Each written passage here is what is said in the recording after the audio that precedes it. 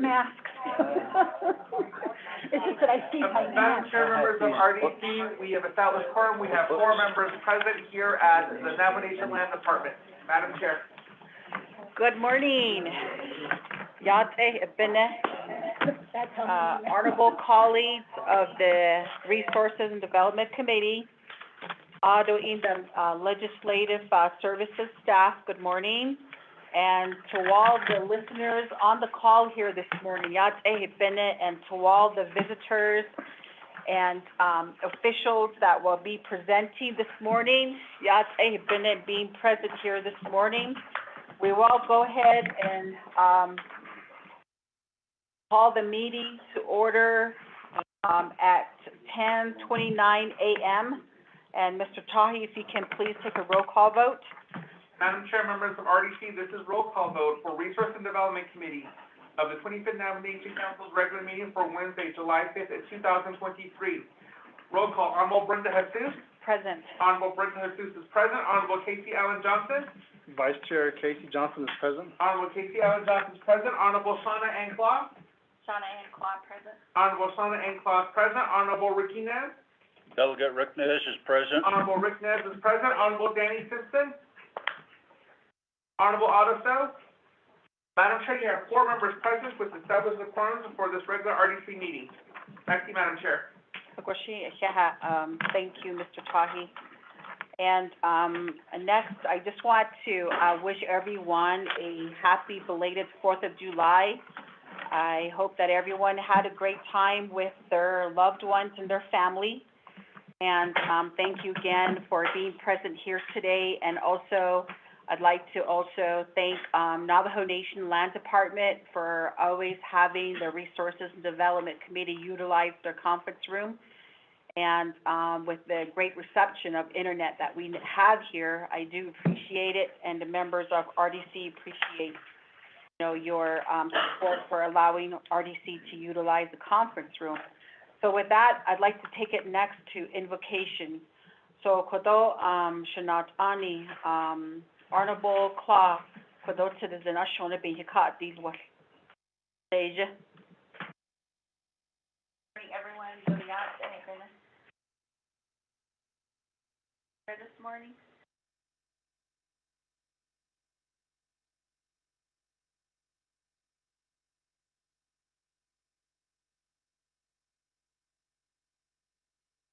Oh, so hello.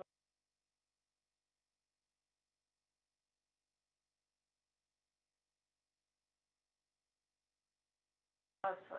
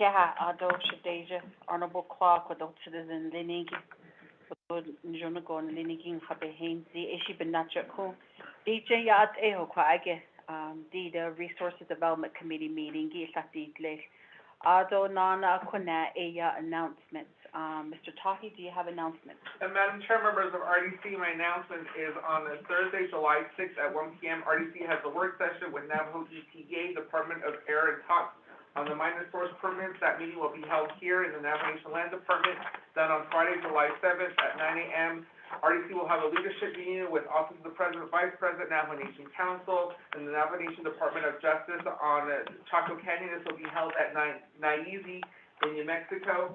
The following week, on Monday, July 10th, RDC has a work session with Navajo Agriculture Product Industry. This will be held up at NAFI headquarters.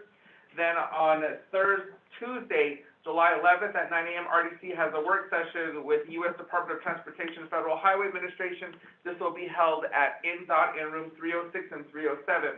In addition to that, Madam Chair, members of RDC, I passed out a hard copy of the Navajo Nation's fiscal year 2024 budget preparation calendar. This preparation calendar is still draft and has yet to be approved by Budget and Finance Committee, who met on Monday regarding this legislation to address the Navajo Nation's FY 2024 budget. The legislation was currently tabled. Budget and Finance will have a work session this coming Friday regarding this. The next Budget and Finance Committee meeting will be held on Tuesday, July 11th. Hopefully they do address and pass this budget, because this will be the calendar we will use. If this calendar is not adjusted, I will adjust RDC's calendar to make any corrections that has currently been scheduled out, and they'll be all pushed into the month of August. If you look at number 10, it says July 24th to 28th, conduct budget hearings, approve legislations, and recommending the branch and budget to Budget and Finance Committee. That will be the time that RDC will have its budget hearings or regular meetings, depending on how Office of Legislative Counsel directs Office of Legislative Services how to address this part of the issue regarding the FY 2024 budget.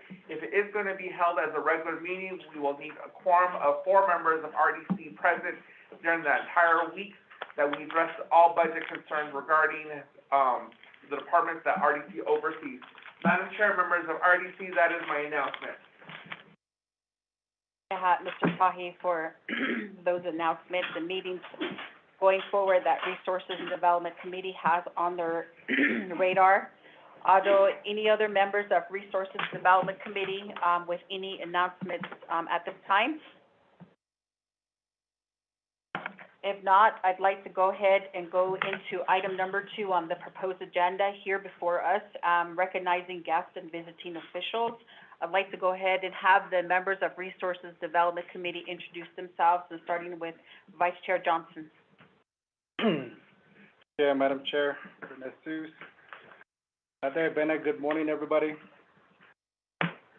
Glad everybody's here in person, and those that are on the Zoom call as well, good morning. Our audience here with us, good morning. All my RDC honorable colleagues, glad you're here with us today. Jay Badish,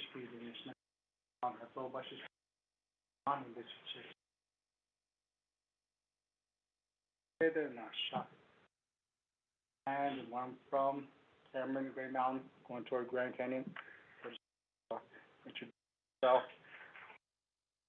Vice Chair of RDC, I'm also the Vice Chair with us today. Let's have a great meeting. Yeah, Vice Chair Johnson, next, Honorable Claw. Good morning, everyone. So, Shauna and Claude. What is she name?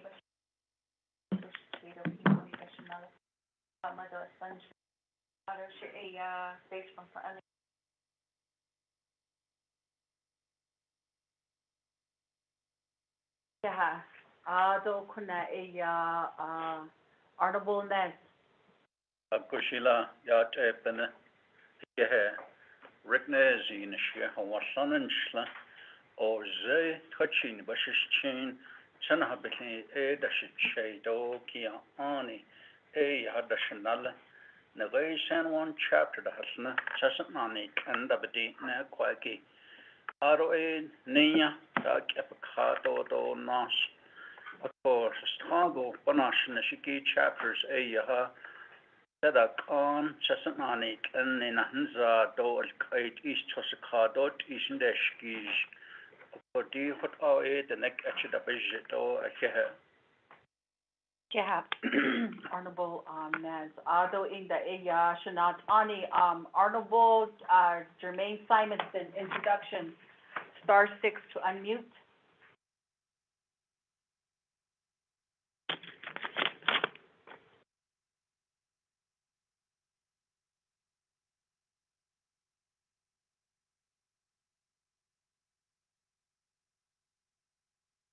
Ado Shea Kunanga da de Sin Shea Brenda, Jesus Dasha Janido, Tana Janine Shlon, Twitter Jean, Basha Chin, Wanagani Dasha Chido, Tol Hane Dashanala, Akota Eya, Amado Masanin Shle, Ado Kun, Linigi Eya, a Shahat 90 edition, Kodonke Honoson, Shik Ashit Na, but Eya, Yat A Beniki Nido. Ado, next day I'd like to go ahead and give it to our legal counsel with legislative. Ja, Jay tore here gleaning is left, but Annie Bush's chin, last year dashes shade, Senator Kenna, a dash another. I could our son is left. Say hello, Dan, Asha. Morning, one and all. I'll be listening for questions. Yeah, Ms. Khan, and go ahead and give it to, Mr. Tahi, then I'll give it to April. Good morning, Madam Chair, members of RDC, those present, those online. My name is Rodney Tahi. I'm the Legislative Advisor for Resource and Development Committee. I'm Kiani and Sanjikene, and I'm originally from Steve, Arizona. Back to you, Madam Chair. Yeah, Mr. Bose?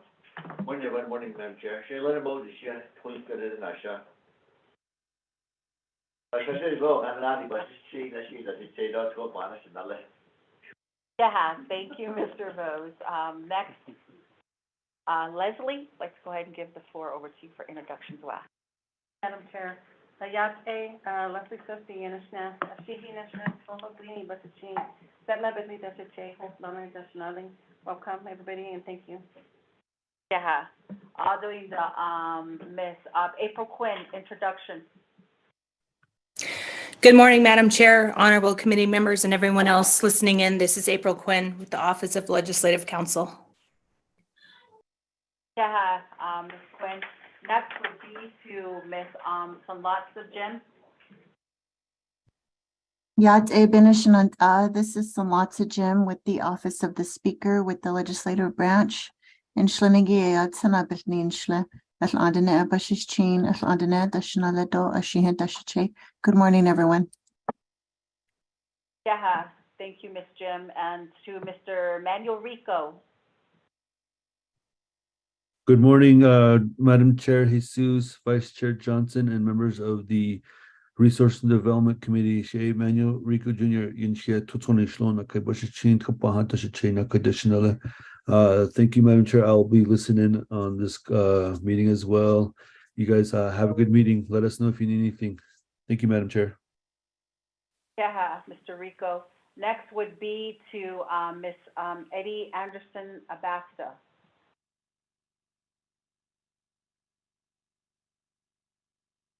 Good morning, Chair Jesus. Good morning, honorable members of RDC. I'm Etty Anderson Abasta, Department Manager with the General Land Development Department.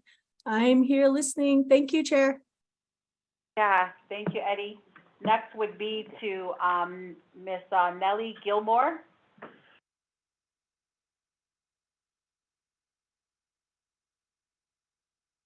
Star 6 to unmute. We'll go ahead and take it to Mr. Okay, go ahead, Ms. Gilmore.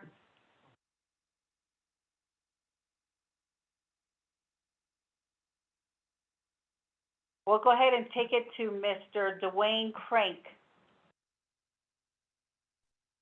Yeah, it's Ben from Navajo Nation, Washington office.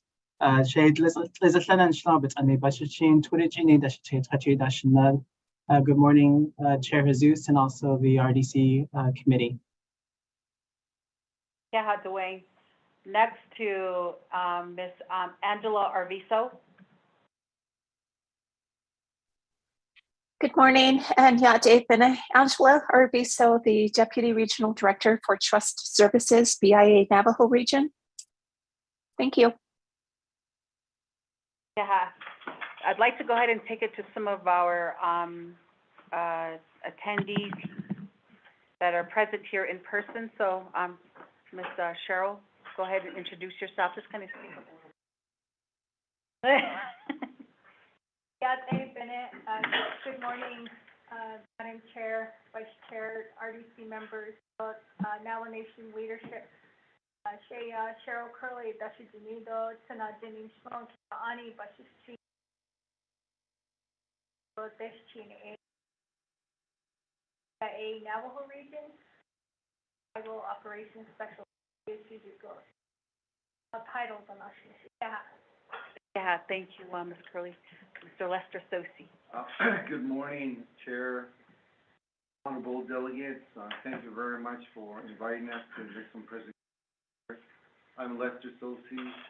I'm with the Bureau of Indian Affairs as the superintendent.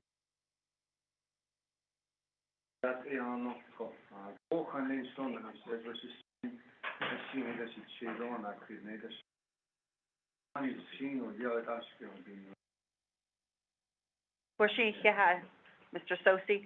And then Mr.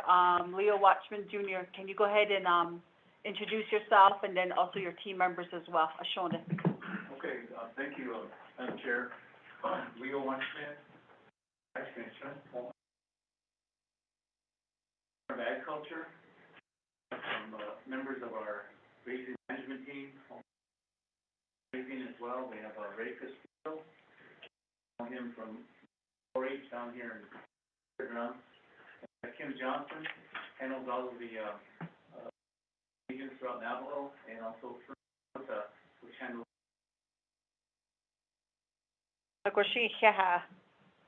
Then also to, is it Change Lab?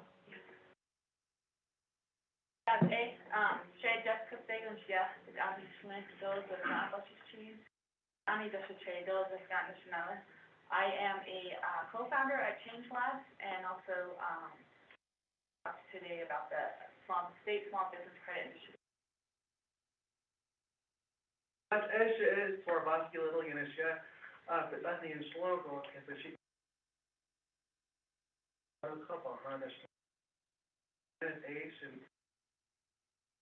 am the loan officer. I'll also be talking about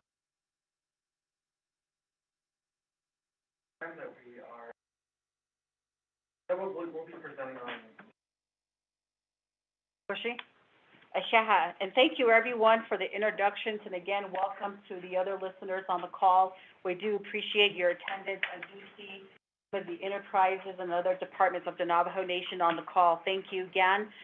Going on to item 3 on the proposed agenda, reviewing and approving the agenda. Mr. Tahi, can you read the agenda, proposed agenda into the record? Madam Chair, members of RDC, the proposed agenda reads as follows. Resource and Development Committee of the 25th Navajo Nation Council's regular meeting Wednesday, July 5th, 2023, 10 a.m. Presiding, Honorable Brenda Jesus, Chairperson. Honorable Casey Allen Johnson, Vice Chairperson. Location, Navajo Nation Land Department and via telecommunication. 1, call meeting to order, roll call, invocation, announcements. 2, recognizing guests and visiting officials. 3, reviewing and approving the agenda. 4, reviewing and approving the journal. None. 5, receiving reports. A, report from Change Lab Administrative Entity on the State Small Business Credit Initiative, SSBCI program, and their role with the program. B, report from the Department of Agriculture, Department of Fish and Wildlife, and U.S. Department of the Interior, Bureau of Indian Affairs on the current state of affairs of the grazing permits for the Navajo Nation. C, report from the U.S. Department of the Interior, Bureau of Indian Affairs on the Continental Divide Electric Cooperative Inc. Red Bolt Broadband Project being deployed within Eastern Navajo Agency Executive Session. 6, old business, none. 7, new business, legislation. A, legislation 0136-23, an action relating to Resource and Development and Budget and Finance Committee, accepting the audit of the Counselor Chapter and approving the chapter's proposed corrective action plan. Sponsor, Honorable George Toth. B, legislation number 0141-23, an action relating to Resource and Development, Budget and Finance, and Nominating Committees, and to the Nominating Council, amending resolution number CS-05-23 to remove the funds revision deadline for the Ganado Fire District Emergency Vehicle Expenditure Plan. Sponsor, Honorable Vince R. James. C, legislation number 0143-23, an action relating to Resource and Development, confirming Melissa Begay, M.D., to serve on the Navajo Agriculture Product Industry Board of Directors for a term of 3 years representing Chinle Agency. Sponsor, Honorable Shauna N. Claw. D, legislation number 0144-23, an action relating to Resource and Development, approving the fiscal year 2024 Navajo Nation Housing Plan for the Native American Housing Assistance Self-Determination Act of 1996, NAHASDA, Indian Housing Block Grant funding. Sponsor, Honorable Brenda Jesus. E, Approving to cancel the Resources Development Committee special meeting to be held on Friday, July 28, 2023 for 10 a.m. at Tuba City Chapter in Tuba City, Arizona, due to the Navajo Nation's fiscal year 2024 budget preparation calendar. 8, the close of meeting, announcements, and adjournment. Madam Chair, members of RDC, that is the proposed agenda read into the record. Shahat, Mr. Tahi. Members of Resources and Development Committee, may I get a motion to accept the agenda? Vice Chair Johnson, may I get a second? Honorable Claw, thank you. Members of Resources and Development Committee, do we have any, questions on the agenda here before us? Going once, going twice. Mr. Tahi, roll call vote, please. Madam Chair, members of RDC, this is roll call vote for reviewing and approving the agenda. Honorable Shauna N. Claw, how do you vote? I vote green. Honorable Shauna N. Claw votes green. Honorable Casey Allen Johnson, how do you vote? Vice Chair Casey Johnson votes green. Honorable Casey Allen Johnson votes green. Honorable Ricky Nez, how do you vote? Delegate Rick Nez votes green. Honorable Rick Nez votes green. Honorable Danny Simpson, how do you vote? Honorable Audisville, how do you vote? Madam Chair, that's 3 in favor, 0 opposed, and Madam Chair not voting. Yeah, thank you, Mr. Tahi. With that, motion carries, and we do have an approved agenda for July 5th RDC meeting. Going on to item 4 on the approved agenda, reviewing and approving journals. We do have none.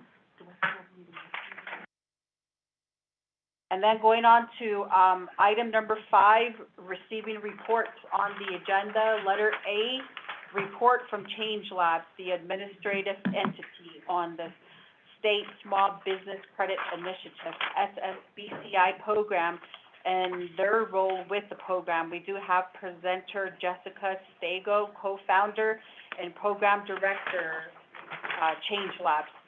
So if we can have you take a seat there. Appreciate it. And then, Jashido, gentlemen.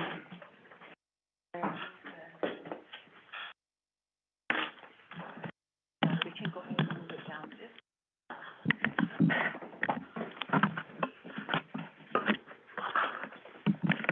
So with that, Jessica, you do have the floor for a 20-minute report starting now at 10:51 a.m.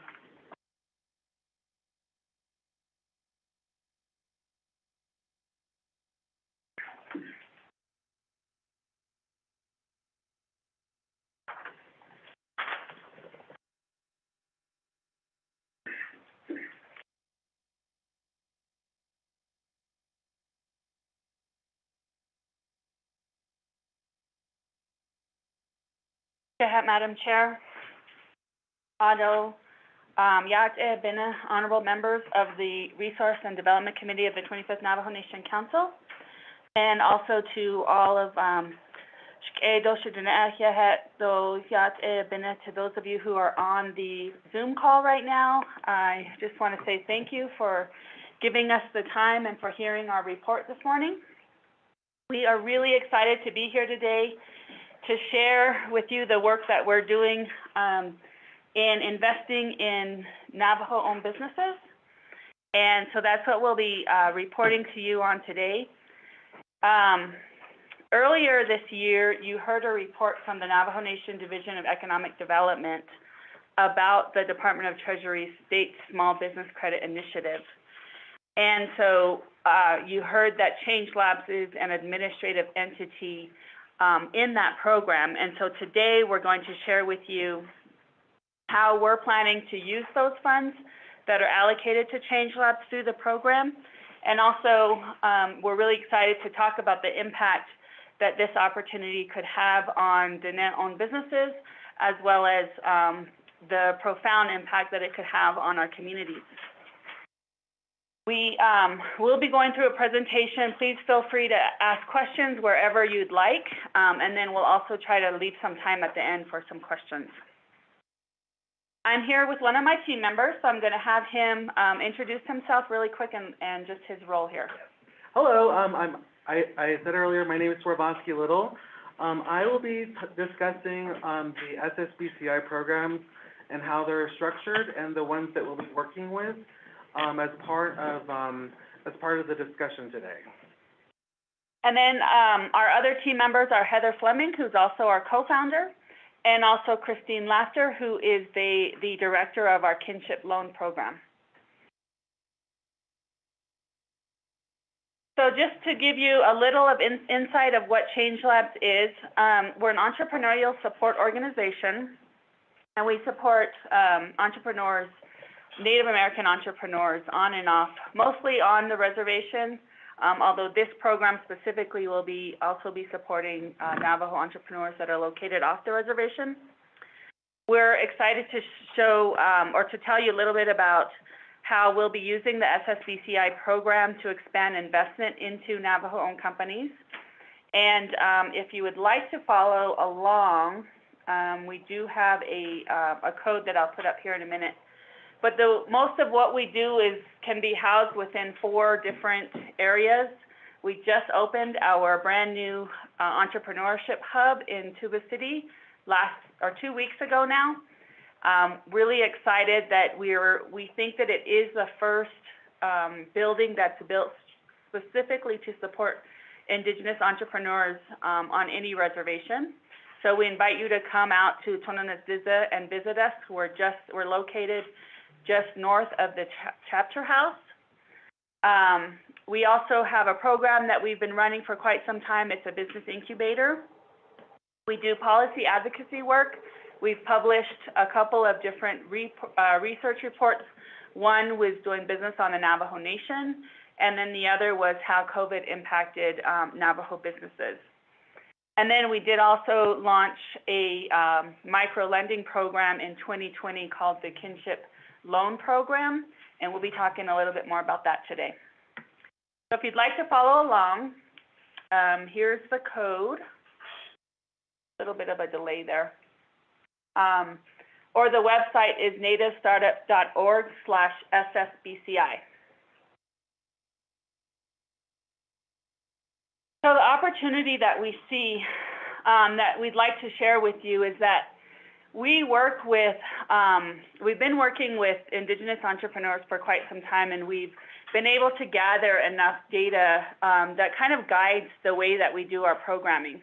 And some of the numbers here are not going to be a surprise to you. These are numbers that have been through some of the FEDS work that the Navajo Nation Division of Economic Development have done. We've also done a little bit of our own research into the contracts on the Navajo Nation. And so we see this as an opportunity where there's a need for capital to be deployed to Navajo-owned companies. And I think that we're all pretty aware of some of the challenges that they face and also how that impacts our economy. And so we really see a need for, some of the research that we've done and working with other organizations that do loans, we do loans up to $5,000 right now, but we're expanding that program. We also partner with other Native CDFIs and other Native-led entities that are providing loans, and so we've asked them to give us their data. And so we found out that there's a little more than $4 million that was requested in loan applications to both Change Labs and other Native-led entities.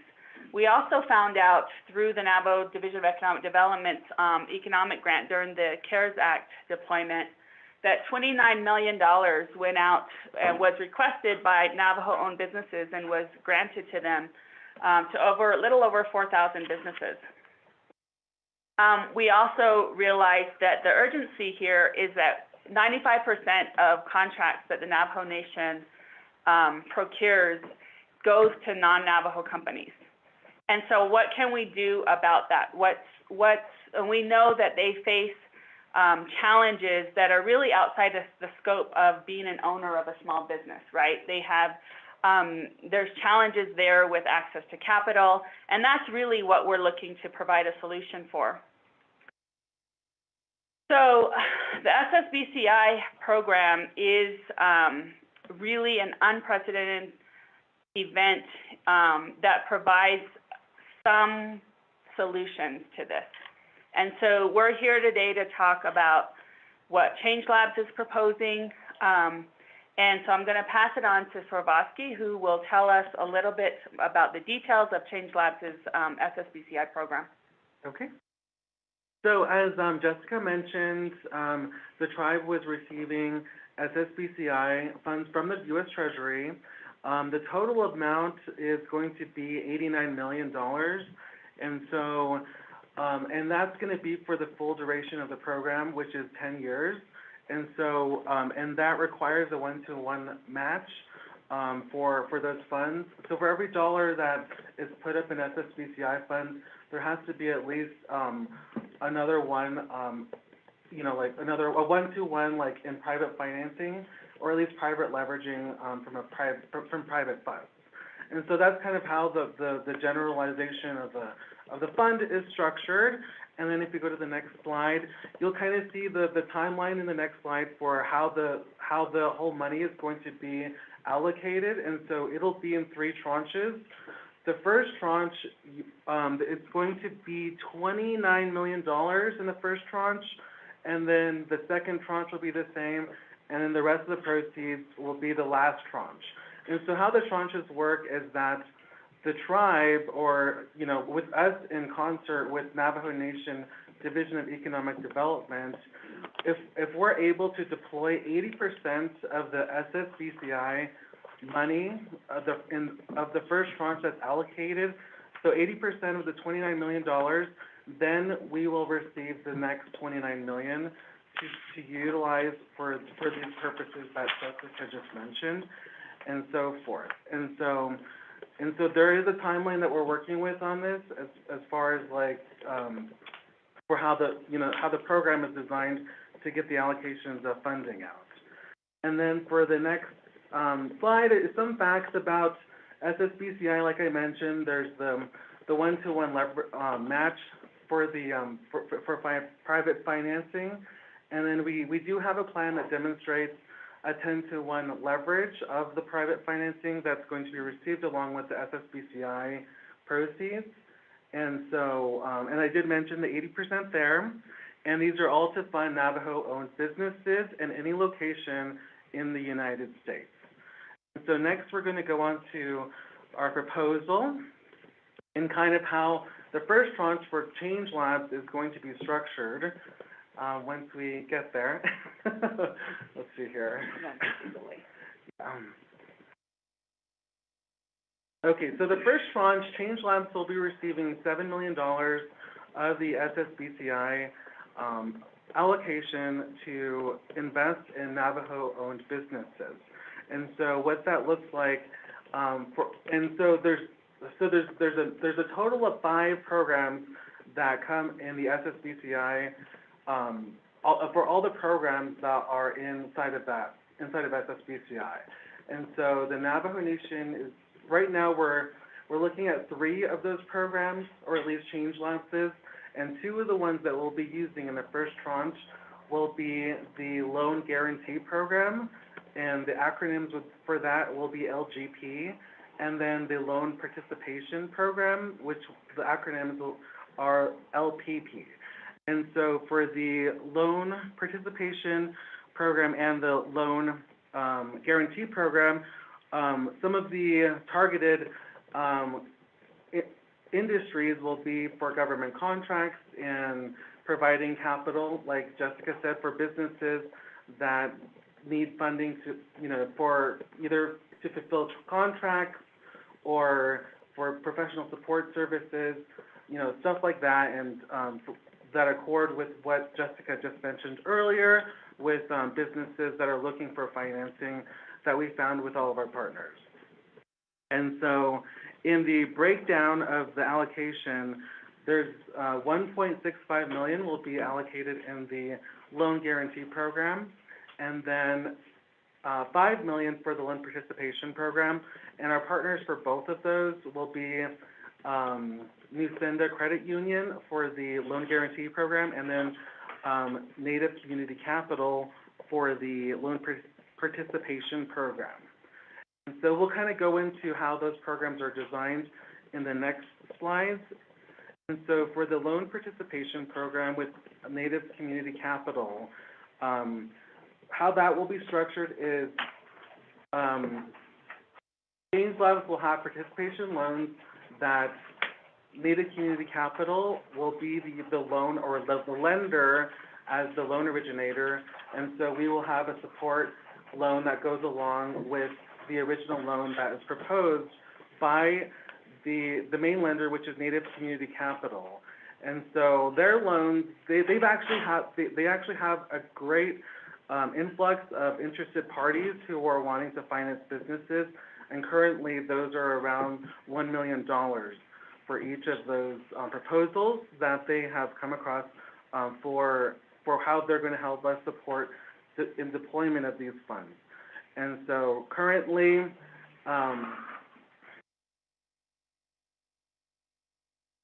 that's pretty much it for that one, right? Yeah. And then the next one is going to be the kinship lending with loan guarantees. And so this will be with our partner, Nusenda. They are putting up some of their own private financing capital so we can lend out. And so how the guarantee works is that for every loan dollar that they give out, we'll be putting a guarantee on those loan dollars up to a certain percentage that we have agreed with them upon, so that we can leverage the money that's coming from SSBCI. And so you'll see the structure there. Kinship lending will be the lender that will pre-approve and pre-select the Navajo businesses who are looking for loans, and we will also be working firsthand with all of the borrowers in what we have defined as relationship-based lending, which is different from regular bank financing. And then Jessica will go more into detail about how that is structured. Thank you, Sarvasky. So what's important about this piece is that the SSBCI funds is an expansion of our existing kinship loan program. So in 2020, we launched kinship loan program, which we had some funds within a program called Co-op Capital. And when the pandemic hit and we realized that a lot of our Navajo businesses, especially the vendors, would experience just a complete loss of income, we opened up this loan program and we made available $75,000 in increments of $5,000. And we were able to lend that money out in about 2 weeks. And so we started raising other capital, and that loan program ended up around $140,000 over the summer of 2020. So we knew that there was a need out there for additional capital, and that's when we really started looking at what can we do to increase our access to capital, and provide the relationship-based lending that kinship loans actually is. So what that means is that we don't look at the credit of the borrower. We don't take collateral. We look at their cash flow of their business, and we work with them to make sure that they can pay back the loan. Our terms are also very favorable to them. The $5,000 loans that we gave out with kinship loans was originally up to 5 to 7 years, depending on what the borrower needed in terms of payback. And we gave them 4 months to begin paying those loans back.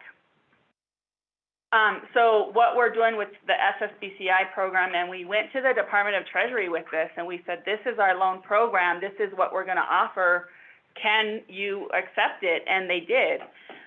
So it's an unprecedented move that they're going to allow us to do this, and we're going to be able to expand this program to $50,000. So with the same type of terms and the same underwriting, we call it social underwriting.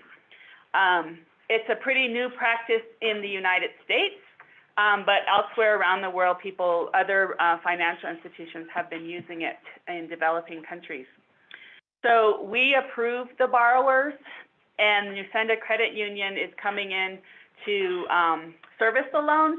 So they have an account there at the credit union, and they make their payments to Nusenda. Nusenda actually pays the loan, and so we're only there in case there's a default and will provide the guarantee. And so it's sort of the first attempt at us trying to deploy, at Change Labs trying to deploy SSBCI funds.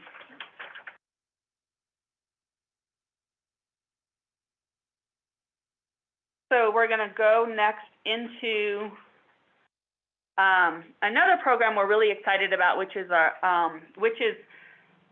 let me go ahead and be clear, this is not a program that's been approved in the SSBCI for Navajo Nation yet, although for other tribes they're using SSBCI for this program. But we're right now in the process of working with partners to be trained on venture capital. And the difference between venture capital and our loan program is that venture capital is what they call equity financing. And what that means is that the entrepreneur and the investor share the risk. There's a co-ownership of the company. And so it's not money that has to be paid back.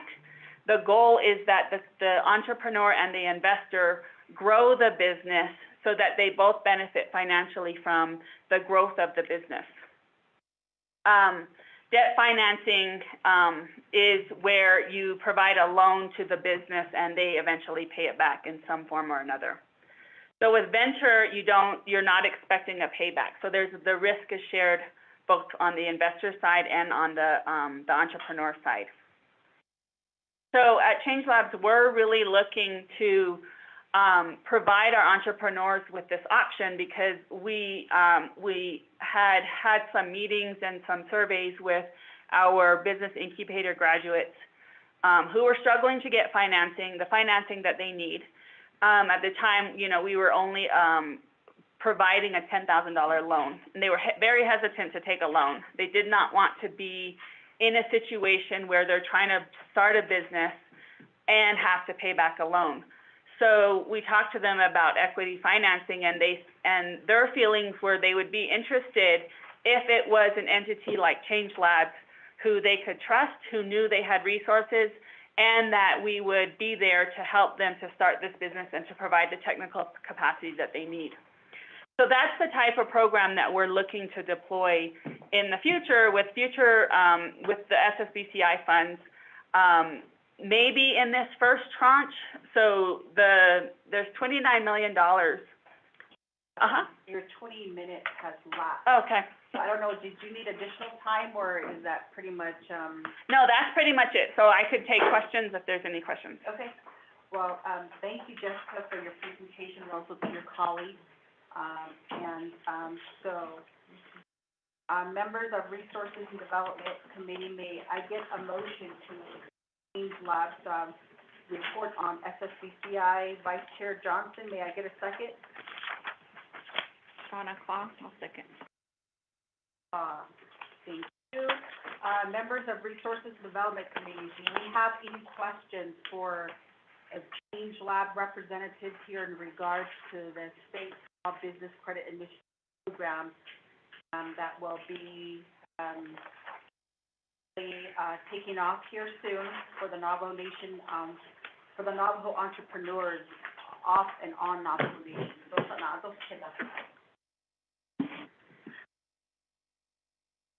I have a question. Honorable Claw. Thank you for your presentation this morning, and then also thank you for the information that you shared with us and listening about all of the programs that you have here to offer. My first question would be, do you have a contract with the Navajo Nation to conduct these programs? If so, how were you selected? And also, when will that contract end? So the duration of how long you will be providing these programs to our Navajo Nation. And then as far as the $5,000 for entrepreneurs, you did say it was not credit-based. So the question I have is, you were talking about it's based on the revenue from the business. So is there tax requirements? Do they have to provide their Schedule K, or how will that work? And then when you're talking about social underwriting, So social underwriting and how that's gonna be applying to the Navajo Nation.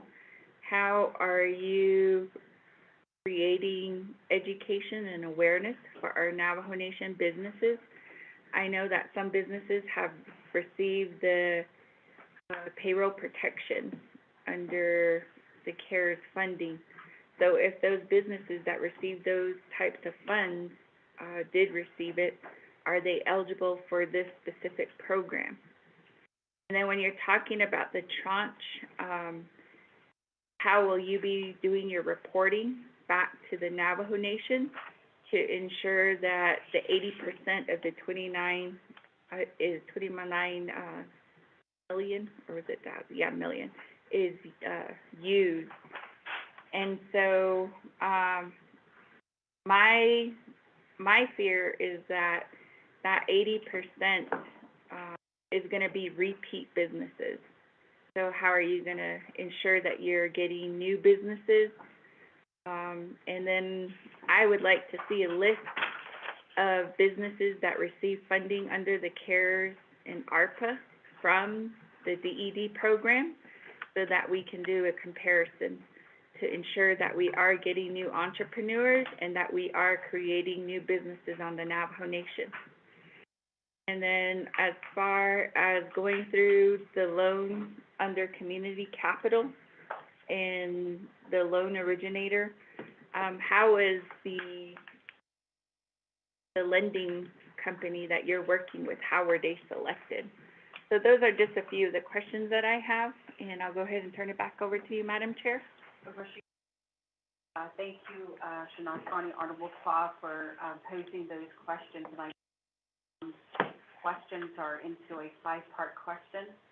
So, Jessica, I'd like to go ahead and yield the floor back over to you for responses to Honorable Claw's questions. Thank you, Madam Chair. Go ahead. Honorable Claw, for those questions. We don't have a contract with the Navajo Nation currently. There is a draft in place once the Navajo Nation moves forward with their application to the Department of Treasury. So, and I can also answer the question on the tranches. In the contract, it states how often we have to report on our deployment of the allocation that's provided to Change Labs. So the allocation to Change Labs is only $7 million. It's not the entire $29 million. So in the first tranche, we are entitled to $7 million of the allocation that's going to be to the Navajo Nation.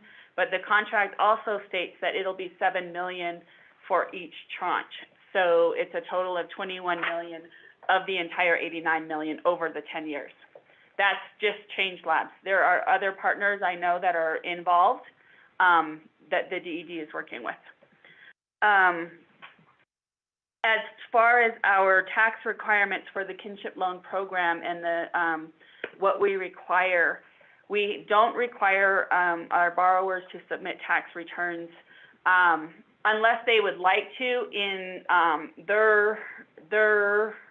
the way that the social underwriting works is that they need to be open and honest with us about their situation, about what challenges they have as a business and what challenges they face trying to grow their business. And at Change Labs, we have all the resources that we can provide to an entrepreneur. We provide financial training, we provide business coaching, we provide marketing resources to our entrepreneurs, and we do that to all entrepreneurs that are open. It's open to all entrepreneurs that want to come into our building or come to our virtual sessions. We offer workshops twice a month.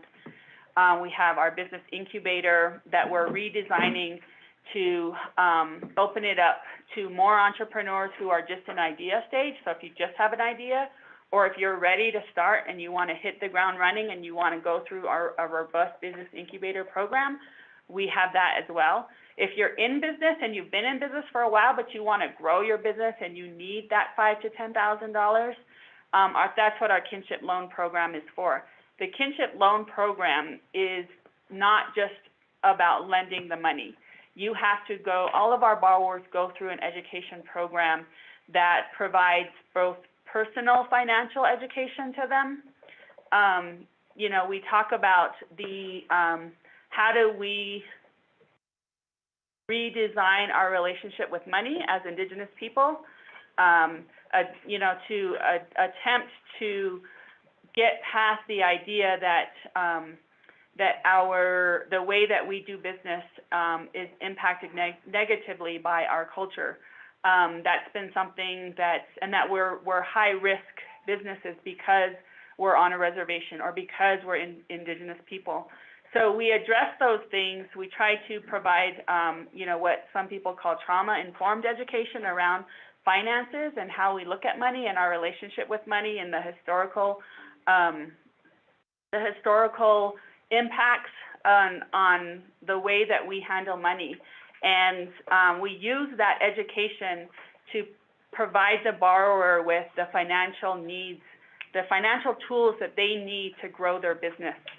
So it starts kind of in a personal setting, and then it moves into how does this translate into education for your business? How do you do bookkeeping? How do you even talk to a bookkeeper? What does it mean to be self-employed, to be a sole proprietor? All of those legal implications. And how should you look at your projections? How do you look into the future and make projections about the way your business is going to go?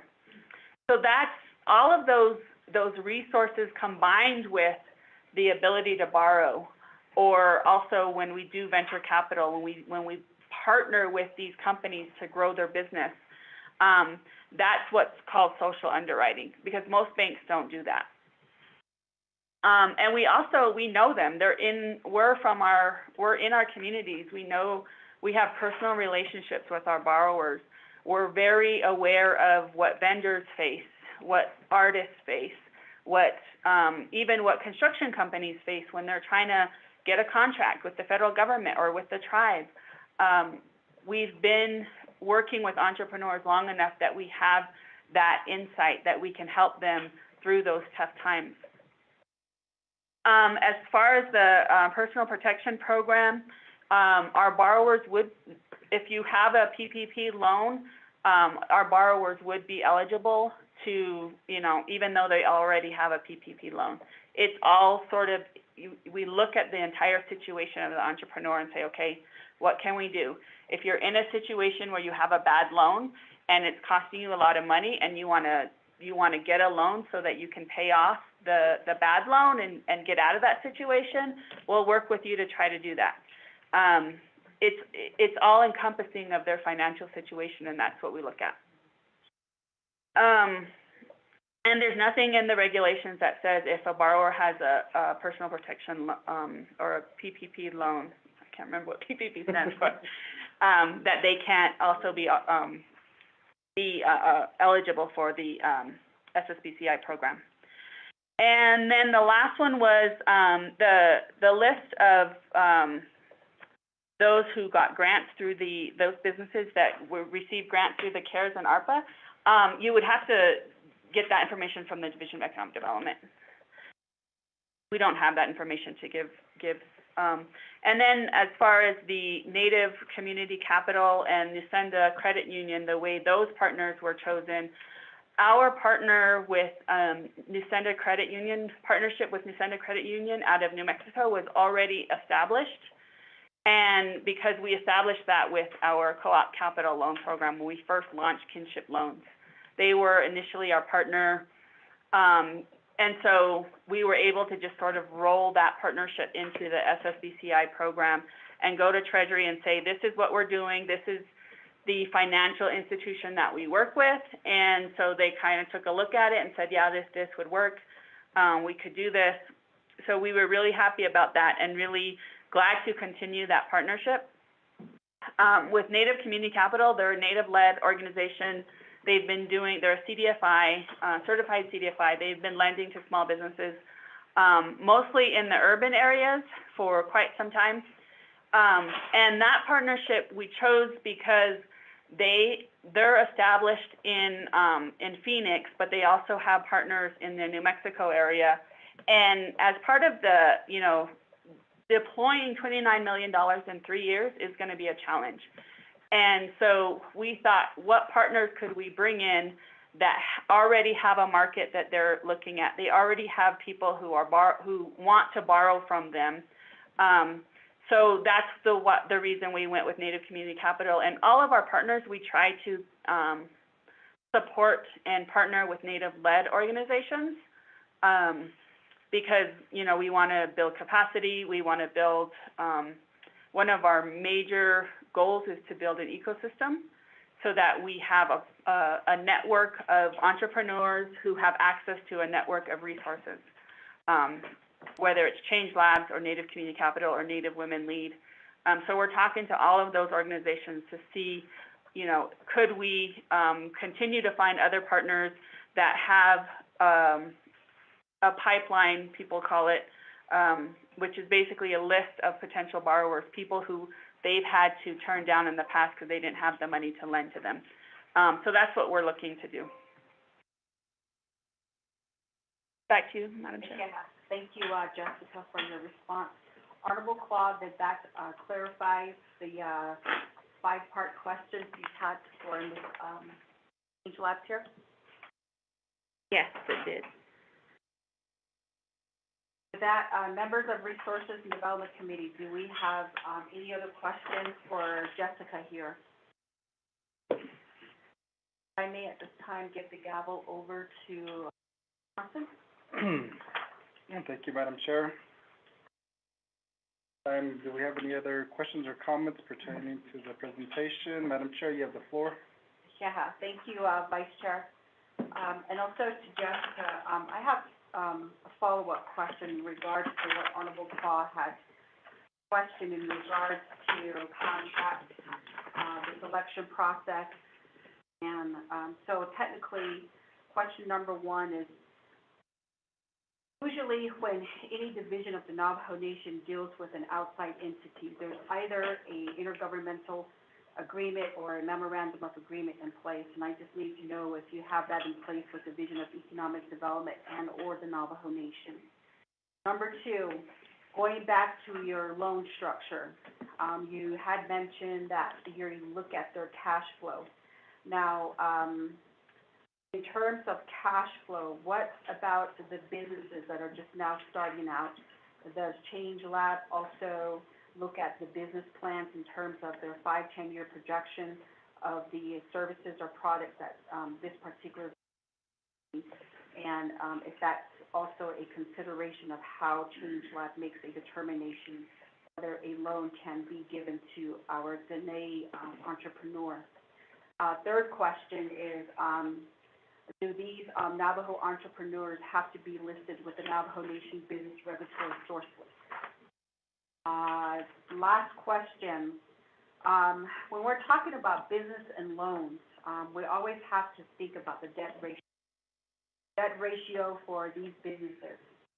And I don't know if this is a criteria, because when you look at a debt ratio for a business that tells a story of its long and short-term liabilities, you know, their overall capital structure, to see if they're repaying back their loans on time or their receivables that they have outstanding. So with that, I know that we are wanting to allow a higher amount of loans to our Navajo constituents in hopes that we have that multiplier effect on Navajo Nation. And I'm just wondering if Change Labs looks at the debt ratio as one of the, I guess, variables to see if the company would require or how much they would give in terms of. That's my last question. Back to you, Vice Chair. Madam Chair, I have to give it back to our presenter for response. Go ahead, Vice Chair. And thank you, Madam Chair, for your questions. And we don't have a current memorandum of understanding or right now in place. The contracts, the draft contract was drafted because it was needed for the original application to the Department of Treasury. And I would refer to the Department of Justice to answer that question about, I know we're waiting for the Navajo Nation to officially be admitted into the program in order to proceed with our contract. So, and so I hope that answers your question. On the number 2, on the cash flow, really glad you asked that question because we are redesigning our programs now. We used to have a 1-year business incubator program, but we realized that the 1 year is too long, and we only can provide these in-depth, robust services to 12 entrepreneurs per year if we do it that way. So with the SSBCI program becoming available and having this access to capital, one, to answer your question, our kinship loan program does not lend to startups unless you're a graduate of our incubator program. What we want to do is change our incubator programming to have a idea phase where people who just are thinking about an idea, or they still have a full-time job, they're not ready to jump into that commitment, can still access some of our resources and our education around formulating their business. If they get into if they want to continue to the incubator program, which would actually take them through the startup phase and become a graduate of the incubator program, that would qualify them for the kinship loan program. We shortened it to, we actually shortened it to a 6-month program, and we're redesigning it now that might shorten it even further. So very robust, quick programming that within months you could have your business registered. Having your business registered with the Navajo Nation is one of our goals that we're really going to start pushing with our entrepreneurs. We believe that having businesses registered does build our economy, and that that needs to happen in order to build this ecosystem. So we're looking at how do we support that, how do we work with the RBDOs in order to create a process where these entrepreneurs can get their business registered and be on the source list for the RBDOs. It's not right now a requirement, but as I said, we're redesigning the programming to see, and it could be that we require that for, and then for the SSBCI, you do have to be a Navajo-owned company. So I'm pretty sure that's going to definitely be a requirement in the contract with Navajo Nation. That's from the Department of Treasury. And then as far as the debt ratio examination, again, and the capital structure of the businesses, one of the challenges that we recognize with lending on the Navajo Nation is that a lot of times, because we don't have access to traditional forms of capital, we don't have access to bank loans if you have a business that's on the reservation, unless you have the assets to provide adequate collateral, is that a lot of businesses finance their companies through non-traditional, expensive forms of capital. It could be payday loans, it could be credit cards, it could be short-term loans, auto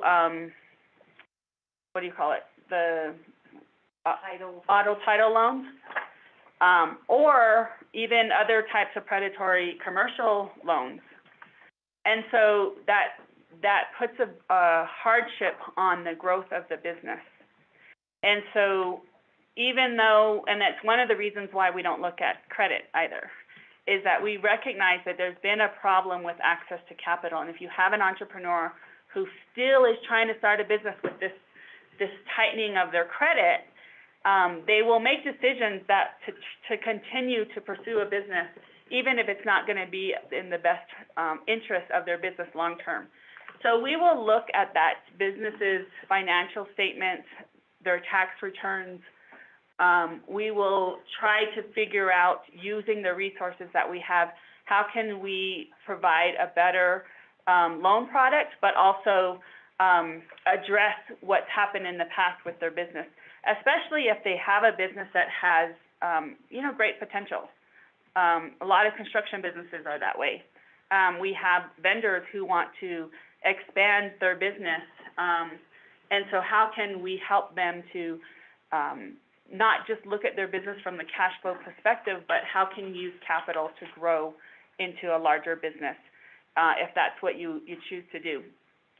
So we don't specifically look at like debt ratio Most of our borrowers don't have even the information that we would need to do that.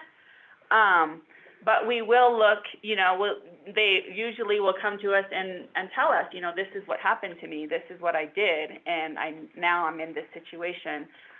We want to be able to say, okay, let's look at the future. Let's look at what can happen. Let's look at what kind of capital would be the best type to address your situation and help you grow your business over the long term.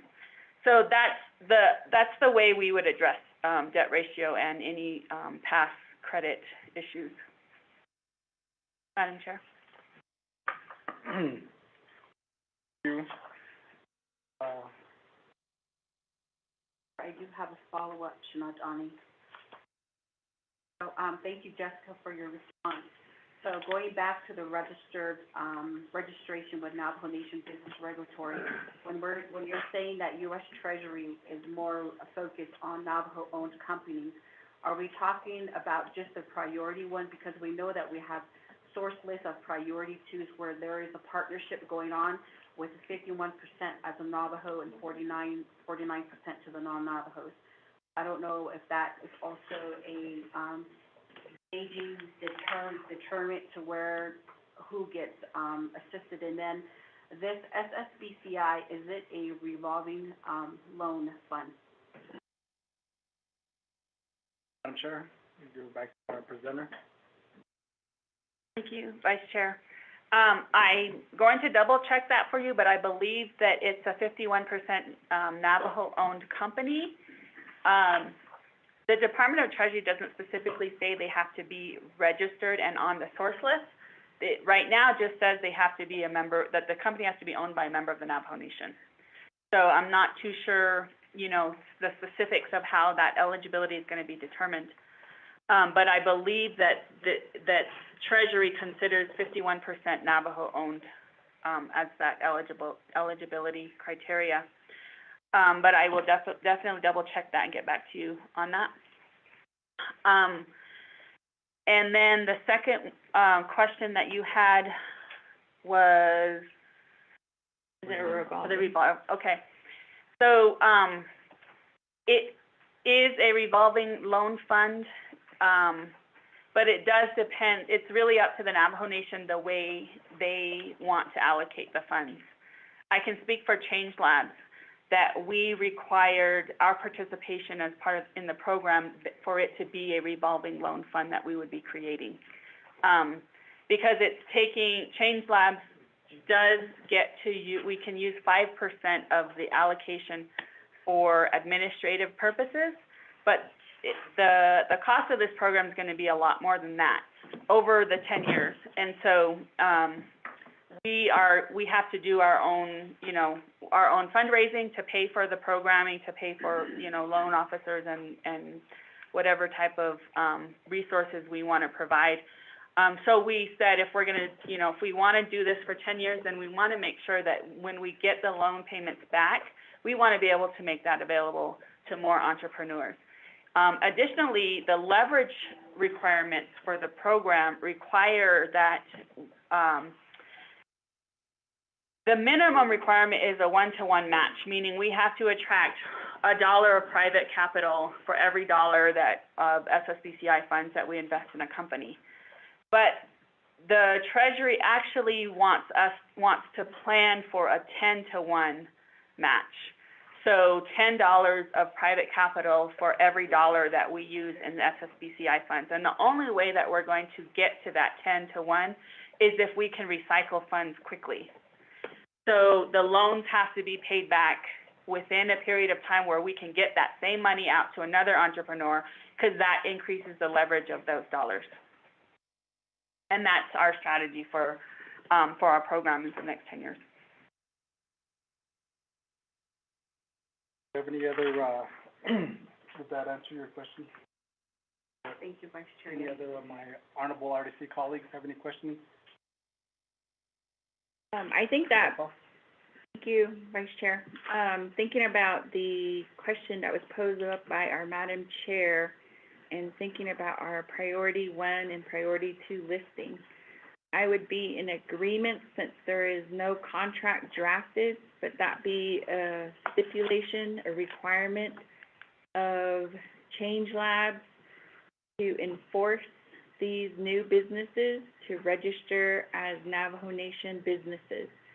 And we, as the Navajo Nation, are going through a deficit because we're losing businesses. And I think that if these individuals or businesses are wanting a loan, that they do need to register with the Navajo Nation, so that number one, we can keep the data collection, and then number two, to generate additional revenue for the Navajo Nation. I know when the Navajo business goes into operation, either by articles of incorporation, sole proprietor, or partnerships, there is a fee that is collected by the Navajo Nation. And I think that that would be only fair for these individuals that are receiving the funds to pay into the Navajo Nation as well. And then also that would help with our data collection when we are seeking additional funding, and then also showing that the Navajo Nation is trying to grow their economic development, and then also teaching these proprietors and businesses of what it really means to be a sound business, which is to create the business plan and then also incorporate themselves onto a listing. So that would be my recommendation, Vice Chair, and I will turn it back over to you. Okay.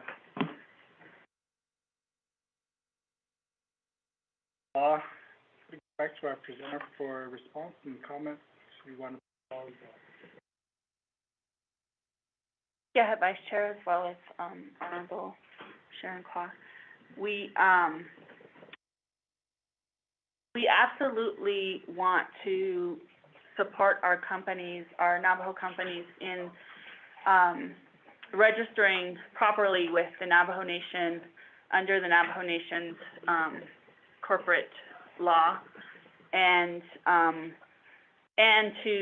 which requires that they register with sales tax office, and then that they begin paying sales tax revenue to the Navajo Nation. We have started to look at that because we also feel that it's important for the same reasons that you mentioned. One, so that we can track the data over time, so that we can show that Navajo small businesses are not only capable, but absolutely vital to building our economies in our communities. And that they not only generate revenue, tax revenue, but they generate jobs, they generate opportunities, and they generate quality products and services within our communities. I think that most of the companies that we hear from that participate in our workshops, that participate in our meetings, our surveys, and actively utilize our resources, tell us that they would like to register with the Navajo Nation if it wasn't so difficult to do so, and if there was some transparency in the process. Because when they take their time and their resources to participate in that, that's time and resources they're taking away from their business. And so they want to see a return on that. They want to see that if I'm going to put this into this process, what am I going to get from that? Am I going to be supported when I need support? Our policy is going to be written that support my business and the growth of my business. And so I absolutely agree that's the direction that we should go. But I would also, I have to speak for the entrepreneurs that we work with, that it's really difficult right now to participate in the process of getting your business registered and working with sales tax office to make sure that they're paying the right taxes. There just needs to be some attention to that process on behalf of the nation. Yeah. Honorable Claude, did that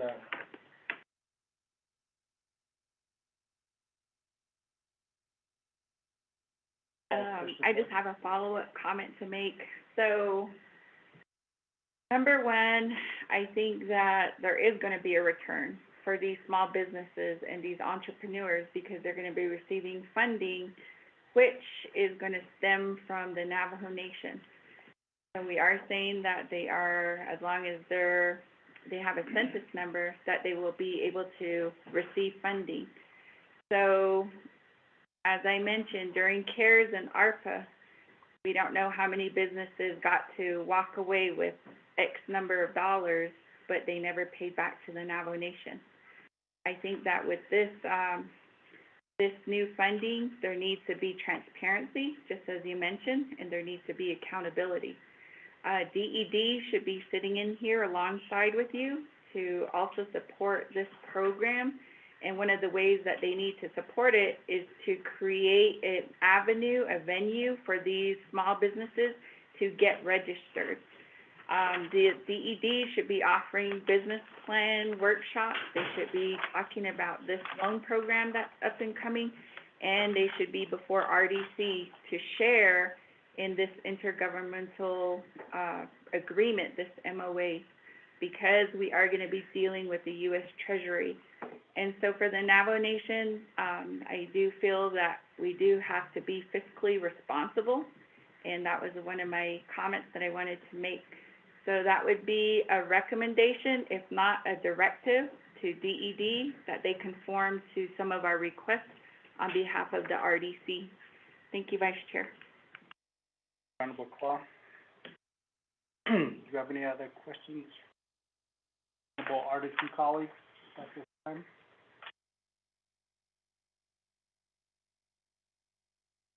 One final comment. Thank you. I'm just perplexed here. When I had posed that question, whether we have a current intergovernmental agreement or a memorandum of agreement in place with Change Labs to Division of Economic Development / Navajo Nation. Coming from, transparency issues, that's one area that needed to be addressed. So I don't know if we have anyone from Department of Justice with the Economic Development Unit on the call to ask if, when this contract is going to be in place, because again, we're talking about accountability, and we just want to be able to be accountable for all the companies that the Navajo Nation Economic Development is working with to allow loans under the SSBCI, because we're talking, a total of $89 million over a 10-year period. And if we don't even have a current IGA or a MOU in place, then, that just kind of, red flags like, okay, what is really going on? So with that, Vice Chair, maybe this would be a directive again, just as Honorable Claw had mentioned, to Division of Economic Development, Department of Justice, and Division of Economic Staff to see how far this contract is supposed to be finalized or timeline. Back to you, Vice Chair. Madam Chair, we'll go ahead and take that into record and consideration. Mr. Klein? Honorable Claw.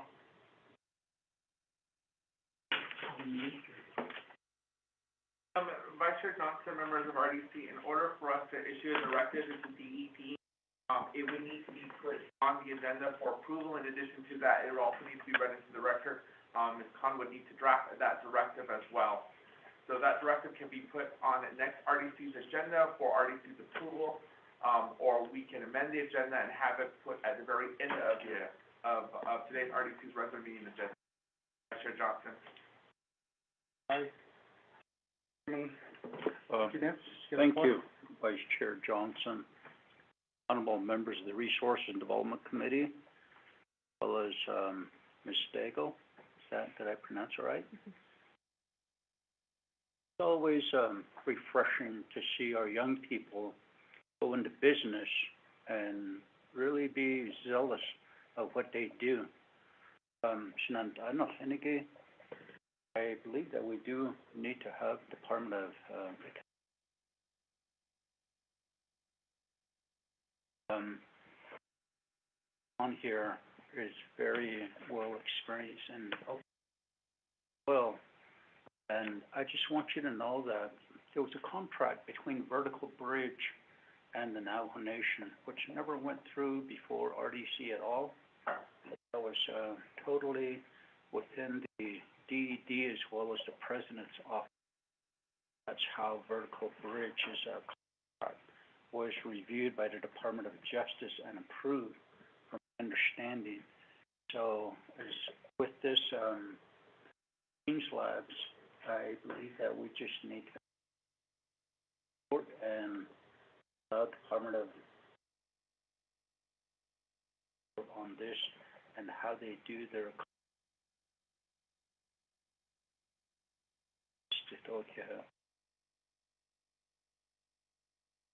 Okay, at this time, my noble RDC colleagues have any questions, comments? Okay, then I'm gonna go to give the gavel back to Madam Chair, the Seuss. Thank you, Vice Chair, for your assistance, and again, thank you to, Jessica and your team there with Change Lab. And it feels that going forward, again, you know, with the transparency that was brought up, in regards to providing a better business-friendly environment for our Navajo entrepreneurs, that we need to, again, bring in Division of Economic Development with Business Regulatory Department, and then on the other side with, Navajo Nation Tax Commission to, help us provide some sort of education, and workshops to better, educate our Navajo entrepreneurs throughout the Navajo Nation. And again, this will be a, report from DED going forward, possibly at the next meeting. And Jessica, thank you to you, and your team here for your presentation here today, and thank you for, you know, taking that initiative and wanting to help our Navajo entrepreneurs on and off the reservation, so I honestly do appreciate it. So with that, that concludes, your presentation. So with that, I need to go ahead and give it to Mr. Tahi for a roll call vote at this time. Madam Chair. Honorable Ness? Thank you, Madam Chair. I would like to just encourage Change Labs to try to report to the 5 agencies as well when their next agency council meetings come in. They're the local level. They're the ones that work closely with the people out there, and they could spread the word and one way for you, another avenue for you to succeed across the Navajo Nation. Well, so. Thank you for that recommendation, Honorable Mayor. So again, you know, it's regional agency council meetings that every 5 agencies have. I think the last 2 is Chinle and Fort Defiance this coming Saturday. In terms of locations, I really don't know. But again, you know, we do appreciate your business, and thank you for working again with our Navajo entrepreneurs. So we'll go ahead and take it for a roll call vote. If no other questions or comments, members of Resources and Development Committee? Going once, twice, 3 times. Honorable Sana and Clyde, how do you vote on receiving report 5A? Sana and Clyde vote green. Honorable Sana and Clyde votes green. Honorable Casey Allen Johnson, how do you vote?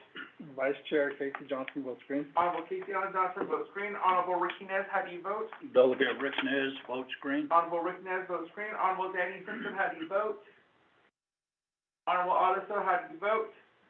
Madam Chair, that's 3 in favor, 0 opposed, and Madam Chair not voting. Thank you, Mr. Tahi. So that motion carries, and again, thank you, Change Labs, for your report. Going on to number 5, receiving reports, letter B, report from the Department of Agriculture, Department of Fish and Wildlife, and U.S. Department of the Interior, Bureau of Indian Affairs on the current state of affairs of the grazing permits for the Navajo Nation. We do have presenters, Mr. Leo Watchman Jr., Department Manager for Department of Ag. I do believe we have a representative, Leanne, right? Carolyn, okay. From the Department of Fish and Wildlife, and also we have Lester Sosi, who is Superintendent for Eastern Navajo Agency with the U.S. Department of Interior, BIA. So if I could have Mr. Watchman and Fish and Wildlife here at the table, as Shonda.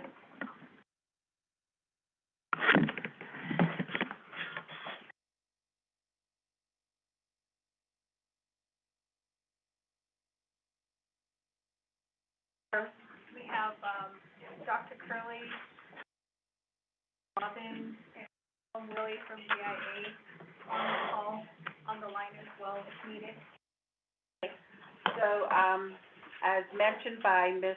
Cheryl Curley with BIA, we do have Dr. Curley, Mr. Jerome Willie, and Tony Robbins on the call, for any questions that, may be posed for, answers. So I just want to, again, welcome the three, entities here for allowing time to be present here in person. I just want to give a little, highlight here. Grazing permits, on Navajo Nation, primarily in the on trust land. There has been a lot of questions from a lot of our constituents as to when grazing permits are going to be reissued. And right now, I know that Fish and Wildlife is in the process of trying to, evaluate their biological evaluation. But, I'd like to go ahead and give, time first to Department of Ag to give a report and maybe some challenges in regards to grazing permits. So we have 20-minute, presentation, so we'll go ahead and kind of divide up your time. And then next, we'll go ahead and give, time to, Fish and Wildlife as well to give their, general report, as well as indicating some of the barriers that they've experienced, and then also to the, Bureau of Indian Affairs, allow you some time as well, and, just let Resources and Development Committee know what has been some of the challenges in trying to get these, permits back to our constituents. So with that, I will allot 20 minutes, and if we go to the end of the 20 minutes, I can go ahead and request, honorable members of Resources and Development Committee, if we need more time to have you as presenters, present your complete presentation here. So at this time, Mr. Leo Watchman Jr., I will allow you 7 minutes. I'm gonna divide it into three. Thank you, Madam Chair, members of the committee, also who may be on the line, joining us this morning. I guess I'll start with just sort of give an understanding of the role that Navajo Nation plays in permitting process. As you all know, that the permit is BIA permit, and which we facilitate in some ways, but the arm that's reached out on any given day is through our elected officials. We have 78 grazing officials and 20 land board members that deal with grazing permits, and then we have 43 farm board members that deal with land use permits.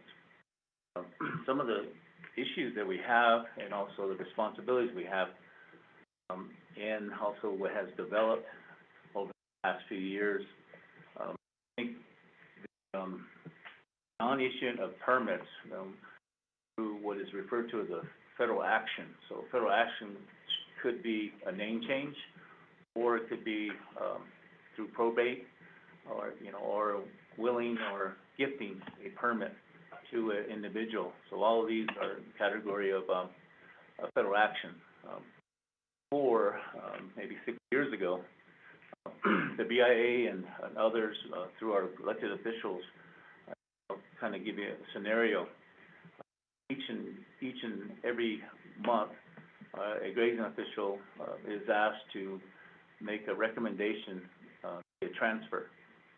That has been going on for over 5 years, and position of the Bureau is that we would not move forward unless there's studies or there's clearances that wasn't imposed 5 years ago. But yet it's federal law. But for years, both entities have been moving documents through with not following the law, if you can say that, because it's really come to light that it's necessary. So there's a backlog in the thousands each and every month. the elected official makes a recommendation for a transfer or some change in the use of a permit, name or so forth. That has, accumulated to probably over 4,000 permits or thereabouts that are, any form of a grazing permit or a farm permit, specifically known. So, having stated that, I guess the frustration is that, the official themselves, and I think you mentioned, Madam Chair, is that their, constituents out there, they go through the process and they, gain the approval from their district grazing committee. And it just sits there for, they go through a process that, we have been doing years and year out. But since the requirement, and I can't overemphasize, we had not been following federal law. So we were unable to, and even request for funding that will match that need for studies. So I know the Bureau does put monies forward and it's granted to, through a 688 process to Navajo Nation Fish and Wildlife. But we also have, contributed our own dollars just to try to make up that backlog from the Department of Agriculture. Nonetheless, it really comes down to the management of the permit and also outlooks of maintaining the land, and meaning that managing would be cutting back sheep units, deferring, those kind of things, which a study would provide or a conservation plan would provide. However, there are the trust land issues and also the checkerboard issues.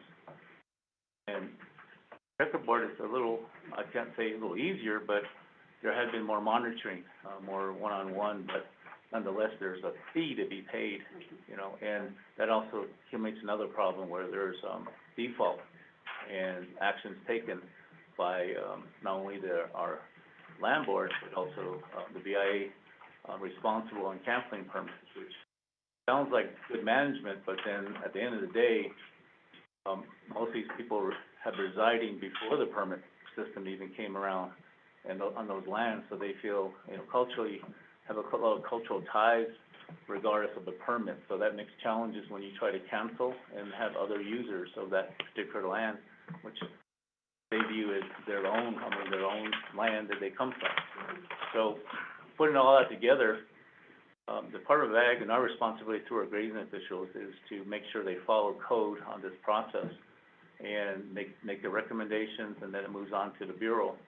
And then the Bureau makes, their, recommendations, moves on. But in the meanwhile, the tailoring document is, the biological clearances or the necessary studies, if so, would have to be attached to those conservation plans. A few years ago, when it was, was seen to the problem that's accumulated today is that, the nation, through our recommendations, we were asked to maybe look at proposing new regulations that Navajo could, administer, or the option of just deferring, like just taking every permit and making them half the use as a part of a direct influence toward managing. So, say a 50 sheep unit would reduce to a 25 sheep unit, and then that adjustment. I understand the Bureau and also Fish and Wildlife with Navajo Nation, the scientific approach, meaning that what's your plan, and here's what the studies show. We can't support the current stocking rate that was issued 40 years ago or plus. That's a big problem when the stocking rate doesn't match the study and then the environment out there, water or even forage for that matter. So the particular challenge we have with our elected officials is not only with their recommendation, but 5 years later, and that recommendation goes sour. There a lot of the families, they get together and make recommendations, but then they back out. So we have a lot of back out, and we have like a mini NPL now happening on the trust land Big Navajo, because NPL we haven't been able to function the federal law to reissue, and that's the same case with Big Navajo. So that's a big challenge overall. I know time constraints on the report, but there is a big problem we have, and our solution really involves all the entities that you have this morning. Okay. Yeah, thank you, Mr. Watchman. And I'm sorry that you have to, go through, but I think a lot of us already know, but we wanted to hear and see if we can strategize. So next, I'd like to go ahead and give it to Fish and Wildlife and just give, your report in terms of, some of the challenges that your department's been facing. And, 'cause I've been hearing from some of the, New Mexico grazing officials and here in Arizona that Fish and Wildlife is a bottleneck. And I know that I met with you and your staff, couple of weeks ago, but we'd just like to go ahead and put on a record what are some of the challenges.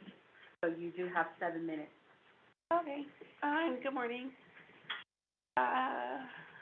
As far as Navajo Fish and Wildlife, I became the Navajo Nation point of contact for the department in March of 2021.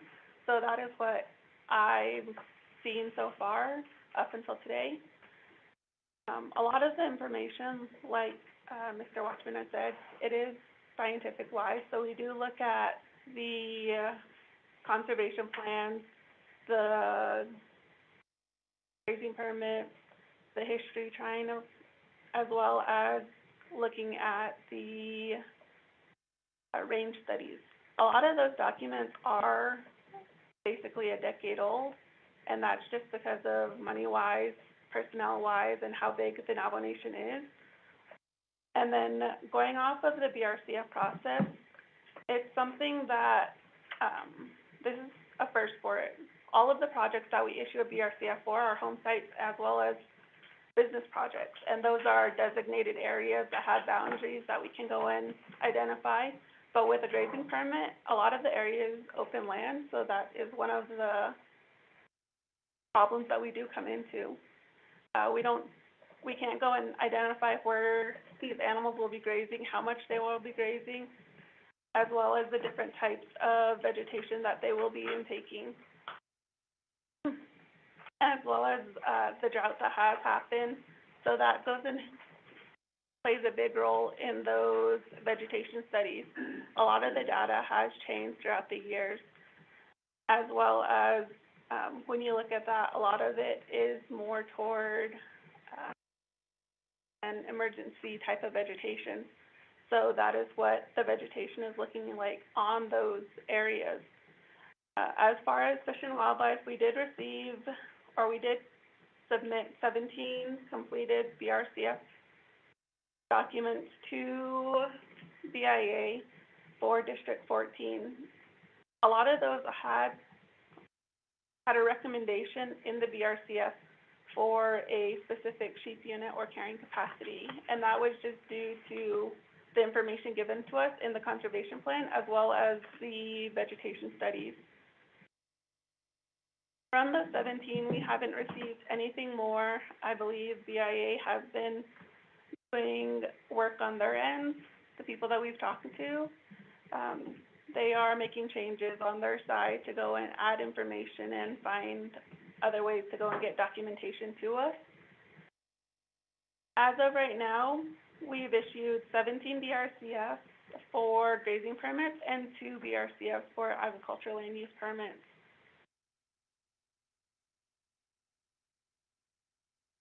Those permits were issued in July of 2021. It took about 4 months to go and issue them.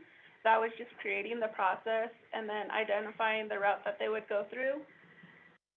This is just going off of the data that we have collected from home sites as well as projects going that route. And then we have also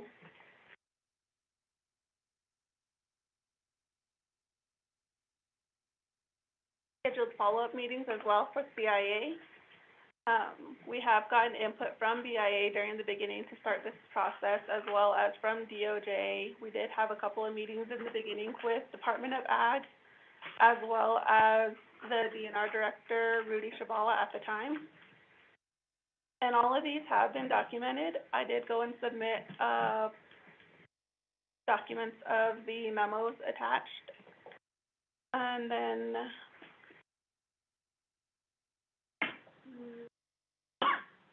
but a lot of the pushback that we have gotten, or the hindrance, is that within Title 25, it does say grazing permit should not be issued for less than 2 animal units, which is 10 sheep units. However, a lot of these places, they don't go and meet that number, or it's even below the 10 sheep units. And that's something that we've seen within District 14 as of right now, and that's one thing that we are having to go and talk with BIA about. And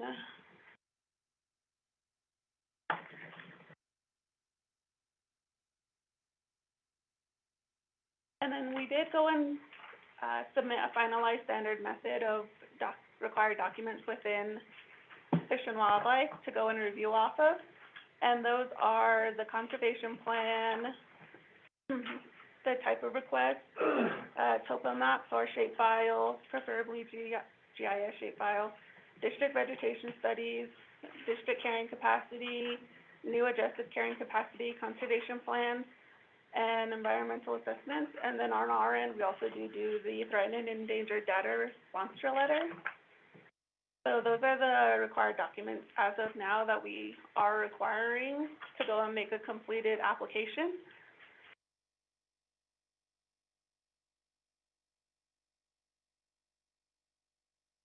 And we have met with all of the BIA Natural Resource Agency at their location, and I have been in contact with them, as well as put out that I am the point of contact for Fish and Wildlife. And so we have issued letters to BIA as well as through DNR to go and further, or to go and create the process more clear, and so that we know which route to go through and get these permits processed. But as of right now, besides those 17 that I have received and submitted back, those ones, outside of those, we have not received any other grazing permits or agricultural land use permits to our office.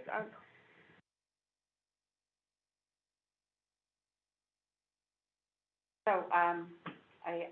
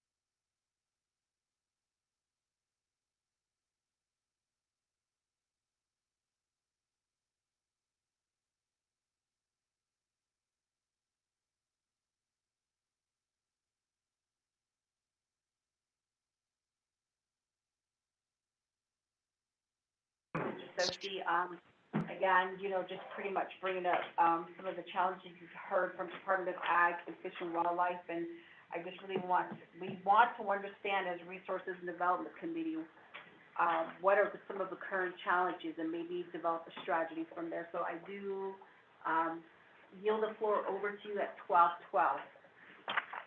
Good afternoon, everyone. Thank you very much. Again, I'm Lester, Associate Superintendent for BIA Eastern Nile Agency. I want to actually put this in context, Madam Chair, as we give our presentation from the Bureau of Indian Affairs. Of course, I'm the Superintendent for Eastern Nile Agency. We have a program that's based on basically off the reservation. They call it off the reservation. So we really do look to 25 CFR 166 and 167 as we manage the grazing administration. I'm going to share some general remarks about how we do that. Then I'm going to hand it over to the Navajo Region's Natural Resources area Ms. Arvis is on the line. She can probably speak about the NEPA challenges or issues, and then possibly Dr. Curley can talk about the grazing administration for Big Navajo.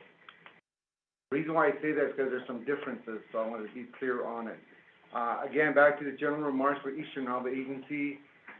In a general sense, we do renew grazing permits like every 10 years. We're preparing for our 2025 grazing renewal that we're going to do for Eastern Navajo Agency. Mainly, we manage tribal trust land, allotment lands, and government-administered lands on the Eastern Navajo Agency.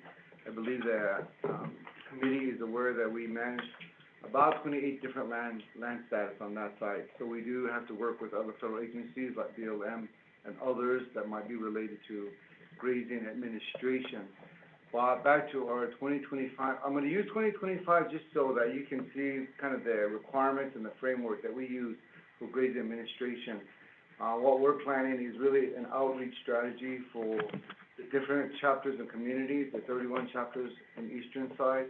And we're going to be doing outreaches on educating, re-educating, and reminding folks on all the requirements for to have a grazing permit within Eastern Navajo Agency. We'll be doing that. We're going to have a whole day of presentations, and we're going to probably have about 10 sessions we're going to set up next year. Other piece of that is really just the environmental requirements. So we have an Eastern Navajo Agency grazing EA that we use as our main environmental compliance document that we tier off of. So we use that also as a fulfilling the NEPA requirements on Eastern side, Eastern Navajo Agency. Of course, there's other requirements of the conservation plan, and certainly we work with the Eastern Navajo Land Boards on the Eastern Navajo Agency side. We work with them to address issues that might come up. I think that's in a nutshell, just kind of the big framework of work that we do. Some of the challenges within that kind of developed process and procedure for Eastern really is, I think, looking at availability of lands for new grazing permits. So that's always had been a discussion that we have to have with the land board. Again, we use 166 and 167. Where it's silent on 167, we look to 166 for it.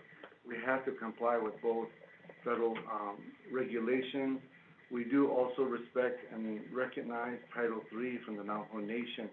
So it can be quite a coordination to make sure that we address all the different laws and regulations that are there. So I think that many times we spend with the grazing permittees to understand the regulations, the requirements. We continue, our team does a good job in working with not only the land board, but also with the permittees, educating them about conservation plans. We've been really focused on conservation plans within Eastern Navajo Agency. If I can grab some numbers here. We have about 750 approved conservation plans within Eastern Navajo Agency for about 1,288 permittees within Eastern Navajo Agency. About 10 years ago, when I first came to the Eastern Agency, our conservation plan, gosh, we probably had like 10%. Now we have about 94% completed. So we've done a phenomenal job in getting conservation. We do integrate the environmental assessment requirements, mitigation measures into the conservation plans as well as to the permits when we issue them. I think some of that, again, real quick challenges, it's just their land availability. Sometimes we'll have transfer issues and situations. We're really prepping for the 2025, and I've been telling my team, we don't want to take these pending grazing permits into that new 2025 for the next 10 years. We really been focused on working with the land board to resolve those. So those, I think, are some, because of time, I'm going to go ahead and have Howard talk about the general process for Big Navajo grazing permits, and then we'll have Angela talk about the NEPA. Madam Chair. Mr. Sosi for that. So, Dr. Curley, *6 to unmute, And since we're, talking to our federal partners here that deal a lot with these grazing permits, I'd like to go ahead and allot, 5 minutes, if it's okay, by members of Resources and Development Committee to Dr. Curley.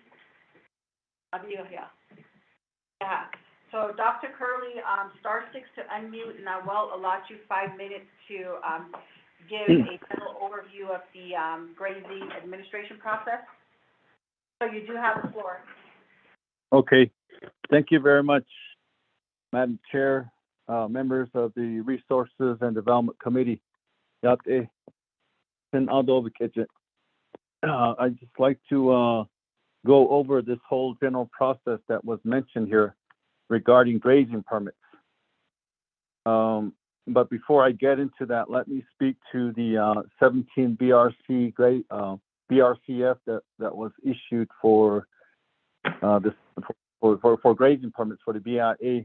And that 17 that were issued, I believe, had some recommendation, and the recommendation that I saw was that one permit would be reissued at 5 sheep units, and another one at 8, and that is sort of some questions we had on that. So if it's going to be below 10 sheep units, we can't reissue a grazing permit, and that's something that needed some discussion.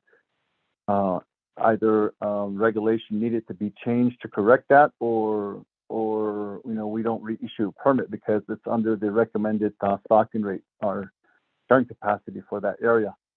So that's one thing that we are looking at this point.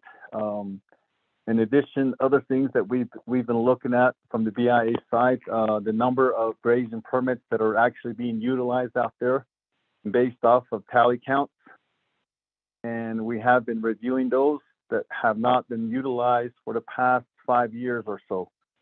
And that's something that we need to also have a discussion on, because those particular permits are sitting idle and could either be canceled or transferred to others.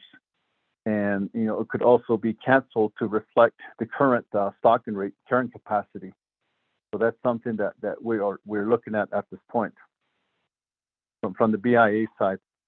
So as far as reissuing grazing permits, the process starts with the district grazing committee.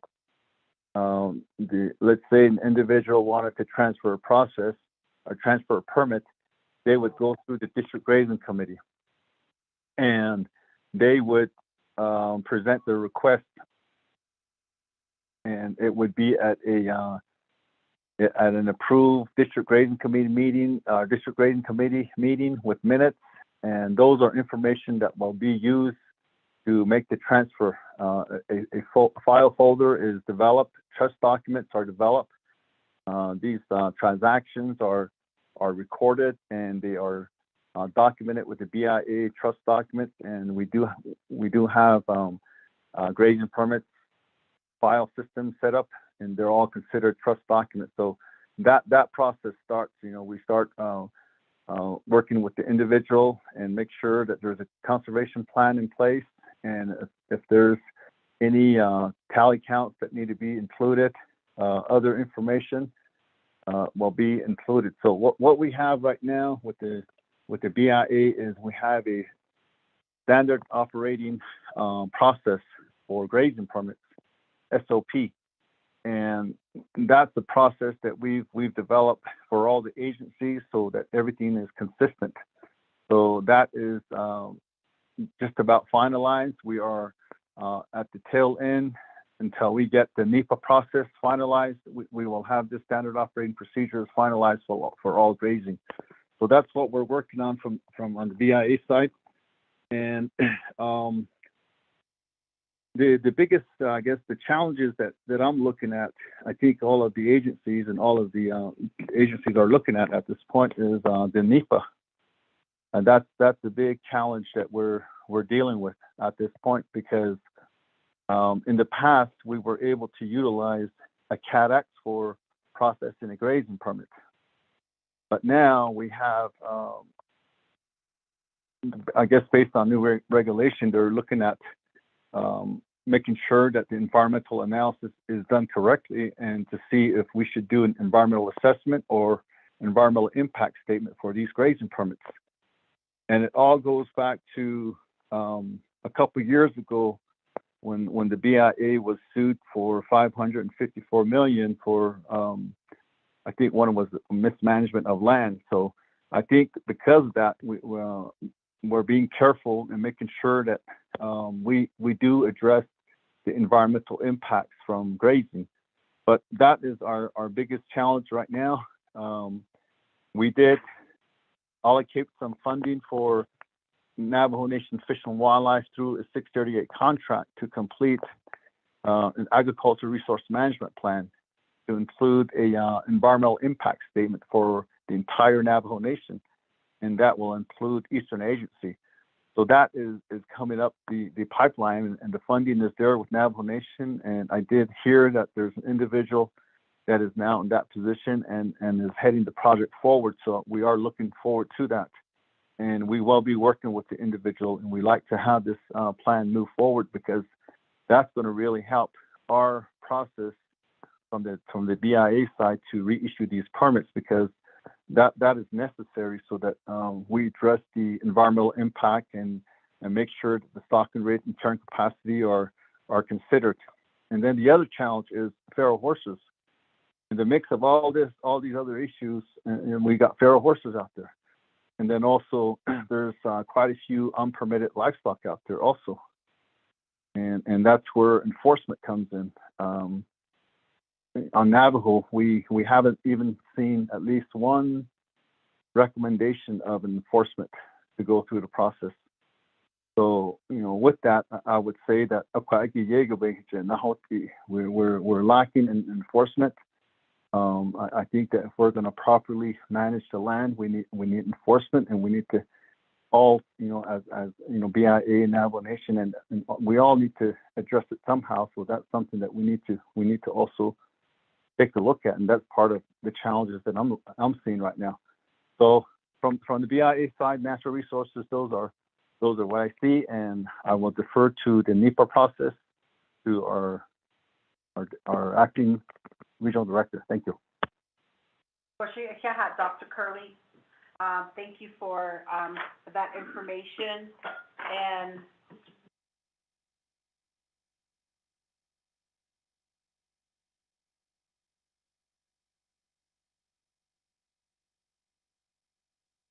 Madam Chair, members of RDC, I'd recommend that you get colleagues and just extend the time for an extra 5 to 10 minutes for our resources to provide additional regarding NEPA.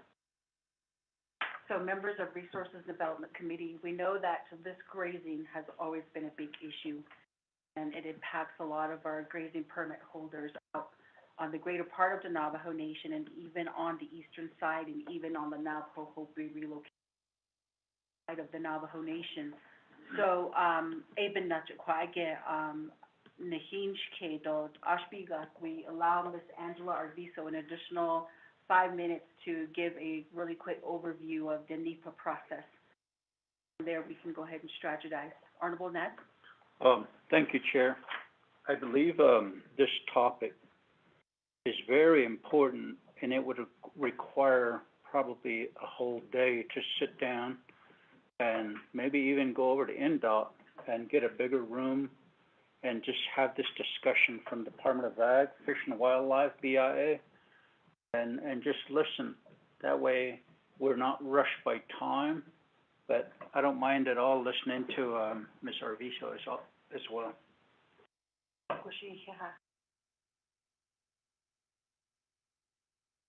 So with that, Ms. Angela Arvizo, we're going to go ahead and allow you 5 minutes right now to give us a general overview on the NEPA process per the grazing permit.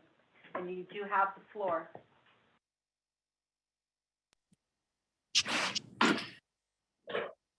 Good afternoon again. I hope you all can hear me okay. Thank you. And as far as the NEPA process, Dr. Curley is correct. That is one of the challenges that we're having here at the BIA Navajo region. And whether or not we can move forward with the CADEX. We have been discussing that internally among myself and my new counterpart, Clifford Sarawak, who's the Deputy Regional Director for Indian Services. He and I will be meeting and are meeting to discuss how to move this NEPA process forward. Right now, the NEPA office did inform Regional Director Mahoja and I that under the current regulations for the Bureau of Indian Affairs under DM 516, that there is not a category under NEPA analysis to address the grazing permits with the categorical exclusions. But what we are attempting to do is to work with both the branch of natural resources and the branch of environmental management to see if we can come to some consensus on establishing a categorical exclusion, an EIS or an EA, to start moving these grazing permits forward for processing. But at the same time, when I came aboard with Navajo Region, I did or was informed by Dr. Curley that the Navajo Nation does have a Public Law 93-638 contract, and the tribe was awarded funds to develop an environmental assessment. I believe it's under ARMA, AIRMA, and to develop that EA on the Navajo Nation side would also help us assist us in the approval of the grazing permits. And what we don't want to do or see is that we are expending funds twice to get the EA approved. So looking at all those avenues and discussing that with DRD Sarawak and meeting with the two branches, we are looking at fast tracking to see how we can get that EA and CADEX accomplished. And I know with the ARMA contract, Dr. Curley does have additional information, and he has been working with reviewing the tribe's reports and getting that contract deliverable from the tribe as well. We have also presented the environmental documents and use of a CADEX to our solicitor's office. That information was provided to them, and as of yet, I haven't not seen anything come back from the solicitor's office, but I will follow up with that as soon as I can. That's all I've got to report right now. Thank you.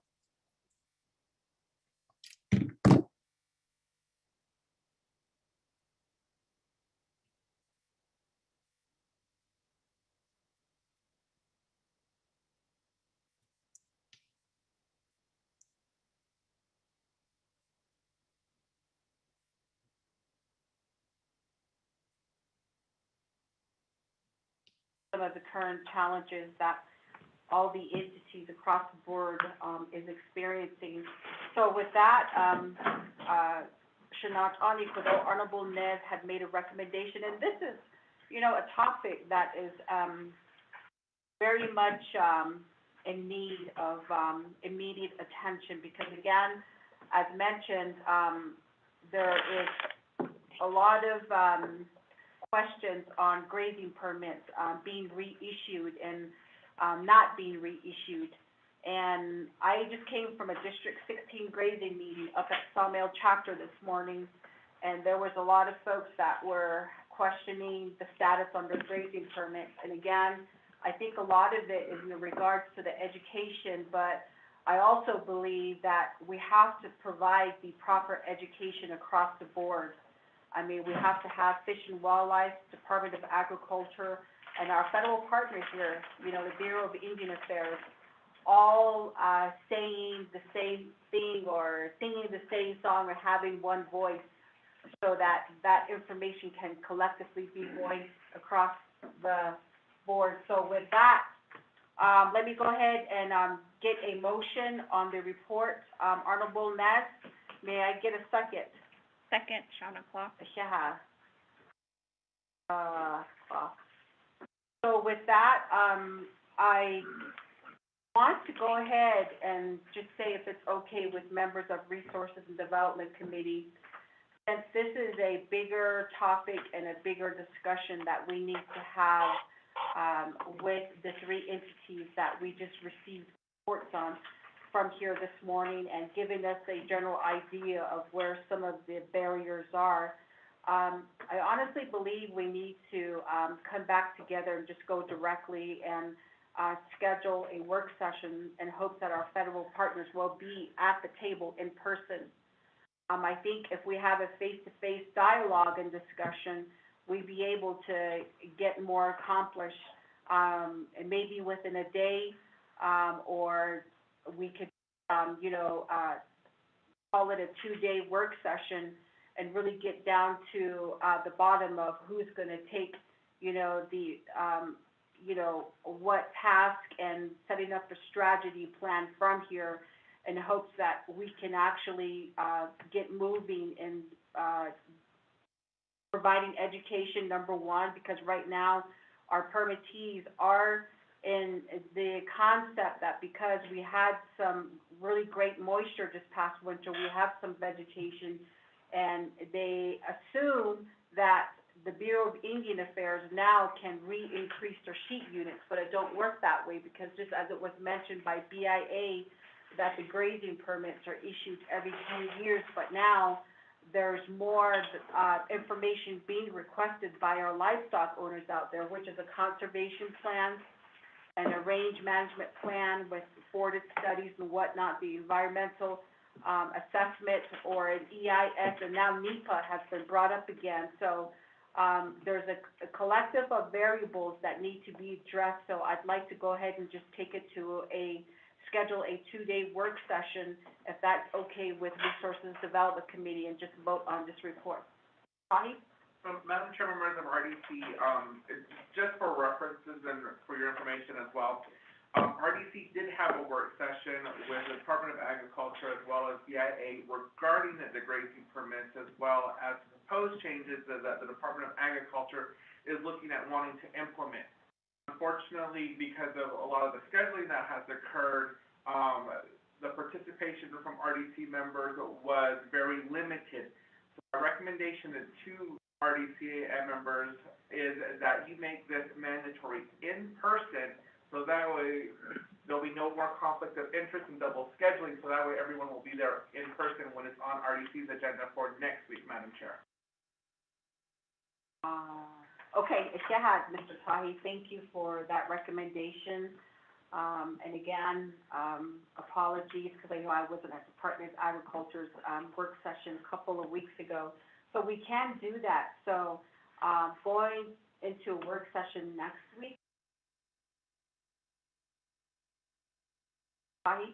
Madam Chair, members of RDC, this would have to be in the month of August, as right now we are still waiting for Budget and Finance to approve the FY 2024 budget calendar that will set out how RDC and the other committees and departments will have to adjust their calendar schedule in order to meet the deadline that is provided to RDC by authority through Title II. So right now, my recommendation is that we wait until Budget and Finance approves that legislation with the budget calendar, and that includes the BIM that I'm required to also utilize to create RDC's budget for next fiscal year. Until that is approved, that we start scheduling out the rest of August. As of now, I would just recommend that we just tentatively look at August as one of the proposed months to have this 2-day work session. Madam Chair. Yeah, Mr. Tahi. So again, just a overview was given with the schedule that Resources Development Committee has with the current budget, season that we're in for FY 24 budget. So, again, we'll be in contact with Department of Ag, the Bureau of Indian Affairs, and also Fish and Wildlife on, 2 possible dates in the month of August. Mr. Sosi? Thank you, Madam Chair. Just, we certainly will be available to participate from our side, but I wanted to just add some clarification real quickly here. The tenure that I mentioned is only in Eastern Navajo Oh, Agency. Eastern, okay. So be aware of that. We do have an environmental assessment on the Eastern, environmental assessment that we use for environmental compliance. I don't think there's one on the Big Navajo side, that's why it's a little bit more complicated. We do also in Eastern establish grazing rental rate, and we'll certainly can talk about that during our work session. And the final point is that we also do allow grazing administration on allotment lands under what we call authority to grant program. Clarification, Madam Chair. Thank you for that information, Mr. Sosi, and it is great information. So again, with that, Resources and Development Committee, with your permission, we'd like to go ahead and schedule a future two-day work session in the month of August when our schedule permits us to, and just take it straight to roll call vote. Your Honorable Ness? Thank you, Madam Chair. All committee members, perhaps we could have this like at, Narrows. That mandatory part would be good, that we're all there in person and not go anywhere, but all of us would be.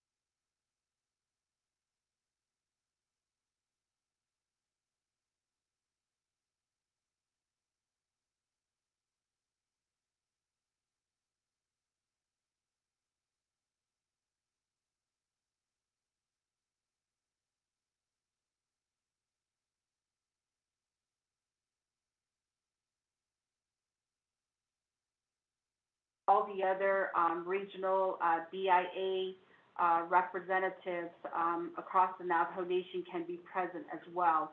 Because again, I know that it's unique in every way across the Navajo Nation, so this would be an open invite to the other BIA regional officer, agency offices, I guess is how you call it. Okay, so with that, thank you, Ms. Khan.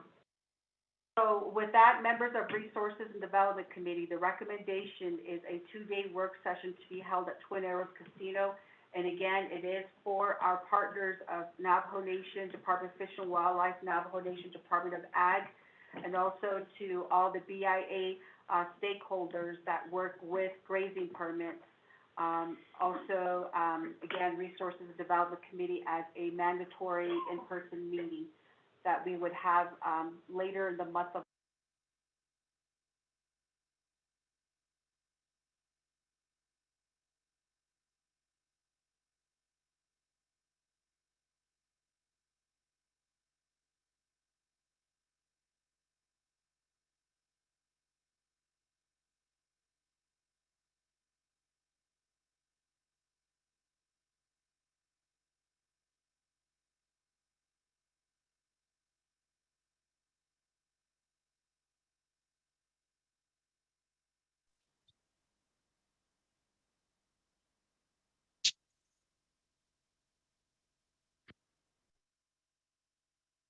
They talked about no enforcement. So I think that the Department of Ag should be able to draft some type of enforcement. Mr. Watchman has been in the position for many years, and I think that he will have a key idea of what types of enforcement that could be recommended, just so that we can start the process for that. So that would be my recommendation. Deja Honorable Claw for the recommendation of inviting Navajo Nation Land Department as well, as it goes into affecting the home site leases, and also to have everyone that will be coming to this work session to please put in writing the challenges and even, some possible methodology, towards enforcement. And I don't know if we need any other department under Division of Natural Resources that needs to be invited for enforcement. Auto Inga right now, Mr. Tahi. Madam Chair, members of RDC, in addition to the Land Department being present, we have, Heritage and Historic Preservation Department, as they oversee a lot of the 164 process when a lot of these issues are granted. In addition to that, ask General Land Development Department to participate along with Department of Justice Natural Resources Unit. Okay. So again, with all those recommendations, Mr. Tahi, Historic Preservation Department, as well as GLAD, and, Division of Natural Resources Unit with, under Department of Justice. So Mr. Watchman has his hand up. Yes, Madam Chair, if I could, sort of express some little frustration, but maybe, ask that, be a different approach. ARMA's been in place since the 90s. So we're sitting here thinking that we're gonna change something. It hasn't. That's been in place and required, process since that time. Whether we funded it or didn't fund it, or whoever did, take that initiative. Some alternatives need to be looked at, maybe directives be given. One is just reissue those permits, because we're affecting, people, a way of life. And, take a different approach on management, because the conservation plans take money too. So we're sort of we're not, in my estimation, and working through our grazing officials, that, we're requiring things that's, it's a dream. And that dream is gonna be a nightmare here pretty soon, due to the fact that we haven't issued for so many years, and this requirement has been in place for over 40 years. So we're saying that we're gonna wait for their study. We need to also be, I did request to the BIA to reissue a temporary lease or some form of lease to gain compliance. It is a matter of working with the officials or the permit holders as, recommended, but I'm urging that this is another report. We've been reporting on this for years now. And, I think we do need to look at alternatives, in that approach. So, again, we don't have, the Department of Ag doesn't have any authorities over this. It's really the official and BIA. Yet we're constantly being, the entity that has no authority. So maybe I've asked for, assist type of measures that will really, action. When there is action, in the process, it needs to be on hold. So we have been on hold for people's lives for 5-6 years, and that's troublesome right now. We're gonna wait until August. I feel that the Bureau or BIA, can take a directive and say reissue them and mandate that, the officials get more active with those permit holders. Some other approach has to be taken, because, a lot of folks, education-wise, don't understand the scientific approach, because, it's not a part of their way of life. So, again, I'll do respect, Madam Chair, I just feel we need to take a different approach, and even outside of following the federal law, which in one instance hasn't helped with NPL in 50 years. And in this instance, we're years in already, and really nothing that Part of Ag can do, because the ARMA, which is the study requirement, was put in place in 1991 and 92. We're now just trying to put it, require it, and that's tough to do. So just a comment, Madam Chair, and you have some ideas on directives that possibly can, mentioned by my delegate here. I had a lot of tenure, and my frustration is that we're not doing our people justice. I'd like to have the opportunity to look at changes. If that approach might help move forward. So. Mr. Watchman. for that, information. So, Mr. Sim- Thank you, Madam Chair. Really appreciate this conversation because, as we all know, it does impact tribal members and tribal families out there. Please keep in mind that from the federal side, we do have regulations that we have to go by. That's not to say that we're so black and white that we can't sit down and discuss some ways to look at this issue. I think that it is time to have some very thought-provoking, serious conversation around grazing permits across the Navajo and eastern side. I think there's some lessons to be learned from the eastern side that we can look at and find ways to see if we can move the permits forward on the big Navajo side. For example, environmental compliance, we were able to do that. And we use that, at least to check off that box, so environmental impacts, we're addressing that.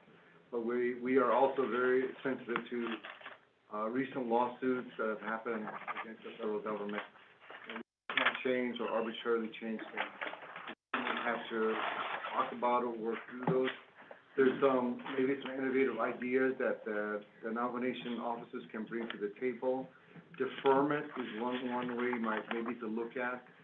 We have those conversations on the eastern side of our permittees. If they can defer, they certainly can still maintain the permit.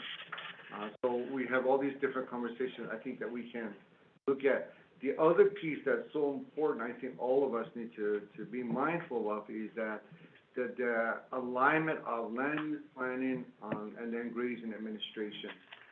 We do have chapters that have land use plans, but there's a lot of development going on across the Navajo Nation. District 19, we have so many homes out there. All the available grazing is shrinking every year. So I'm glad Land Department's going to be there to look at that, but there must be some coordinated way to really look at those planning activities and things like that that really do impact grazing.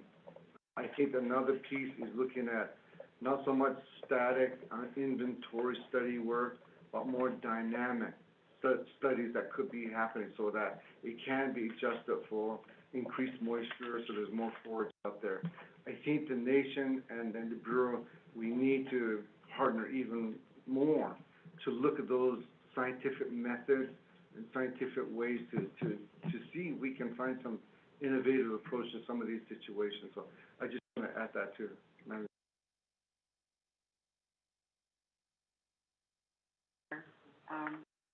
During some of the possible avenues that can be looked at.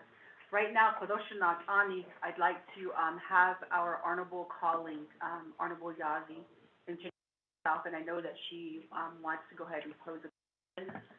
So if you could, I'd yield the time over to you, Honorable Yazi. Oh, yeah, thank you, everybody. Yaz Eshe Eshe Yazi, Shadow, Del Tanga Masha.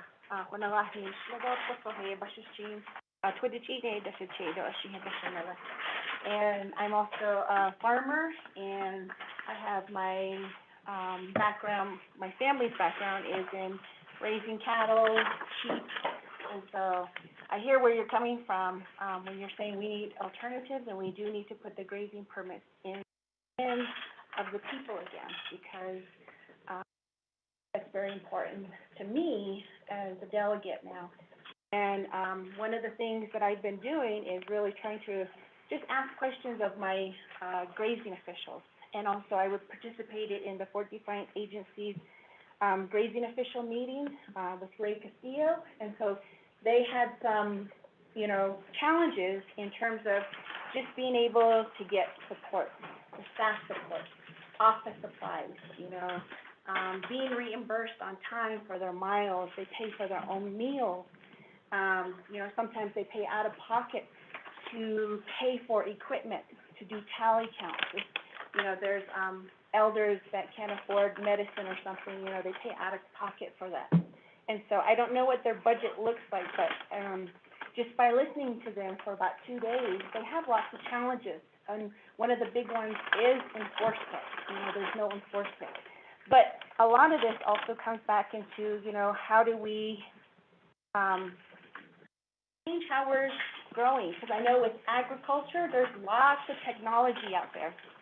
Lots of technology that we should be using and learning about to change how we grow, how we feed ourselves, how we, protect our medicine, and all of those things. I think we are able to do as, farming and growing food is in our DNA, and we know how to do this. But we just need to give ourselves the permission and be creative about this again. I know for me, one of the things that I've been doing at home is rebuilding and amending my soils. And that means turning it in, it's like the color of that black soil. When you pick it up, it's earthy again. And I see earthworms in it again. And I know it has nutrients. And so when I eat it, when I eat my lettuce or something, you can taste the difference. Those tomatoes are sweet. And so that process, just to get the soil to that process, it takes 2 years. And I know we need to have better education in terms of the science behind it, the technology. That really needs to be something we need to start looking to. And so I do support, this meeting. I'd like to be there. But I also want to hear the solutions and alternative ways that we need to change how we're doing this. I feel like maybe you guys in this administration, you guys keep getting, delegates who want to do something with agriculture and grazing permits, but I think it's time we embrace something different. And, I want to, just make sure to let you know that I'm here. I want to help, because I do hear my community people from Navajo Hopi land in my community who want their grazing permits back. How do we go on this path? How do we strategize to make sure we're doing this? And then the other part to that is, we're working on settling our water rights. And so we need to kind of bring these things together to where we time it and then we're growing our own food again. I know during the pandemic, we learned a lot that all of our food came off the res, came outside, and we should have been growing our own food. That's how I saw it. And it could lead to us being healthy again, too. So I just want to make sure that you let me know that when your meeting is, and I do want to also recommend that you ask for solutions and alternatives and try to get the permits back into the hands of the people, farmers and ranchers, and make sure that we're healthy again. Thank you for allowing me this time. Oh, wait, one more part. I know at that meeting with Ray Castillo, he did say that the grazing officials were planning to work on Title 25 amendments. I'd like to see the copies of those so I could kind of get an idea of what the thought process behind the grazing officials are. And then the other thing, I know this vegetation study that's being talked about, I haven't seen it, I just heard about it. If there's a way I could get a copy of it so I could review it before the next meeting. And those are my questions and my comments. Thank you, Honorable Yazzie. So, about some concerns as you have been listening to the grazing officials on the Big Navajo area. So, going forward, I guess this would be a request going towards the work session that we're planning at Twin Arrows for 2 days. Ask our federal partner, the Bureau of Indian Affairs, because again here, department manager from Department of Ag had expressed an alternative solution. You talked about the deferment, Mr. Sosi. So if BIA can bring some solutions or alternatives to this current outstanding reissue grazing permit to our permittees here on the Big Navajo side, we would appreciate that. So with that, Honorable next. Okay. And noch einige. Die Korobayel TG grazing permits. It just did not happen just yesterday. It's been an ongoing issue for many years. And we've all come together, previous leaders have come together to try and come up with solutions. And because we're humans, we do what we do.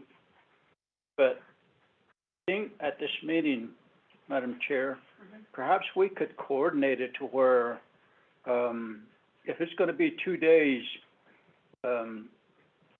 will the topic just be grazing permits? Since we're gonna invite, heritage and historic preservation, what will their topic be? And when we're there, you're gonna have, grazing officials and land board members show up, because this is now an open meeting, and I don't know how many people we're gonna have. Perhaps each of the 5 agencies, grazing official and land board, just the 5 executive officers that they have, agency grazing officials, agency land boards, could provide a 10-minute presentation. And based on that, and I know there's gonna be a lot of issues, like, feral horses, there's gonna be family cemetery plots, where it's gonna cover a whole lot. So if we go over there just to focus on grazing permits, let's say NPL, RDC approved to increase 10 sheep units to 50. Now, Department of Interior's position would be based on scientific facts. Are we doing the right thing? If the land is so dried up, there's no forage, why would they approve an increase? There's so much to understand also from a scientific perspective to understand why we're in the situation that we're in, and how can we fix it? Previous leaders have tried fixing it, small enforcement, anything. But how are we gonna come together at Twin Arrows? What will be our main focus? Perhaps BIA will come to the table and say, this is what we would like to encourage from our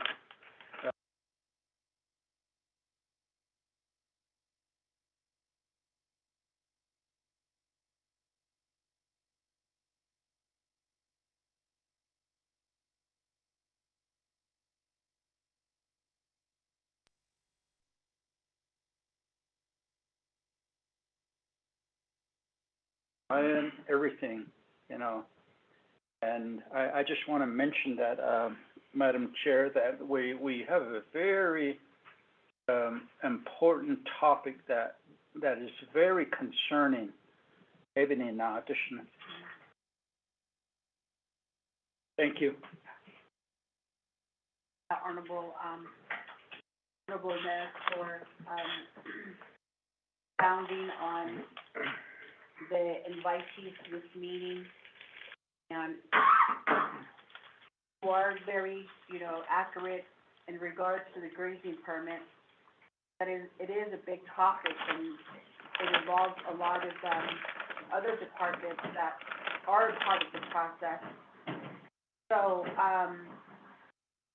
since today was to get colleges towards reissuing grazing permits, I think we have to keep our focus on the grazing permits when it comes to this particular work session.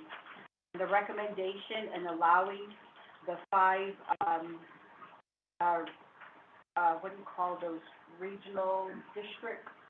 Agency chairs to conduct a 5-minute presentation throughout the Navajo Nation is a really great idea, because it will illustrate to Resources and Development Committee and our federal partner here, Bureau of Indian Affairs, Department of Agriculture, because these are the very individuals that are at the forefront every day in addressing grazing issues throughout the Navajo Nation.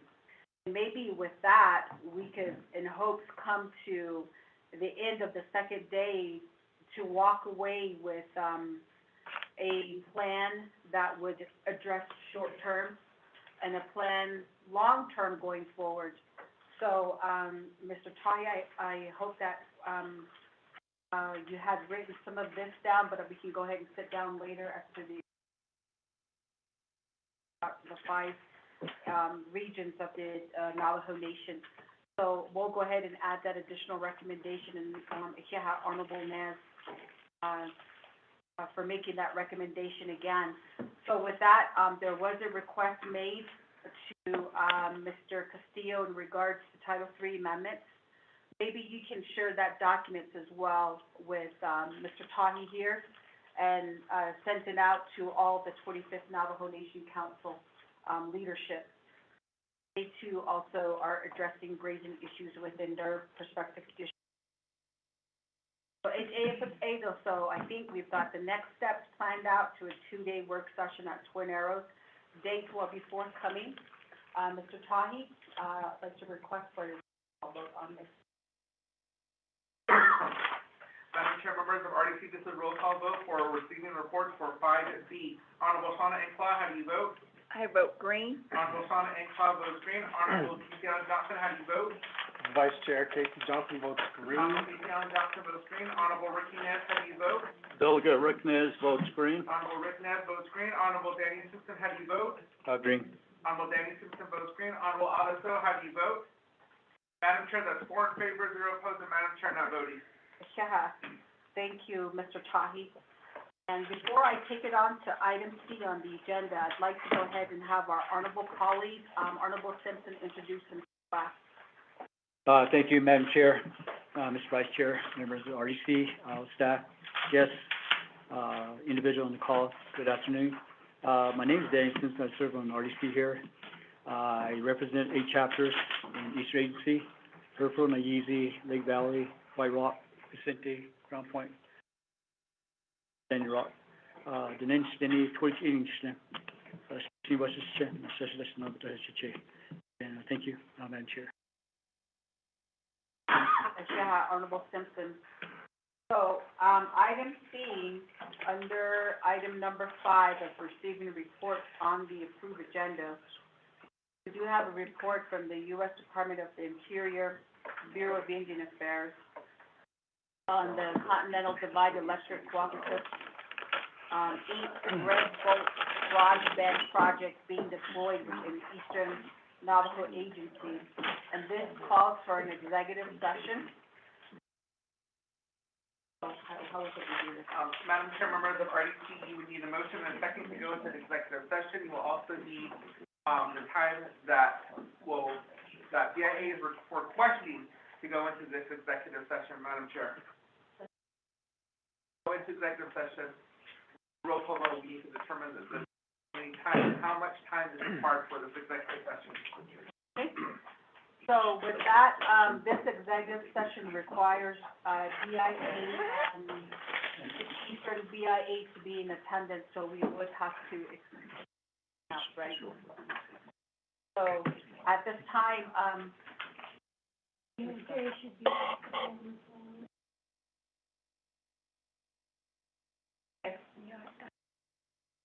so if I could have, Ms. April Quinn remain, or, are you gonna send a new? Madam Chair, members of RDC, I sent out the Zoom link already for the executive session, so I would have to end this call to get on to the next call for everyone. Okay. Question? So with that, may I get a motion, members of Resources and Development Committee, to go into executive session? A motion by Vice Chair Johnson, may I get a second? Second, Shauna Claw. Honorable Claw. Members of Resources and Development Committee, how many minutes are we going to allot for the executive session? I would recommend you ask BIA. Oh, BIA, and how much time do you think we need to have this discussion? Good afternoon. I think that we can certainly give a presentation that's gonna be about 15 minutes long, and then answering questions, maybe 15 more minutes. 30 minutes? Yes, ma'am. So, okay, so with that, Mr. Tahi will be taking a roll call vote for a 30-minute executive session with BIA. Mr. Tahi? Madam Chair, members of RDC, this is roll call vote for an executive session on receiving report 5C. Honorable Shawna Incla, how do you vote? Green. Honorable Shawna Incla votes green. Honorable Casey Allen Johnson, how do you vote? Honorable Casey Allen Johnson, how do you vote? Vice Chair Casey Johnson votes green. Honorable Casey Allen Johnson votes green. Honorable Ricky Nez, how do you vote? Delegate Rick Nez votes green. Honorable Rick Nez votes green. Honorable Danny Simpson, how do you vote? Green. Honorable Danny Simpson votes green. Honorable Aldo So, how do you vote? Madam Chair, that's 4 in favor, 0 opposed, and Madam Chair not voting. We are going into executive session.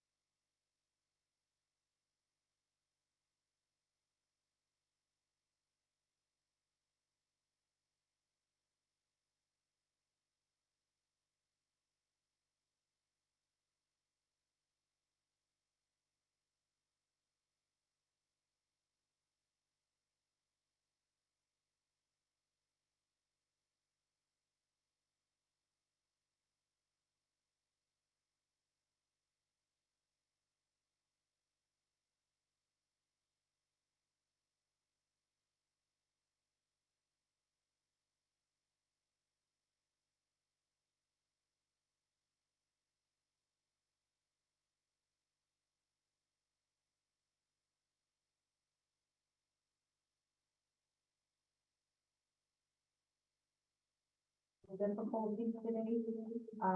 We usually don't have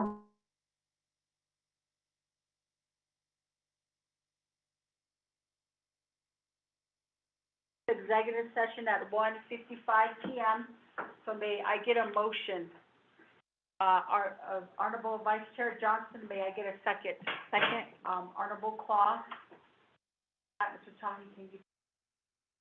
Madam Chair, members of RDC, this is roll call vote for exiting executive session. Shauna Enclaw, how do you vote? I vote green. Honorable Shauna Enclaw votes green. Honorable Casey Allen Johnson, how do you vote? Vice Chair Casey Johnson votes green. Honorable Casey Allen Johnson votes green. Honorable Ricky Nez, how do you vote? Delegate Rick Nez votes green. Honorable Rick Nez votes green. Honorable Danny Simpson, how do you vote? Green. Honorable Danny Simpson votes green. Honorable Otto So, how do you vote? Green. Honorable Otto So votes green. Madam Chair, that's 5 in favor, 0 opposed, and Madam Chair not voting. Yeah, thank you. So that, motion carries for exiting out of the executive session, now going back to the main motion, roll call vote. Madam Chair, members of RDC, you need a motion, a main Oh, motion, and a second for receiving report. I thought already, roll call. That was for executive session. Oh, okay, so I do apologize. So going back, may I get a motion to, accept the report from BIA? Delegate Rick Nez, motions. Honorable Naz, and may I get a second? Second. Honorable Claw, thank you. Rodney, can you please take a roll call vote? Madam Chair, members of RDC, this is roll call vote for accepting report 5C. Honorable Shauna Enclaw, how do you vote? Green. Honorable Shauna Enclaw votes green. Honorable Casey Allen Johnson, how do you vote? Vice Chair Casey Johnson votes green. Honorable Casey Allen Johnson votes green. Honorable Ricky Nez, how do you vote? Delegate Nez votes green. Honorable Delegate Nez votes green. Honorable Danny Simpson, how do you vote? Green.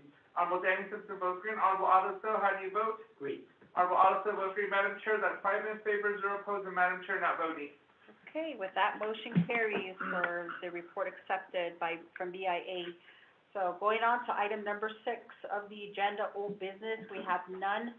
And going on to item 7 on the agenda, new business, letter A, legislation 0136-23. Mr. Honorable George Holt, are you on the call? Madam Chair, our legislative council, she sent out an email, delegates have to be in person to present their legislation. Okay, so with that, that legislation will move, Honorable Vice Chair Johnson? Real quick, on the same lines as,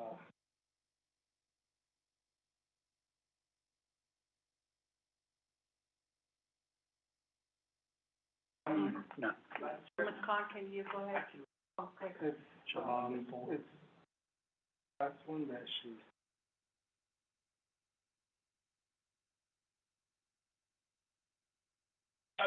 Right. This is, right here, number 4, study committee rules are not quite direct, but after this through.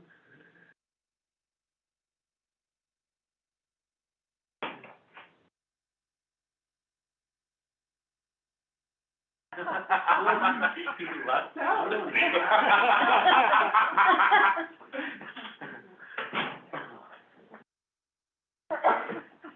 Okay, so, Mr. Point of Khan? privilege? Or, there's no point of privilege, There's no point of privilege. Yeah. Your, Honorable Otto So. I think after this, we should have our, legislative council give us, synopsis of it, because that, information that came from Dana is contradicting this. Now, we need one word instead of saying, you can, this is what the law is, but you can do this, and you can. What I understood is that when Navajo Council put this piece of legislation in place, said when the Emergency Management Commission rescinded, Navajo Council will go back to, I think, with normal operation business. And everything prior, before the COVID, was in person. Whether you are presenting, whether you're a committee member, everything was in Right now, I don't think in the books, that's the reason why commission couldn't even meet, boards couldn't meet.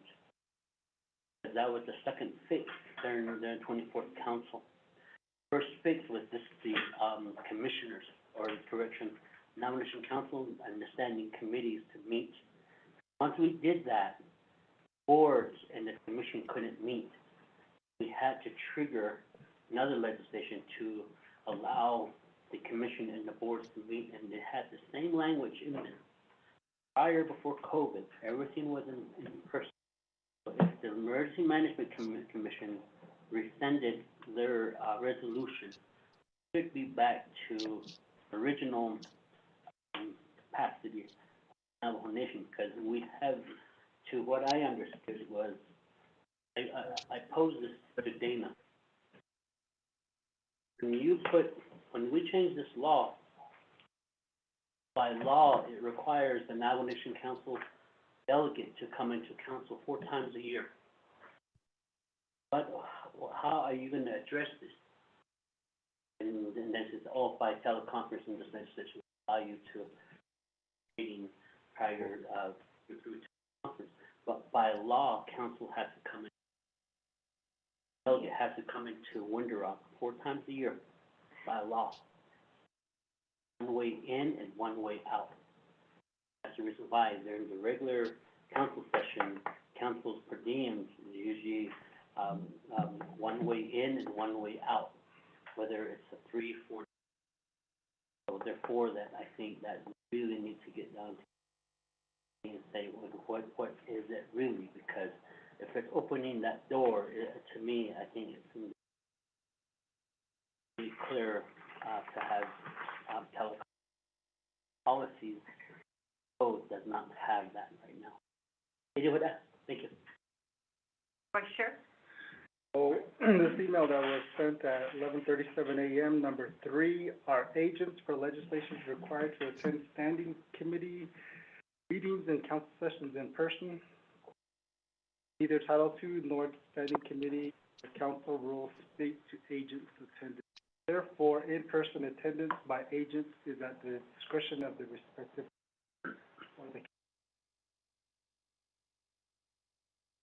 Agents are, say I'm the delegate, I have Tony Scarlanis, he's my agent. She's talking about them. We're not the agents, we're the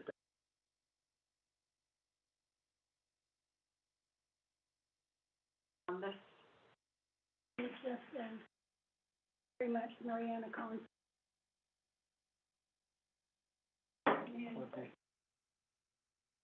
Sponsors of the legislation, all delegates must be in meetings. Or no, if they're sponsoring legislation, they are a council delegate sponsoring legislation, they are to be in person. The persons who are speaking for them about the legislation, they're agents, they don't have to be.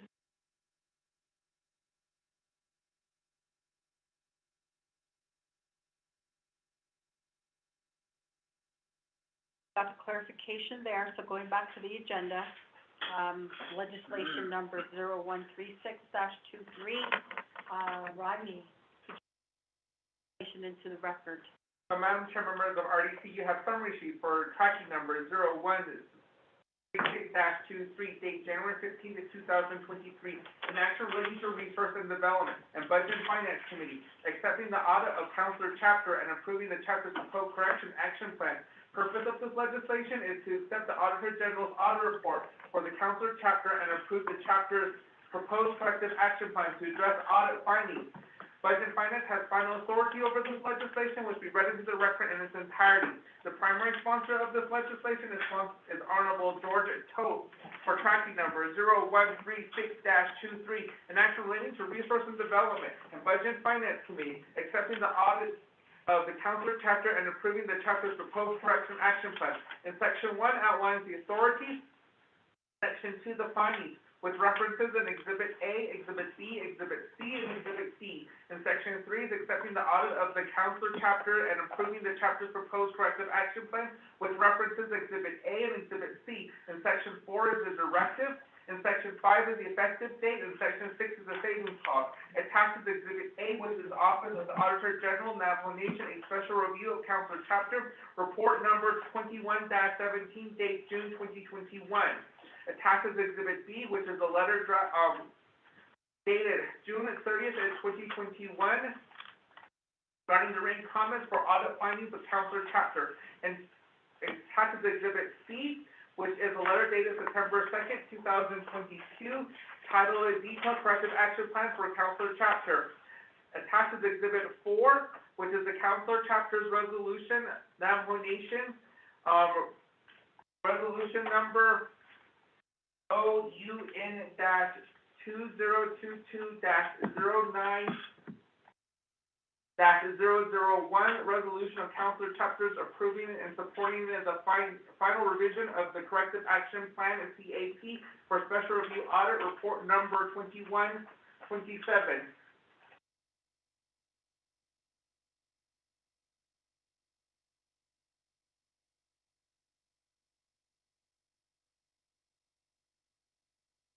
Then you have the first report for the Navajo Nation Legislative Branch Internet Public Review Summary for legislation number 0136-23, sponsored Honorable George Toth. The legislation was posted on June 22nd, 2023 at 4:14 p.m. The 5-day comment period ended June 27th, 2023. There was no comment supporting this legislation, no comments opposing this legislation, no comments and recommendation on this legislation. Madam Chair, members of RDC, that is legislation number 0136-23 read into the record. Back to you, Madam Chair. Mr. Tahi for that. May I get a motion, for legislation 0136 so may I get a second? Second. Honorable Claw. So that, members of Resources Development Committee will have questions, right?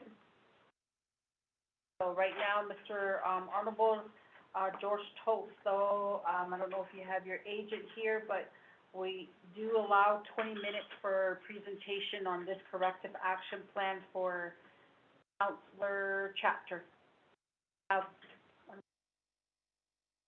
So, Auditor General, do we have, anyone from the Office of the Auditor General on the call? Good afternoon, Resources and Development. This is Elfrida Lee from the Office of the Auditor General. Present. Elfrida, thank you so much. So at this point, let me go ahead and allow time to, Office of the Auditor General, at this point to give an overview of the special review of counselor chapter, and we'll go ahead and give it to the sponsor. So, Ms. Lee, you do have the floor, and you do have 20 minutes.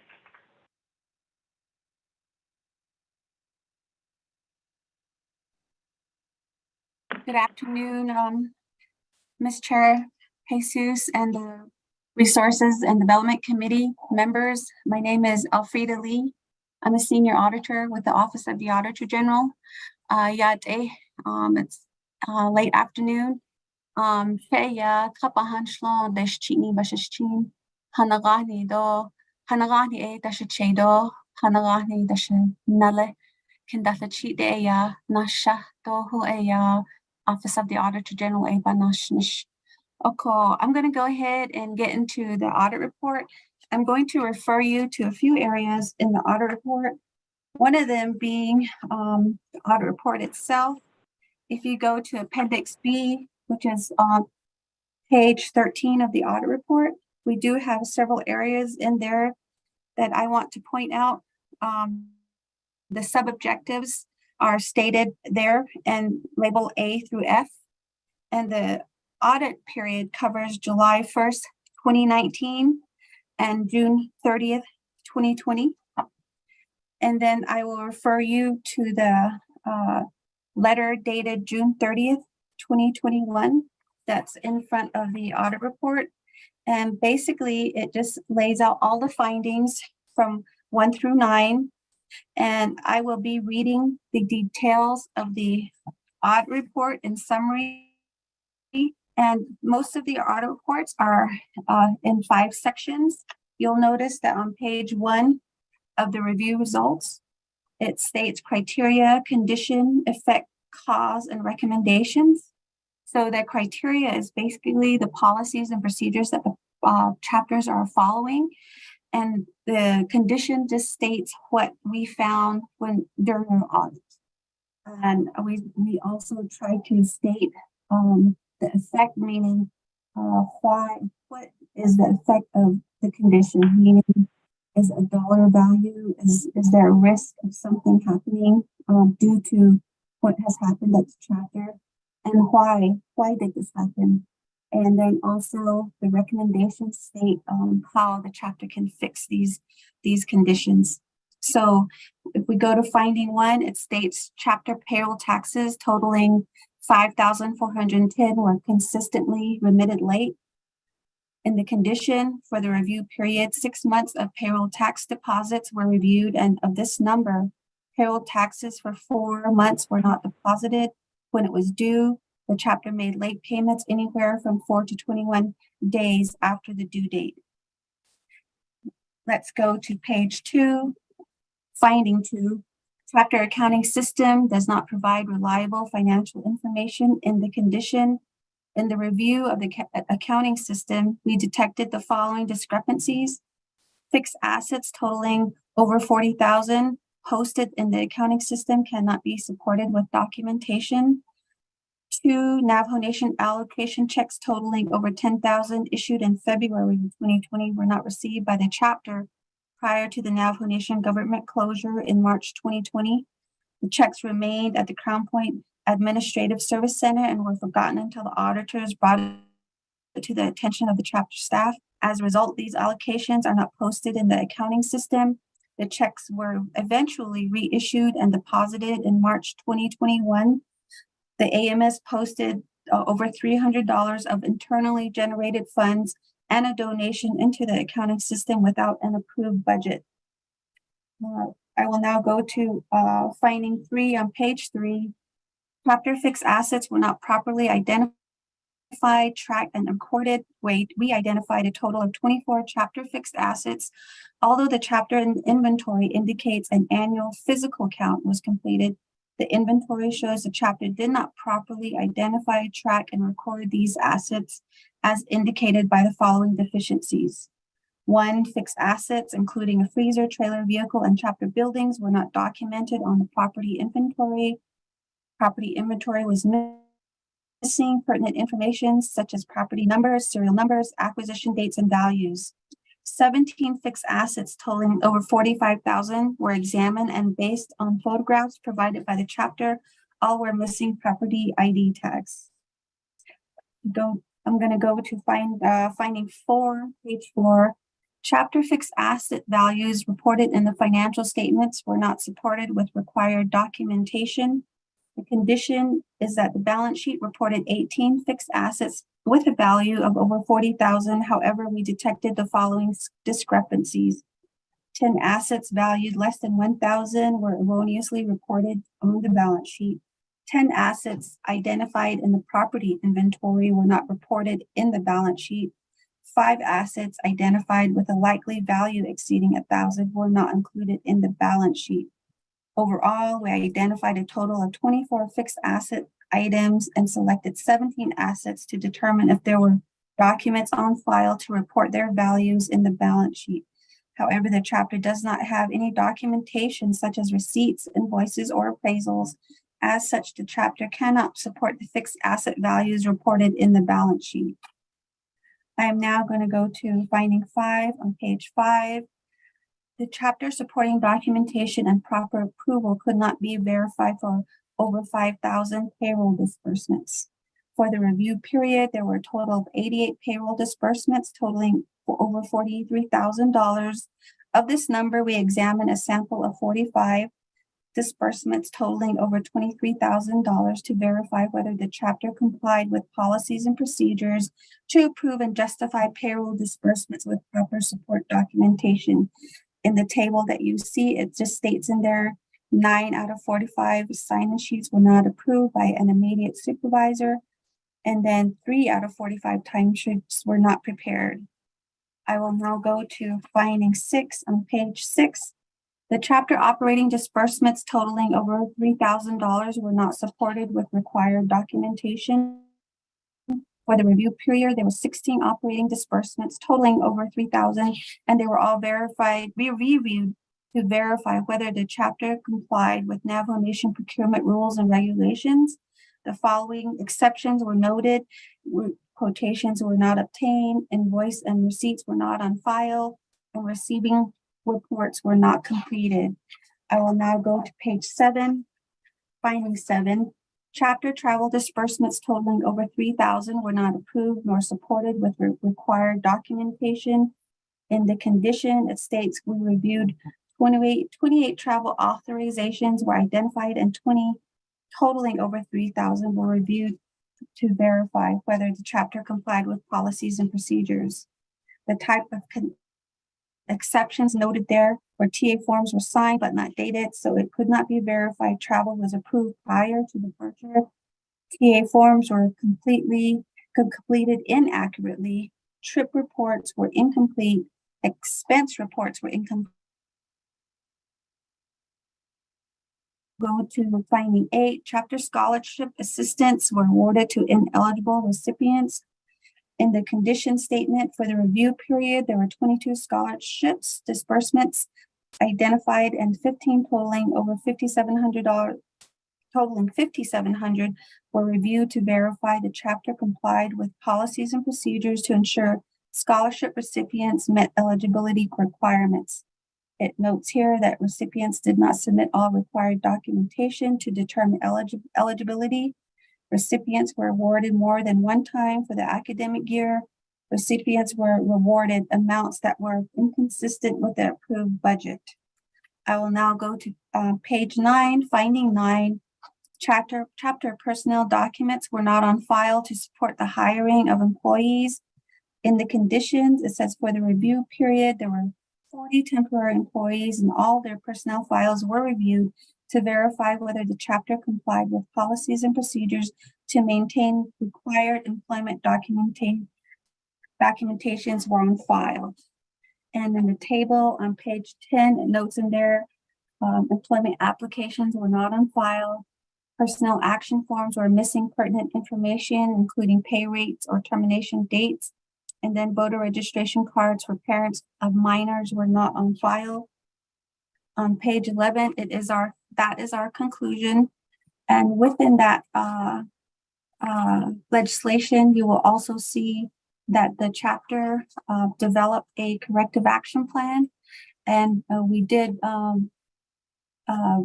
meet and speak with the officials as well as the staff to go over this corrective action plan until we considered that it was adequate to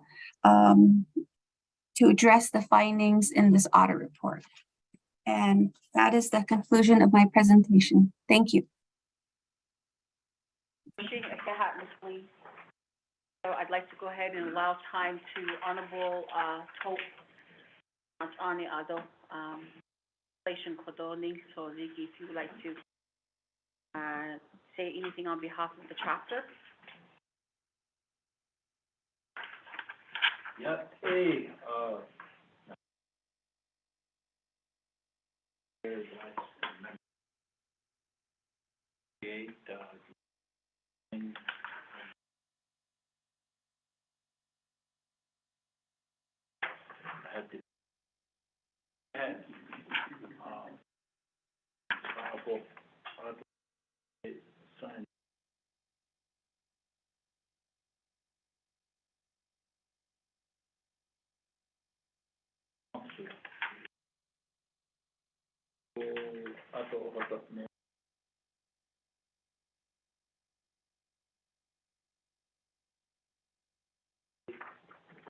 So I just asked the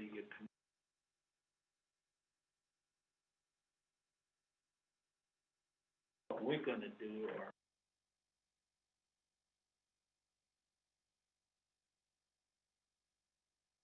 findings that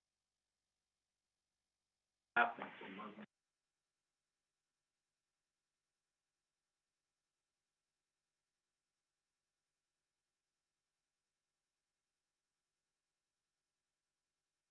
they have a better, lot of conflict with my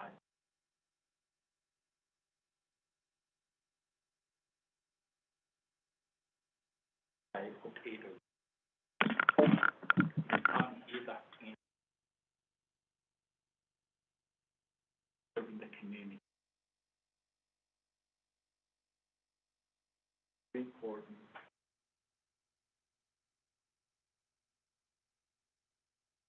But the need there, I don't know.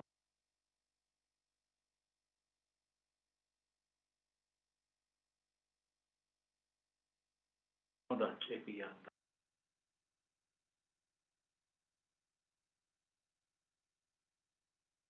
All these officials are working.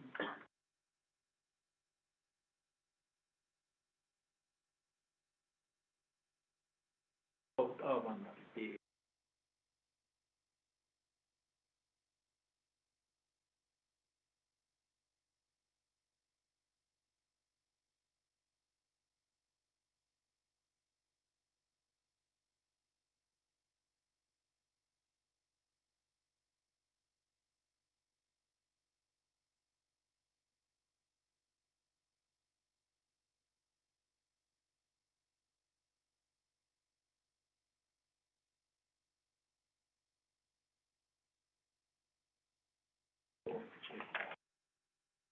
the Chair, thank you very much.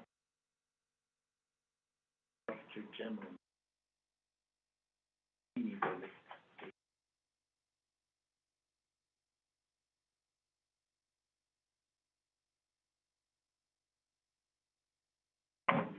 Work.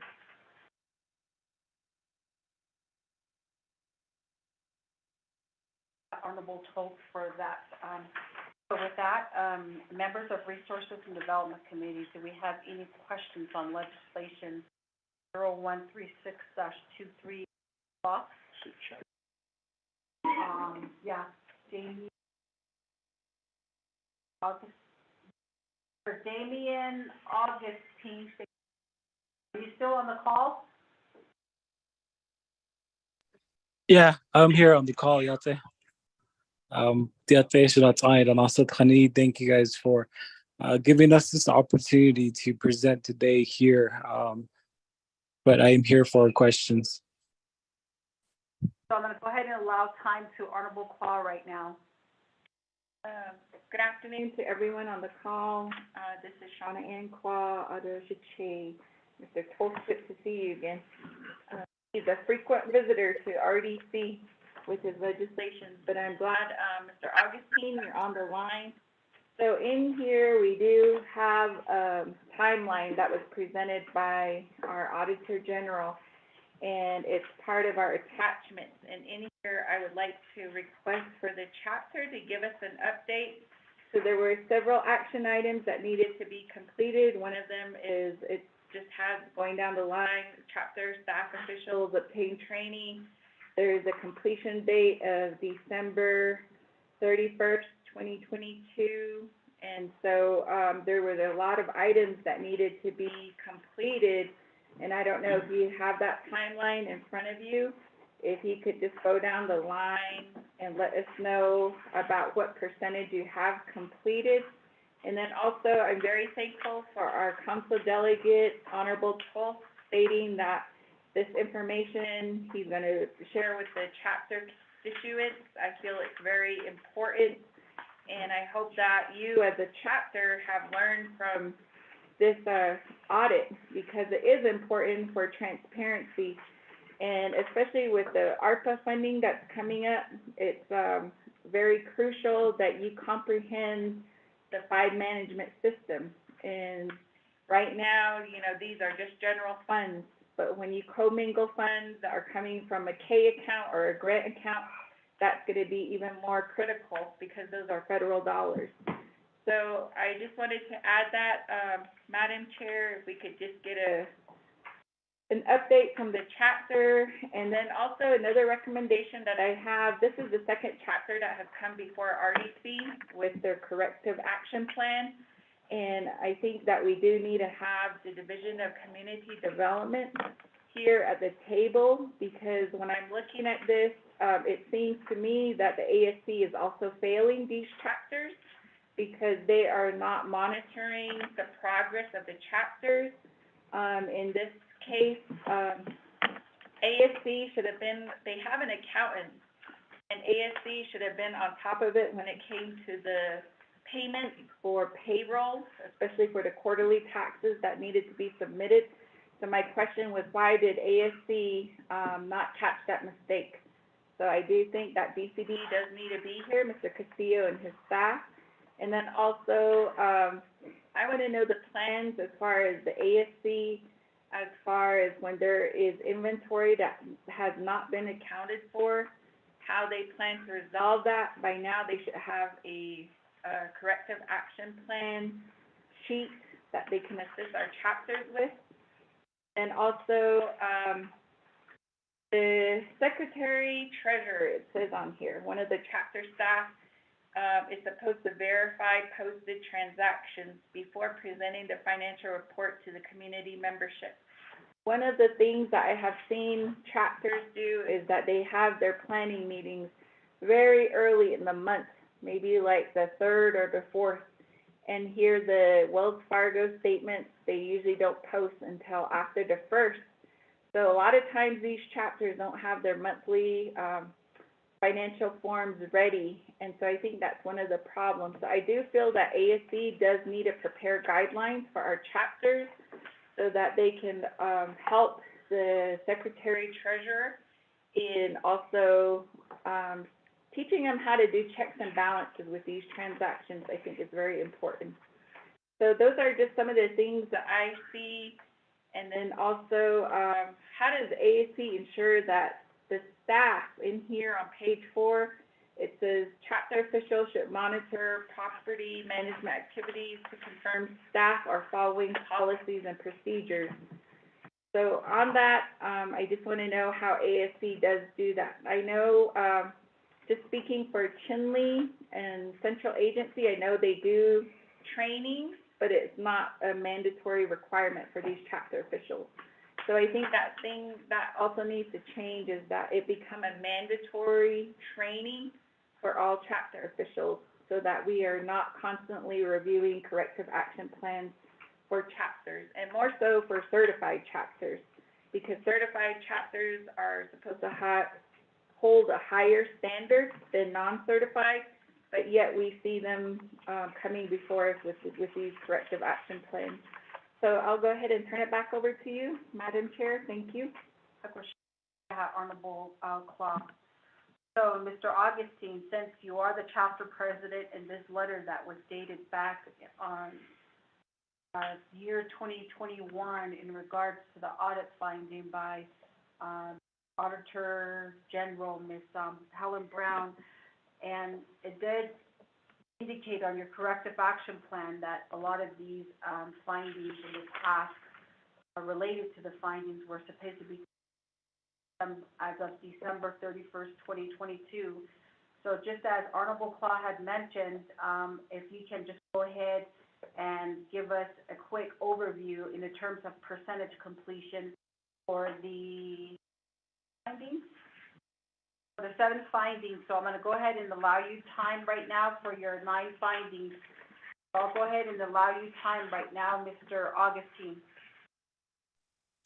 Thank you, members of the council, the committee. At the chapter house here, counselor. So thank you guys for giving us this opportunity. I have my coordinator here, Mr. Sage, as well, and my vice president, Harry Domingo Sr. We're all here at the chapter listening in. Going back to that CAP review, I know we have not yet started any of those datelines yet because ASC was supposed to provide a training for us on how to establish many of those guidelines that were noted inside that audit report. I know on behalf of the Denkia chapter has never been audited before, ever since it opened its doors. So we have never been audited, we have never been trained. So a lot of these discrepancies, we don't have any oversight from those that are superiors. So we did accept the audit report. We did review. We did go over our CAP review, but like I said, ato ayos on our CAP because we had a delay in that. We spoke with the auditor, the main auditor. She, Alfreda, she's the one who did our report for us. And then ever since then, we have not yet actually completed any of the CAP review because we were in a delay. We tried waiting on ASC to schedule that training for us, but that training never happened. So finally, at this time, it was presented. So that's my only response. I'm not sure if my coordinator would like to add something on, Samuel. Yeah, Mr. Augustine. So, Mr. Samuel Sage, coordinator for Council Chapter, do you have a response for Honorable Claus' question in regards to the percentage completion on these 9 findings per Auditor General's office?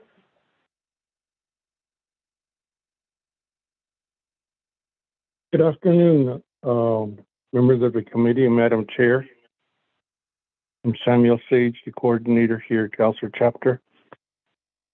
The smaller findings that we saw on there, some of those we've been working with, like the TA, also staying on top of the taxes. I remember one of the things that they asked us was if we had ever gotten a letter from the IRS stating that we're late and that we'll be penalized with a certain amount of money. We never did. We try to maintain contact with the IRS as closely as possible. Although the other smaller things, I see those smaller things, like as far as the hiring of people, there was one incident that happened, where we didn't have all the correct documentation because the individuals were handpicked from chapter audience and they went to work right away at Kading and Hispada Housing. That was during the chapter meeting. And then for the scholarship, the only thing that we're missing from the scholarship applications was the students' registration, voter registration. So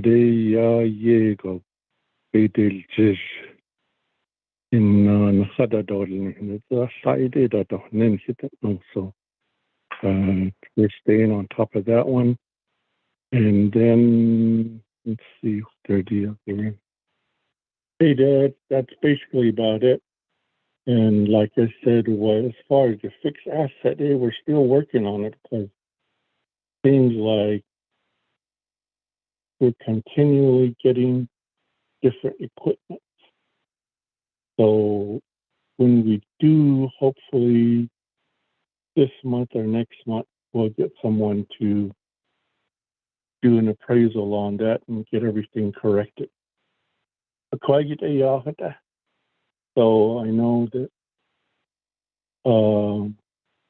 we submitted and do everything. Then as far as the timeline, most of them were for like 2021. I mean, 2022 was the deadline and we're past it. So I guess we'll probably ask for corrections on those if we can make it and see how we go about it. Thank you. Mr. Sage, for that information. So any other members of the Resources and Development Committee that have any questions or recommendations Honorable Otto Stove. I did, and, so, I did, hey, so, I could have been starting me, so, I was meaning to, just go ahead and jump on the bandwagon and, prove this. And I know that it's not your fault, Che, it's your honorable toe. But concerns that, Honorable, Claw has brought forth is that there's dates that were set, which was agreed upon between the chapter and the auditors. Those dates have not even been met. And that date is 12/31/22. On the definition, so he there says completion date. So this completion date is supposed to be set for 12/31/22, and it is July 5th, 2023. What I understand, I don't know if I'm reading this right, but you are supposed to be completed with your audit findings. And that letter that was referenced, again, it references to a certain date prior to 12/31/22. And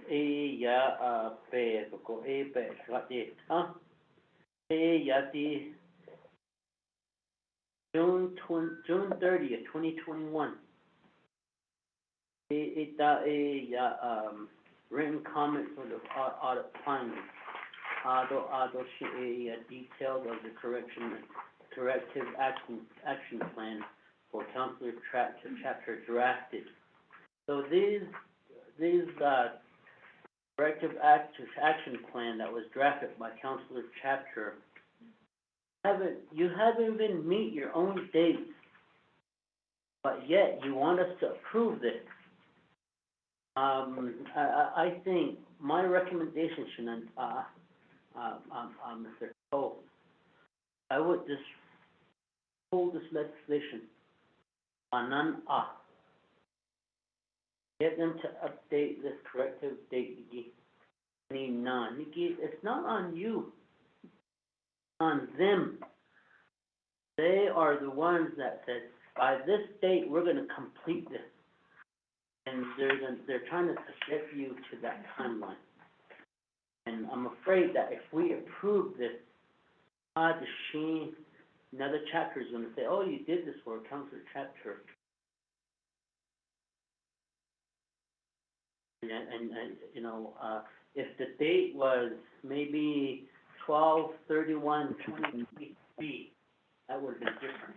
You still had a couple of months to. They didn't know if any of our reports were taken. So, open this case, and I know that number one, the final authority of this legislation is Budget and Finance Committee. Even though we table it, it still moves forward. But that's just my thought, Shannon. But I think that the Office of Auditor General and the Counselor Chapter needs to come back to the drawing table and create dates, and then maybe that's when Mr. Augustine ended about certain trainings happen by ASC. Maybe that could be coordinated. Hold on this case, because I feel that if we move forward with this is what this I'm going to say.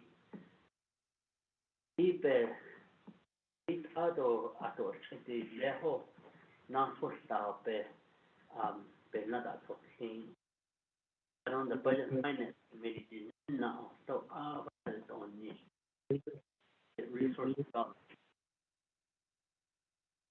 my recommendation. But if we move forward, I'm gonna, vote, red on this.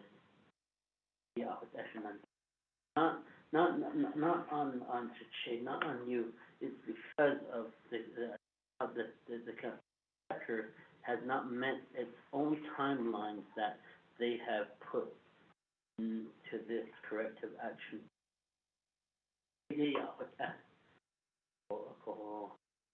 Like when your own son says, children tell you, the yard for $40. Okay, finish it by this time and I'll give you, children doesn't do that. Him. With that. So therefore, I think, this, and I'm not gonna expand on any sanctioning or anything. This is to give them to come back to the drawing table and upon this. Yeah. Of course, let's go ahead and give, the floor over to Honorable Simpson. Thank you, Madam Chair, Vice Chair, members of RDC, Cabinet Top. Council Chapter Officials on just clarification. I know we're talking about a time frame here. Time on this corrective action plan doesn't start until Budget and Finance approves it. Any clarification from Auditor General or, let's say, Council? The talk starts once Budget and Finance approves the cap. They have to do that corrective action plan. I think it's 12 to 24 months. I can't remember that, but I think at least 12 months. So what these dates are we putting on there that's presented to us, I'm not sure. Maybe a lot of work for Auditor General. That's supposed to be given to us as soon as possible, so they can start working for when Budget and Finance approves the corrective action plan according to the timeline that they set in the cap. So I'm not sure why it took so long to get before RDC and Budget and Finance. So that's the thing. So I think our AG needs to explain that. I mean, Auditor General needs to explain why it took so long to put it before RDC and let's say Budget and Finance to get us drafted. But the timeline on this cap starts once Budget and Finance approves it. So that's where the problem is. We have to readjust the time, the dates. We have to adjust it. And I know when I was in Budget and Finance, we used to do that. We used to adjust the dates on the. So once we approve the timeline, we'll start from there to make their correct action on their findings. I'm not sure. Maybe let's say Council can clarify it or Auditor General. Madam Chair, this is Damien Augustine. Could I add something on? Let me give the floor over to Office of the Auditor General first, and thank you, Honorable Simpson. So, to Ms. Lee, or I don't know if Ms. Helen Brown is also on the call. The question here that was posed was in regards to the timeline. You know, this, letter in regards to the audit review findings was dated back on June of 2021. So we just got, an update from chapter leadership and also the administration that, there's really no concrete percentage as to what was really implemented to this point, and completely was slated for December 31st of 2022. So from Office of Auditor General, when does the timeline start in regards to, This has been amended. working or implementing the corrective action plan that is outlined by the chapter in ASC? Ms. Lee? Yes, I'm here. Yeah, thank you for the question, Council Delegate Simpson. We did issue the report on June 30th, 2021, keeping in mind that this would be a process for the chapter to develop the corrective action plan, which is basically 30 days after the report is issued. And when we went back and forth for actually quite some time with the chapter to they developed a corrective action plan, and then we went back and forth with them to make sure it was adequate to address the findings. Once that was determined, after that is when they put forth a resolution to the chapter. And if you notice that resolution is signed September 28th, 2022. So once the audit report was issued, their corrective action plan was considered adequate. And then after that, we had to have them have a chapter meeting and pass a resolution stating that they had developed a corrective action plan. And that was approved on September 28th of 2022.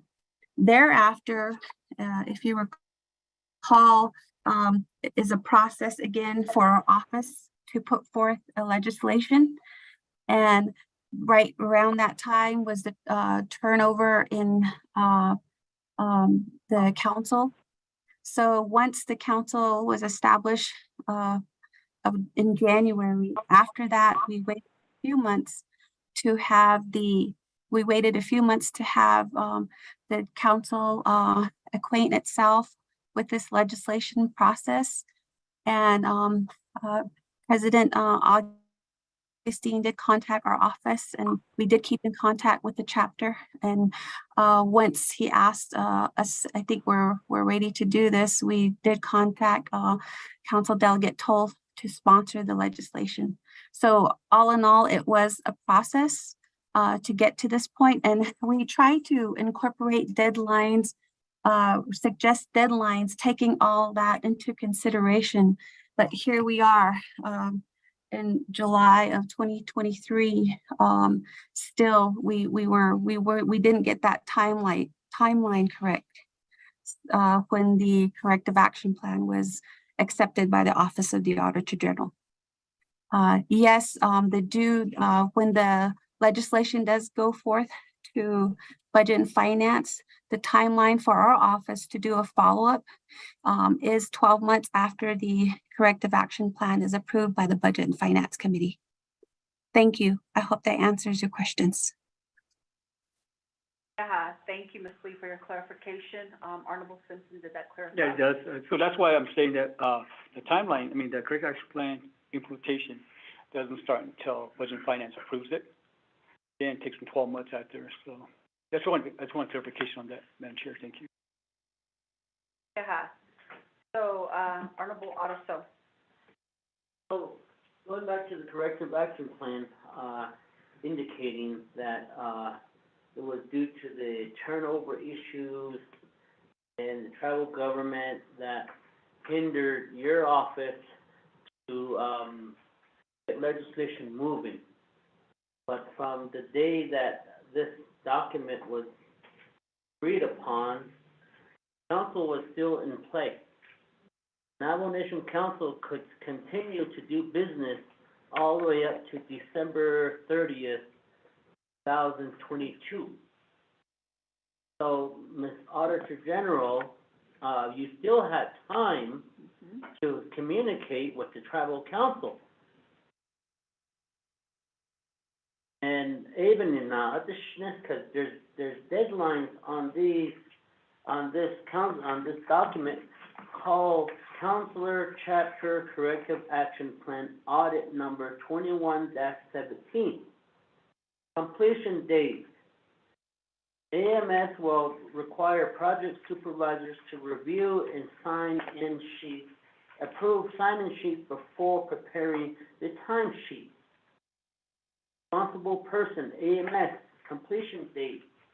Someone set that date, and that date says 12/31/22. So I am just saying that maybe if you could go back and maybe amend these dates to maybe 12/31/23, and that still gives, even if we could table it here and get this amended and you come back in a month, we can amend this here at Budget and RDC. And, Mr. Augustine and company from Councilor Chapter can have a new chapter resolution, just cut and paste, change the date. That way we can put these, completion dates. You, the Navajo Nation Auditor, and the Councilor Chapter came to the table and said, by this day, we're gonna complete this. By this day, we're gonna complete this. Even though this corrective action plan does not go into play until, Budget and Finance Committee approves it, but you're still dealing with a date that's way back before the approval of this legislation.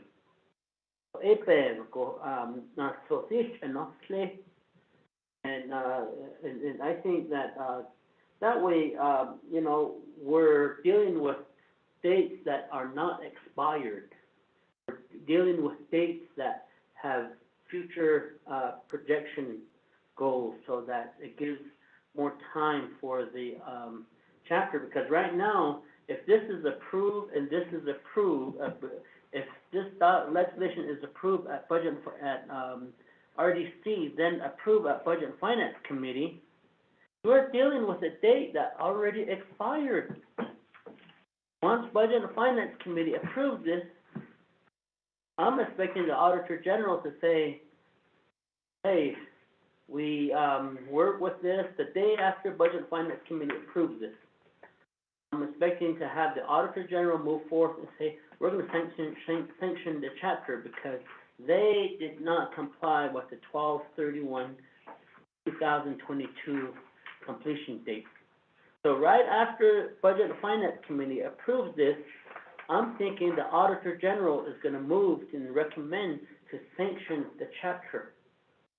Maybe that's what's going on behind the scenes, but, you know, those are just things that could happen. So I don't want your chapter to get sanctioned. So this is something that notches. They may move that direction. Even you know, if I was a really a person that was really key to go against the chapters and things like that, I would do that right now. This is a perfect setup to say, hey, the state's already approved. Once Budget Finance Committee approves it, the states are told, let's introduce legislation to recommend Budget and Finance Committee to sanction the chapter. And to sanction your monies that are going into this, that are going to be appropriated by the Navajo Nation Council. Even not, the corrective action plan, the amend or seho, they put in some new goals, new dates, and we can come back to that. So I'm going to move to table this here. That way it gives you guys more time, even though it's going to move on forward, you know, by law, Budget Finance Committee authority. But, you know,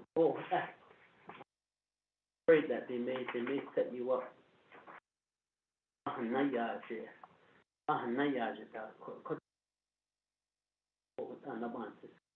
Thank you. Motion table. So, members of Resources and Development Committee, we have the chapter in conjunction with ASC and Office of the Auditor General to update the corrective action plan to reflect, you know, realistic dates going forward into year 2023 or year 2024. So do I have a second? I'll second.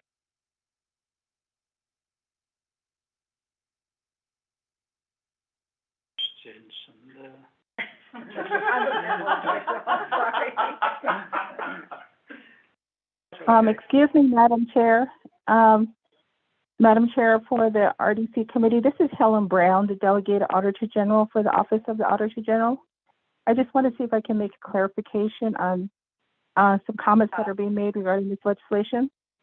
Brown, there has, been a motion and a second already on the floor for tabling this particular legislation.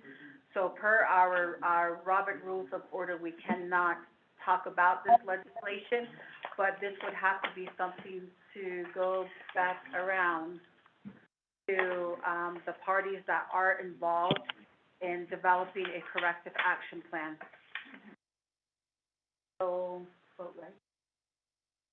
Madam Chairman, the RDC, if that is correct, we go directly to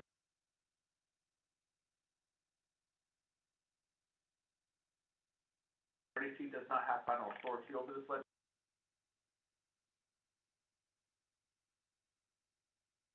Well, indicate that.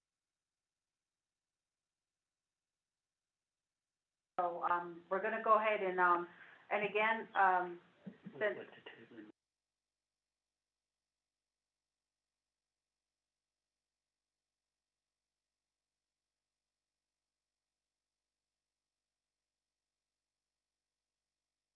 Madam Chairman, the RDC, before this vote does take place, I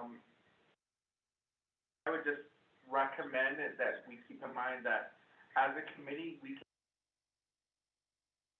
work so that we don't need to table it if that's what you all choose to do. Recommendation can recommend to budget finance that, the plan of operations timeline is up to date before they consider it. As I mentioned, even though RDC will table this legislation, budget and finance will have final authority and the sponsor whether or not he wants to keep it here or have it move forward to budget and finance. Recommendation is to recommendation and we already have a motion for table 4, and I think there was stated by Honorable Auditor. With that, let's just go ahead and continue for a roll call vote. Honorable Auditor? Back to the table in motion, I'm gonna withdraw my table. This one. Motion. And, we'll go ahead and proceed with the recommendation. That way, Budget and Finance Committee will see those concerns. And, that way, you know, their Budget and Finance Committee.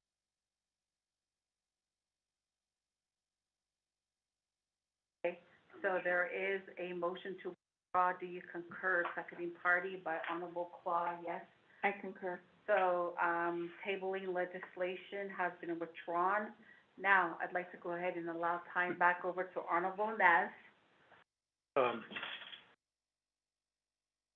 Thank you, Madam Chair. Otto, Delegate Toll, you're the sponsor of the legislation. You have your agents, the chapter president, as well as the CSC. Corrective action plans, what geheki dida, beso nal kahaki audit. At Asian do could egonal chos bant, then I got do ho chon, yoda beso. Ya put out a benachi ehorsi chapters out double. So, Peter Kudo, thank you, Honorable Chairman, So for withdrawing your tabling motion. It gives us an opportunity to tell the chapter now. We all understand, I used to be a chapter president, that's why, that a CSC as well as a chapter manager is the custodian of all finances at the chapter. I guess a peso we could is inko pa hanyago pa sala. Mr. Sage, halit yaha hanza shin just CSC long. Oh kodo hotanaba henji these are small then no. I don't believe they are small, Mr. Sage. If you look at page 3, it says here under fixed assets, 17 fixed assets totaling $45,155. That is not a small number. Were examined and based on the photographs provided by the chapter, all 17 were missing property identification tags, Nayla. You live right along 550. The chapter's right along a major thoroughfare, Highway 550. So as the list here, freezer, trailer, a truck, a vehicle, and a chapter building. If your trailer and your vehicle was stolen, it would just be gone, because it says, in the absence of a reliable property inventory, the chapter cannot readily identify property that was lost, stolen, or damaged, Nayla. O then and no insurance, nothing. Mr. Sage, in this recommendation also, perhaps there should be an updated chapter resolution with your name on, Honorable Toth, because you would be there at the chapter and they could perhaps have a new resolution with your name on the resolution here. There's, this always comes before RDC. Chapters, sometimes it seems like a small matter, yes, but those small ones add up to big numbers, and that's where you have to be careful. So when you're sanctioned, then you take, I believe it was like 20% away from the chapter official stipends, a manager or CSC. So, perhaps you should just get a new chapter resolution, since chapter planning meetings are coming up for July as well, to replace this one, because this one has Daniel So's name on there, and it's been quite some times. The audit happened in 2019 to 2020. That's like 3 years ago. So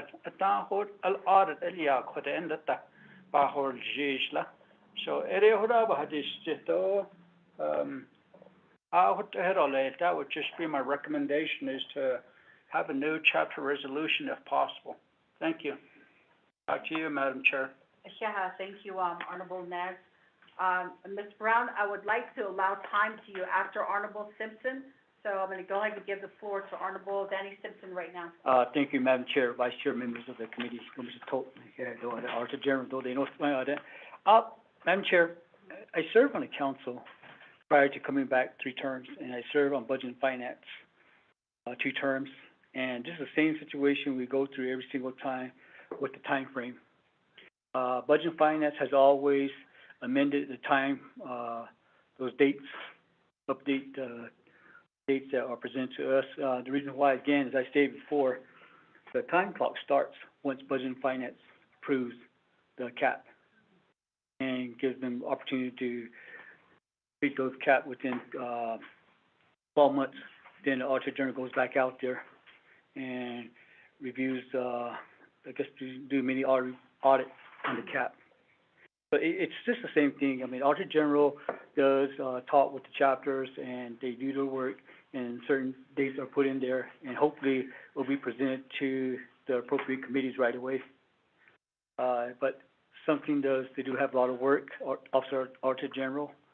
But as we face that, the 2 terms I serve on Budget and Finance, all we did up there was we amended the dates by with 12 months, the time we approved the cap. They have 12 months. But I'm going to be upfront with you. They're not going to be out there in 12 months. They have audits they're doing the chapters, so they might be back 24 months. But they try to do their work as fast as they can, try to report back to the chapter to look at their cap. But again, with the small amount of staff that they have, they don't go back to them within 12 months after the cap's approved. I understand that part, being a former delegate.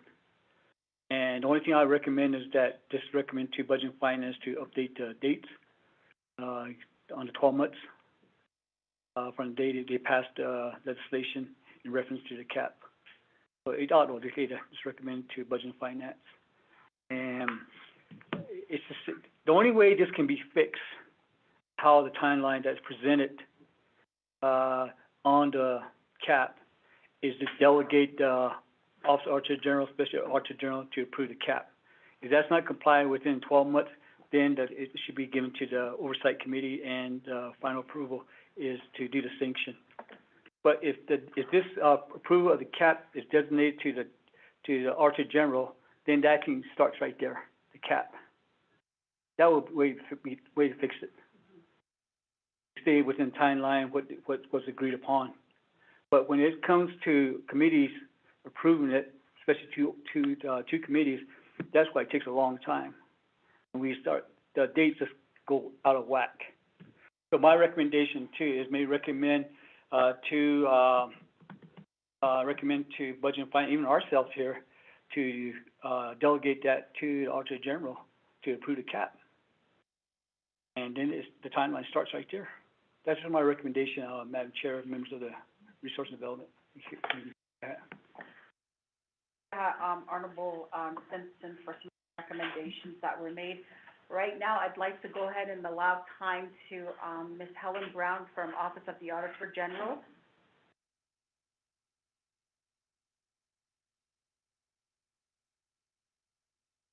Thank you, Madam Chair Jesus, and members of the RDC committee. Can you hear me? Yes, ma'am. Okay, thank you. To the members of the committee, this is Helen Brown. I'm the Delegated Auditor General. Although the Nanchani Etobahanshno don't not cut in chain, Bessajini Dasha don't touching it Dashanal, although twins and Holiade Adat Nasha. So I've been delegated since my predecessor, the Auditor General, had retired from our office. And so I've been listening to the presentation, and I just wanted to make a couple of clarifications. I don't believe our office has had the opportunity to go before your committee, considering that there's several members of the committee that are new, to really introduce our office, to explain our audit process, and just really provide an overview on some of the activities that we perform as the internal audit department for the Navajo Nation. So I guess at some point, if the committee is interested, we can do that for the committee. But for purposes of this legislation, I do wanted to clarify at least 3 things based on the comments that were made. First, the corrective action plan process, as my colleague, Ms. Lee, had explained, it is a process where we do go back and forth. The corrective action plan is the responsibility of the chapter because they are the management of chapter, and they are responsible for addressing the audit findings. We don't do that. That's not our job as the Auditor General's office. We only provide assurance services. We are basically providing feedback to the chapter to let them know where things are at with their 5 management system, the different areas that we may have audited. And so we provide recommendations on how to improve accountability and to be more transparent and to provide more fiscal responsibility. But the corrective action plan is something that's the responsibility of the chapter with the assistance from the ASC office. We rely a lot on ASC to assist the chapters to provide technical assistance where it's needed. And I believe in this case for counselor, we didn't see ASC providing a significant role. So it was really a back and forth thing with my staff and counselor chapter, and I believe that explains why it took so long to get a corrective action plan that I felt was effective. And that's my responsibility as a delegated auditor general, that I need to make sure that these caps are effective in addressing the audit findings. And so sometimes it goes back and forth a number of times. We provide comments, we provide edits, and we do provide recommendations to the chapter to be realistic in their completion dates to make sure they're feasible. And we do bring it to their attention that there is a legislative process that we have to go through, and that takes time. But a lot of times the chapter will be committed to a certain date, and we just have to respect that. Again, because I said they are management. They're the ones that are responsible for this cap. The other thing I wanted to clarify too is that when my auditors are working with the chapters during audits, they are providing recommendations throughout the audit process, especially field work. If there's something that comes to their attention that needs to be informed to the chapter staff and the officials, we do tell them that during the field work, and we do encourage them to start making corrective actions at that time. And so at the end of field work, if things have been corrected, then that gets reflected as part of our audit. We also encourage chapters that they don't need to wait until the CAP is formally approved. If they recognize that there's issues and they need to take corrective actions, they should be doing that. Again, that's something that should be recognized by management, and there's that service responsibility. So I just kind of want to explain that the CAP does not have to necessarily wait to be approved by BNF. The chapters can start making those corrections right away. As far as the timeline, I want to bring to your attention that the legislations that are typically passed by BNF for these CAP approvals, under Section 4 of these resolutions with regards to directives, it does state 12 months after the effective date of this legislation. And that's what Mr. Simpson is speaking to. Typically, the date starts when BNF approves that, and that's how it's written in the legislation. And I realize the dates don't always coincide with the legislation, but that's what we typically go off of. Of course, that may need further clarification by the attorneys, but that's the way we've always done it in the past with my former Auditor General, and that's how we continue to do it currently. We go based off of what's written in the legislation. It does say 12 months after the effective date of the legislation, and that will be when BNF approves their resolution. So I just want to make that clarification. And lastly, the comment that was made by Mr. Simpson, we are looking at our plan of operation to revisit this CAP process. We do recognize it's a time-consuming process, and that is one of the things that we are considering, to have this become more of an administrative process where my office will approve the CAP and then the chapters can start working with it right away instead of going through this whole long process of the legislation and so forth. So I think that's what maybe Mr. Simpson was alluding to, but it is one of the things that we are considering as we go forward to amend our plan of operation, because we do recognize that some of these things are taking too much time. So I just kind of want to put that out there for the committee to be aware of. And again, like I said, hopefully at some point we can sit down and we can provide a presentation and I can answer more questions by the committee if that's what the committee would like. So I just want to share that with you right now and to thank you for this opportunity to speak. And again, for the RDC committee's ongoing support in these audit matters that we have for the chapters, and just trying to get the chapters really back on track with making these corrections and addressing their audit issues. So I'll go ahead and conclude there. Thank you, Madam Chair. Yeah, thank you, Ms. Brown, for clarification on some of the questions that were posed by the honorable delegates on Resources and Development Committee. So with that, there is recommendations that have been made to this particular legislation going forward to Budget and Finance. An updated chapter resolution having the accurate or the current honorable delegate George Toltz on the letterhead of the chapter resolution. The second part was a recommendation to be made to have the updated completion date of the corrective action plan more realistic rather than the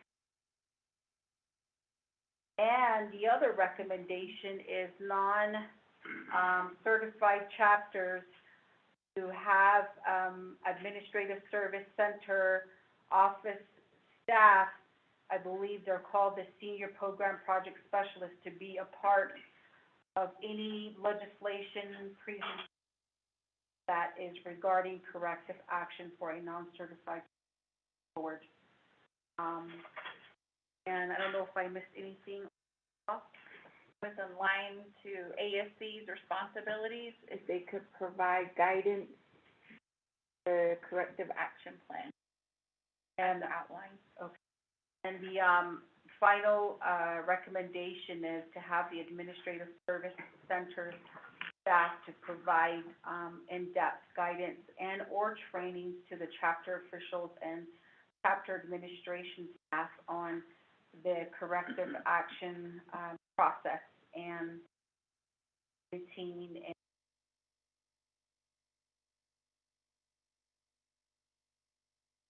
I don't know if I've missed anything, members of Resources Development Committee?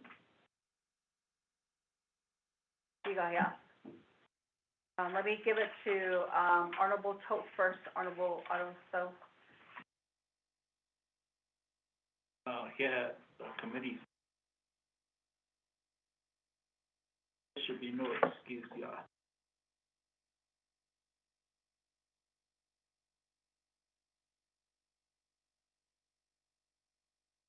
I failed.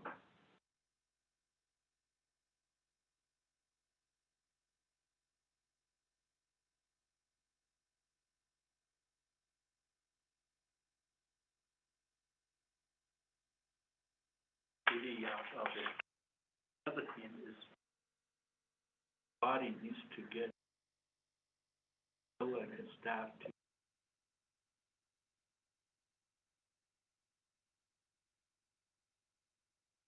I see go, you can't, not check.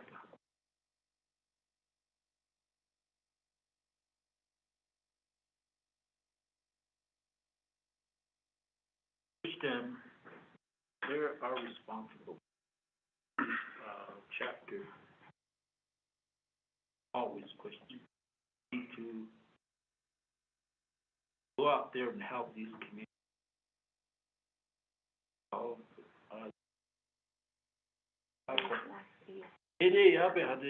Thank you, here, when,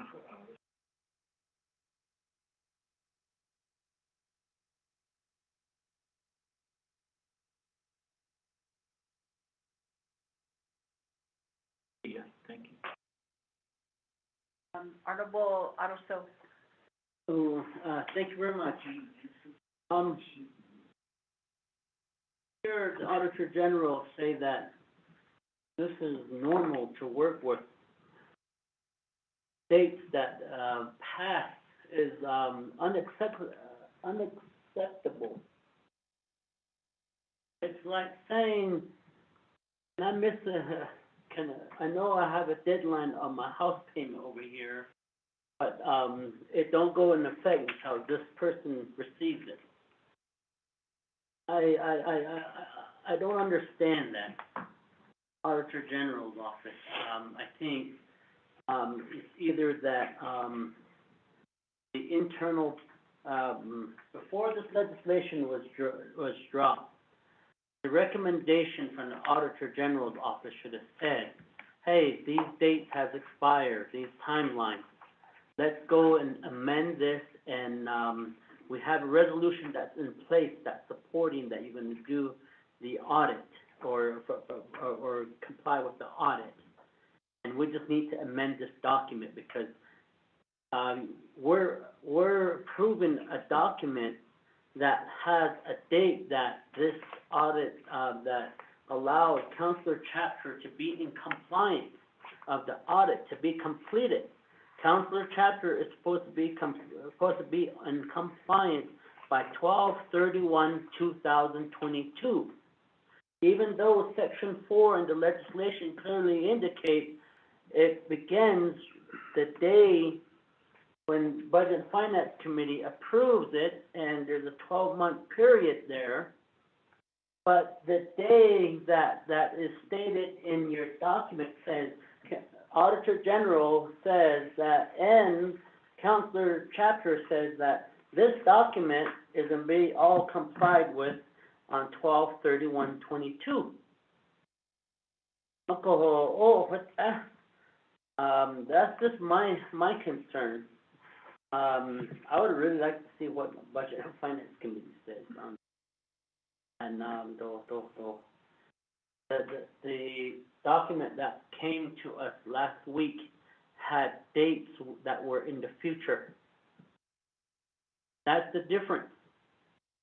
So I think that the office from the Auditor General and Counselor Chapter need to go back to the drawing table and put new completion dates, new goals that are in the future, not in the past. Because I think that, if that's not in place, you know, if it's normal, just to, you're allowing the chapters not to speak upon their own agreement with you. You and the chapter agree that this audit will be all complied and completed with by 12/31/22. But yet, we're giving you another date that's not in the legislation, but based off of what is indicated by law, which says, which you indicate in section 4 in the directive, that,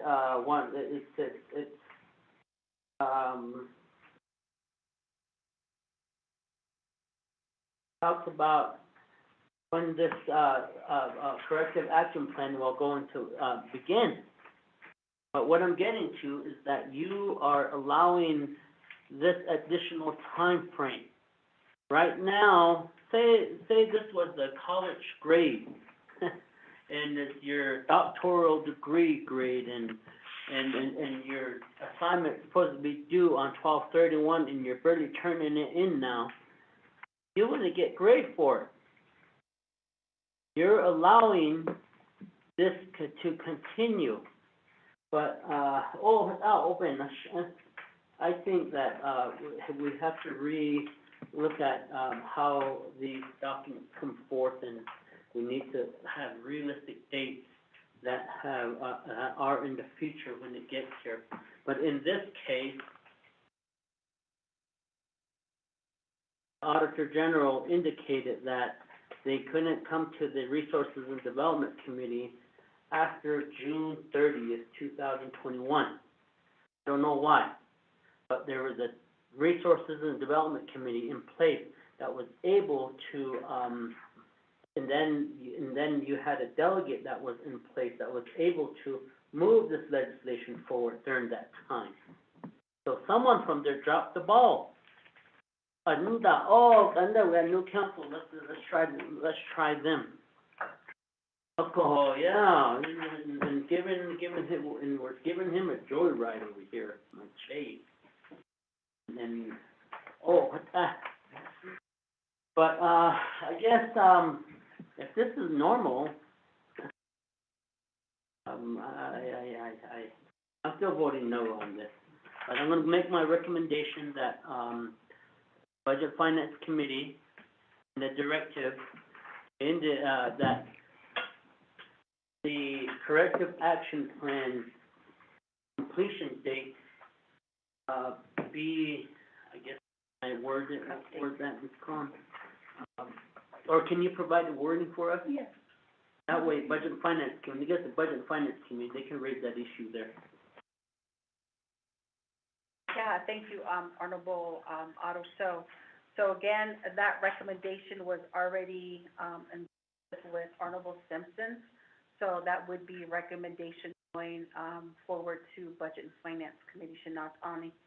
Although the other, recommendation to add on is, requesting Mr. Calvin Castillo, Division of Community Development, to have ASC collaborate more in depth with, non-certified chapters, but then certified chapters are still also a part of that equation. For the certified chapter, I know that they have to go to an outside audit firm, but I don't know if that's still the case, yeah. So, but still, you know, they get deficiencies, still needs to be addressed through a corrective action plan. So, again, we do need Mr. Calvin Castillo's, team there with, DCD, more, I guess, collaborative with all chapters across the board, whether they're certified. With Ayla, the, recommendations.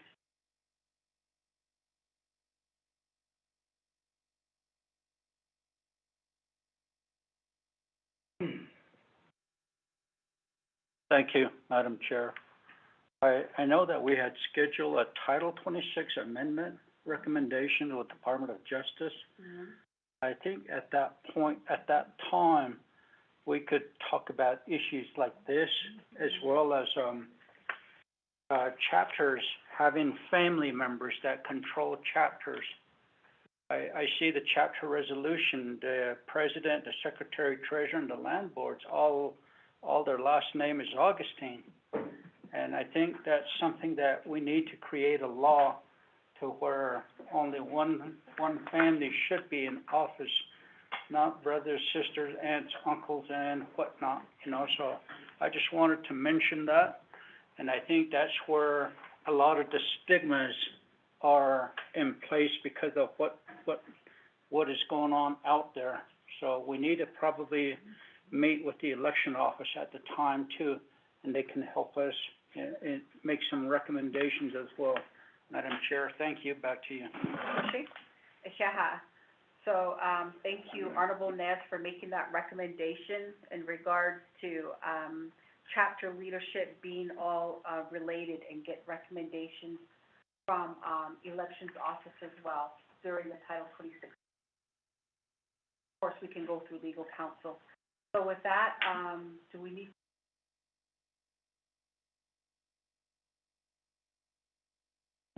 My understanding with regard to chapter resolution, here, saying that a new chapter resolution generated. It is my understanding that the chapter, at the time it passes a resolution, has the requisite vote count and time, that resolution is valid and it carries forward unless within the resolution itself it has some, just as is with the Navajo Nation Council, Navajo Nation Committee, the members of the committee change. The resolution itself has, whatever this committee passes, has its validity, provided it is conducted within parameters of the standing committee rules with the requisite vote count, and that resolution goes forward and becomes part of the record and has value unless it has some sort of limitation within the body, timetable limitation. And that chapter resolution, which is signed by chapter officials, who are valid chapter officials at that time, that resolution is still valid, despite the fact that those chapters may not be.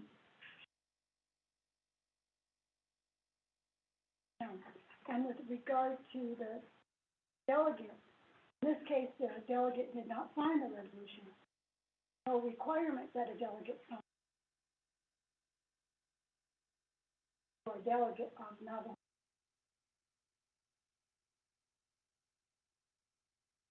Very different, distinct designations. And so it is from my reading of this particular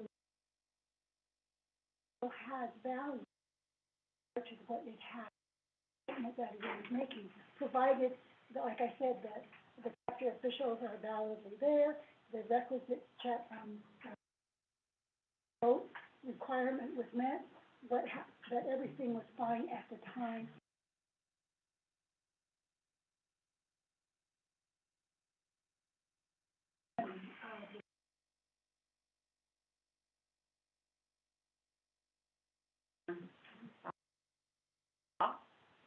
Regarding what Ms. Khan just mentioned here, the validity of the resolution, and if we think about that, going back to the resolution that is attached here, it does say, now therefore it be resolved that the counselor chapter voting membership supports, recognizes, and accepts the counselor chapter, hereby approves and supports the final revision of the corrective action plan for special review audit. So in there, I know the attachment is what Honorable Otto and I had mentioned, is that there was a timeline that was attached to the resolution. Therefore, to me, the resolution is out of order because it does have dates that have expired. And so To me, I am in agreement with Shana Ricknez to get a new resolution with a corrected attachment. So that would be where I would challenge this resolution as it being out of order with, the attachment. Madam Chair. Honorable, Claus. So with that, Ms. Khan, and, you know, the validity of this meeting. So going forward, I know that's one of the recommendations that was made by Budget and Finance Committees to an updated chapter resolution. What with Honorable Claus' statement here, how do we proceed going forward with this? The resolution from the chapter is dated September 28th, 2022, excuse me. And the corrective action plan has dates that 3 months from that time that the chapter passed the resolution. Doable. So it was a very short. But the resolution that was passed at the time had an attachment that was valid at the time the resolution was passed. So, resolution and its attachment, I think, going together and valid. And the fact that now several months have gone by and the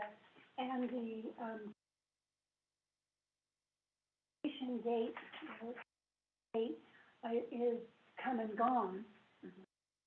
But my suggestion is that the RDC recommend that Budget and Finance Committee recommendation is that the finance amend the complete start the that the completion date is moved to 12 months.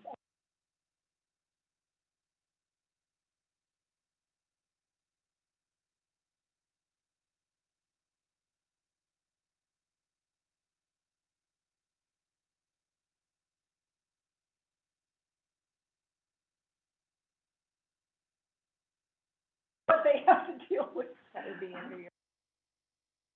So, Honorable Simpson. Thank you, Madam Chair, Vice Chair, members of the committee. Mr. Tolby, I mean, that was always a big concern to me when certain committees or the council comes up with a new resolution needed.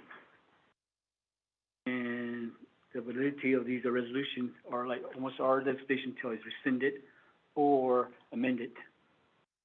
So that's the thing that I always have a concern on, because a new delegate might be on board and they want a new resolution because a new delegate. That's a big concern I always have. Why? Because the validity of that resolution still exists. If there's a new council delegate, doesn't mean that resolution looks good. So my recommendation is just to have the chapter reaffirm the resolution that was passed by the chapter. Just reaffirm it, that's it. Reaffirming resolution, blah, blah, blah, blah, that's it. And that can be done, it's a lot easier that way. So instead of just getting a resolution, say reaffirming that resolution that was passed by the council chapter. That would be my recommendation. Thank you, Honorable Simpson. So. And at the same time, to readjust these dates, Yeah. Put in new dates that are actual manageable. Because I tell you the truth, if I were the Auditor General and I just put it and push this through, I would sanction the councilor chapter right after being approved this. I would say, well, you missed your date. Bad luck. We're going to go and sanction you now.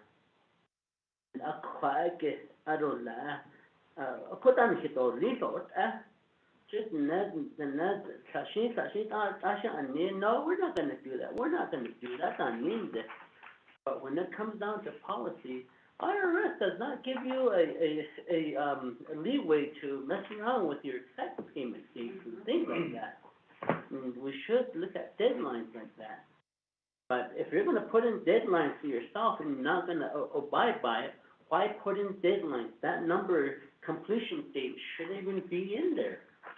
That's another thing. Maybe that's what Councilor Chapter should, as you reaffirm that resolution, get rid of the completion date.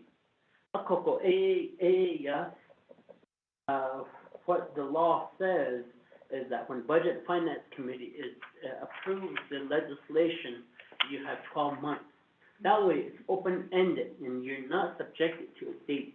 But right now, the Auditor General's office and the Councilor Chapter's head at one point somewhere signing some sort of agreement, and out of that agreement, the resolution that came out from the letter that came from Councilor Chapters on September 12th, and the resolution on September 22nd, 2022, came out of that agreement that 12/31/22, Councilor Chapter is gonna comply with the audit. So what that, but that is what I would recommend, Councilor Chapter. Right now, as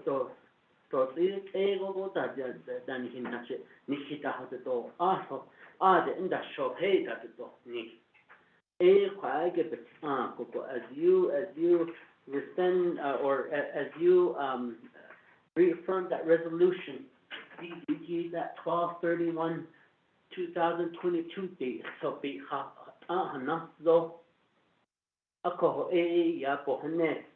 that's when Budget and Finance Committee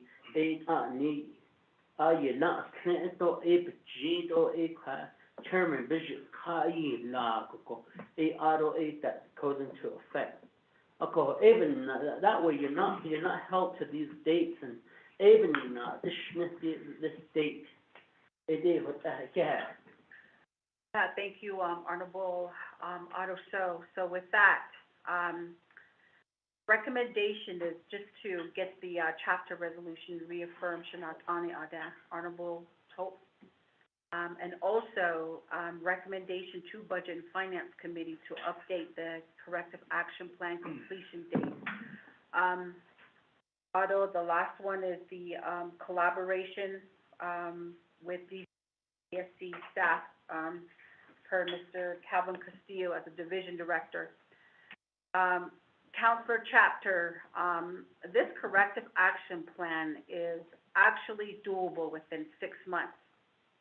I've done it before.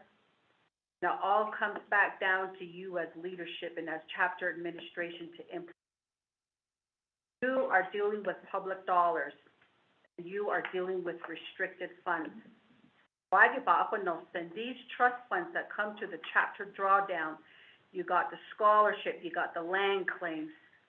Those are restricted funds. So general funds that basal they no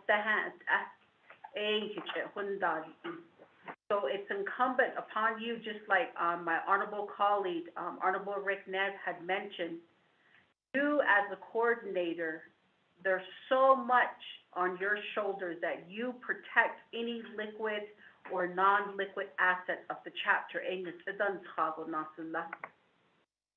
Just looking at the numbers and percentages of these applications with personnel, the property, to me, 2 years out, there's still nothing in place. It just states and illustrates that there's really no interest in wanting to address the corrective action plan.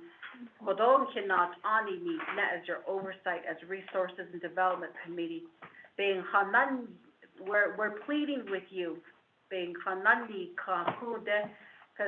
our constituents are not going to go to you as leadership or chapter administration to voice their concerns, or even the unethical issues that may be happening there at the chapter. They're going to come to us as delegates to the president's office and tell them that, and us, that this is what is going on at the local chapter, the local community. So we need to be vigilant, we need to be very mindful, we need to be careful in how we deal with these dollars there at the chapter. Because these monies are given to every chapter in hopes that you help the kids from the newborn to an elder.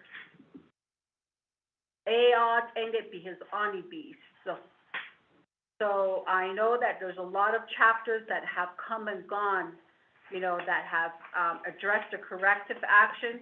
Some have never addressed their corrective action. So Budget and Finance Committee requested for sanction. You don't want that happening because it's 10% of your overall budget to the chapter, and your chapter, you as chapter officials are only going to be getting 90% of your pay as well.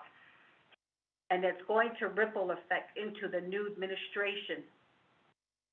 So, was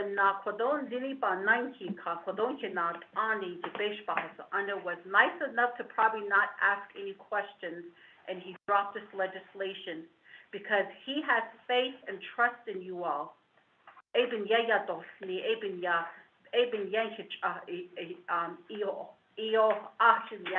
just chose to run for these elected seats because you wanted to help your community.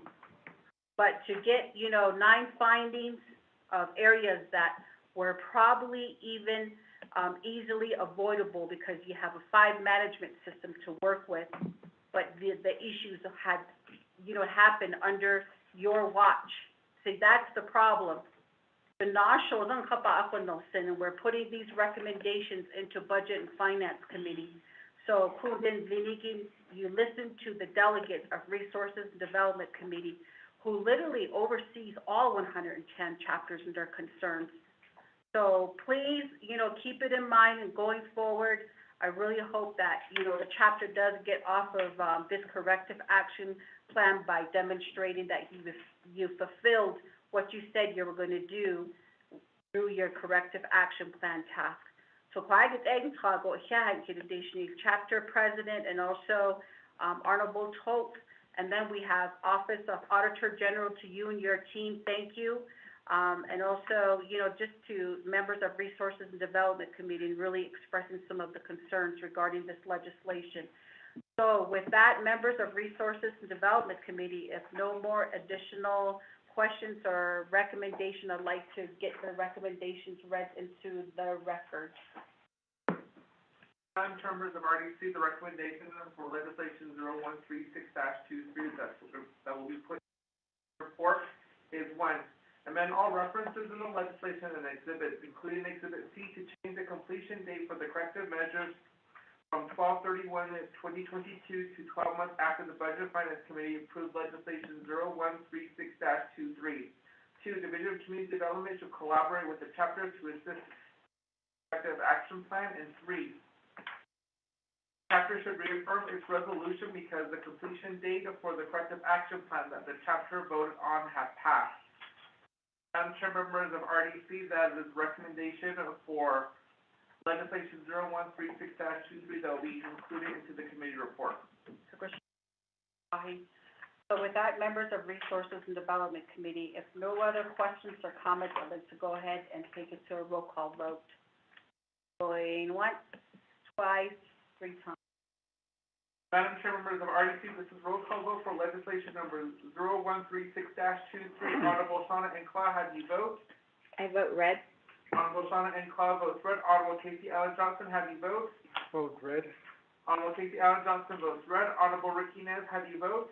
Delegate Rick Nez votes green. Honorable Rick Nez votes green. Honorable Danny Simpson, how do you vote? Green. Honorable Danny Simpson votes green. Honorable Otto So, how do you vote? Red. Honorable Otto So votes red. Madam Chair, that's 2 in favor, 3 opposed, and Madam Chair not voting. With that, members of RDC, motion fails on legislation 0136-23, but please remember that Budget and Finance Committee is the final authority in this. So with that, we're going to go on forward on the agenda. Letter B, legislation number 0141-23. Do we have Honorable Vicky? Oh, he's not here in person. Okay, so we do not have the sponsor physically present here in person, so we will go on to item C.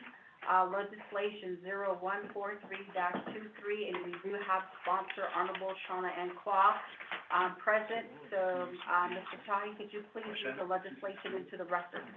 Madam Chair, members of RDC, you have legislative summary sheet for tracking number 0143-23 dated February 27, 2023, titled the resolution, proposed standing committee resolution, an action relating to Research and Development Committee confirming Melissa Begay, MD, to serve on the Navajo Agriculture Products Industry Board for directors for a term of 3 years, representing Chinle Agency. The purpose of the resolution is to confirm the appointment of Melissa M. Begay, MD, to the Navajo Agriculture Product Industry Board of Directors, representing Chinle Agency for a term of 3 years. Primary sponsor of this legislation is Honorable Shauna Ann Claw. Research and Development Committee has final authority over this legislation, which we read into the record in its entirety for tracking number 0143-23, an action relating to Research and Development, confirming Melissa Begay, MD, to serve on the Navajo Agriculture Product Industry Board for directors for a term of 3 years, representing Chinle Agency. Section 1, authority. The Research and Development Committee, the Standing Committee of the Navajo Nation Council, 2 NMC Section 500A. The President of the Navajo Nation appoints, and the Research and Development Committee confirms the directors to the Navajo Agriculture Product Industry.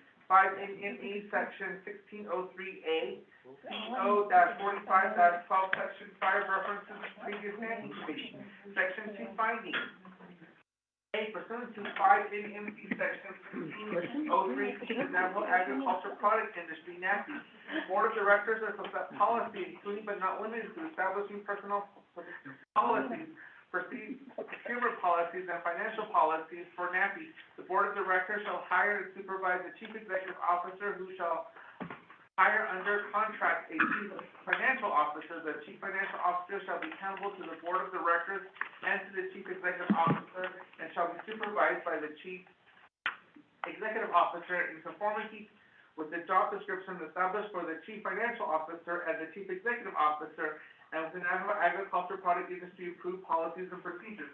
The Chief Financial Officer shall submit all monthly, quarterly, and annual reports to the Chief Executive Officer and the Board of Directors simultaneously. B, 5 NMC Section 604, the Navajo Agriculture Product Industry that shall operate under the excellent oversight of the Research and Development Committee of the Navajo Nation Council.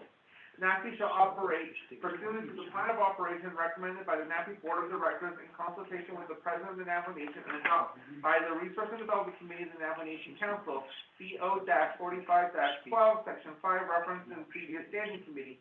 C, in NC Section 1603A, no elected official of the federal, state, or Navajo Nation government shall be a member of the Board of Directors. No employee of the federal, state, or Navajo Nation government shall be members of the Board of Directors. C, also RDCS-049-19. To RDCS-049-19 is the Navajo Agriculture Product Industry Management Plan of Operation, Article 5A. NAFI shall be managed by Board of Directors that shall provide governance and oversight of the organization, subject to the restrictions of the plan of operation and applicable laws. The board shall consist of 5 members from the Western, Chinle, and Eastern agencies of the Navajo Nation. At least 1 director shall be confirmed from District 13, and 1 director shall be from District 19. Pursuant to RDCS-049-19, the Navajo Agriculture Product Industry amends the plan of operation, Article 5C and D, states the qualification terms of services. Each director shall have a potential business experience, which shall include but not limited to the agribusiness and or business marketing, livestock agriculture, economics and finances, irrigation, and public law 93-638 contracts. It is a preference that each director shall have knowledge of cooperation and or business financial statements and capital investment planning, and shall possess a bachelor's degree from a recognized or accredited 4-year institution of higher learning. Directors shall serve staggered terms of 3 years and may be reappointed to several additional terms. F, the President of the Navajo Nation, by memorandum dated April 4th, 2020, attached Exhibit A, has appointed Melissa M. Begay, MD, to the Navajo Agriculture Product Industry Board of Directors to represent the agency. Melissa MD, letter of interest, resume, and certificate of Navajo Indian blood are attached here to as Exhibit B, C, and D respectively. 8, Melissa Begay, MD, qualifications to be a director of the Navajo agricultural product industry. Section 3, confirming Melissa Begay, MD, as a director. The Resource Development Committee hereby confirms the appointment of Melissa Begay, MD, to the Navajo agricultural product industry board of directors representing Chile Agency for a term of 3 years. Attaches Exhibit A, which is a letter dated April 4th, 2023, signed by Dr. Grazing, President of the Navajo Nation, for the official appointment of Navajo Agriculture Product Industry Board of Directors, Melissa M. Begay. Attached is Exhibit B, which is a letter dated January 31st, 2023, a letter to President Niger signed by Melissa Begay, M.D., and attaches Exhibit C, which is a resume of Melissa Begay, M.D., and attaches Exhibit D, which is the Navajo Nation Certificate of Indian Blood of Melissa Begay. And then you have the first report is Navajo Nation Legislative Branch and Public Review Summary for Legislation Number 0143-23. Sponsors Honorable Shauna N. Claus. This legislation was posted on June 28, 2023 at 4:46 p.m. Five-day comment period ended July 3rd, 2023. There was no comment supporting this legislation, no comment opposing this legislation, no recommendation on this legislation. Madam Chair, members of RDC, that is legislation number 0143-23, read into the record in its entirety. Back to you, Madam Chair.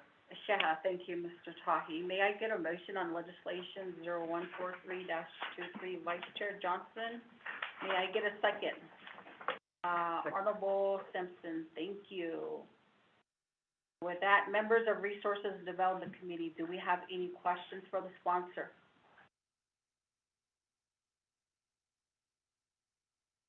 Going once, twice, 3 times. So with that, Mr. Tahi, could you please take a vote?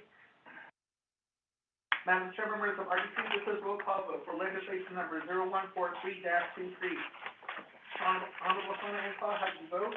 I vote green. Honorable Shauna N. Claus votes green. Honorable Casey Allen Johnson, how do you vote? Vice Chair Casey Johnson votes green. Honorable Casey Allen Johnson votes green. Honorable Rick Nez, how do you vote? Delegate Rick Nez votes green. Honorable Rick Nez votes green. Honorable Danny Simpson, how do you vote? Green. Honorable Danny Simpson votes green. Honorable Otto So, how do you vote? Green. Honorable Otto So votes green. Madam Chair, that is 5 in favor, 0 opposed, and Madam Chair not voting. With that, motion carries for legislation 0143-23. Going on to item D on the agenda, legislation 0144-23. I'd like to go ahead and give the gavel over to Vice Chair Johnson. Thank you, Madam Chair.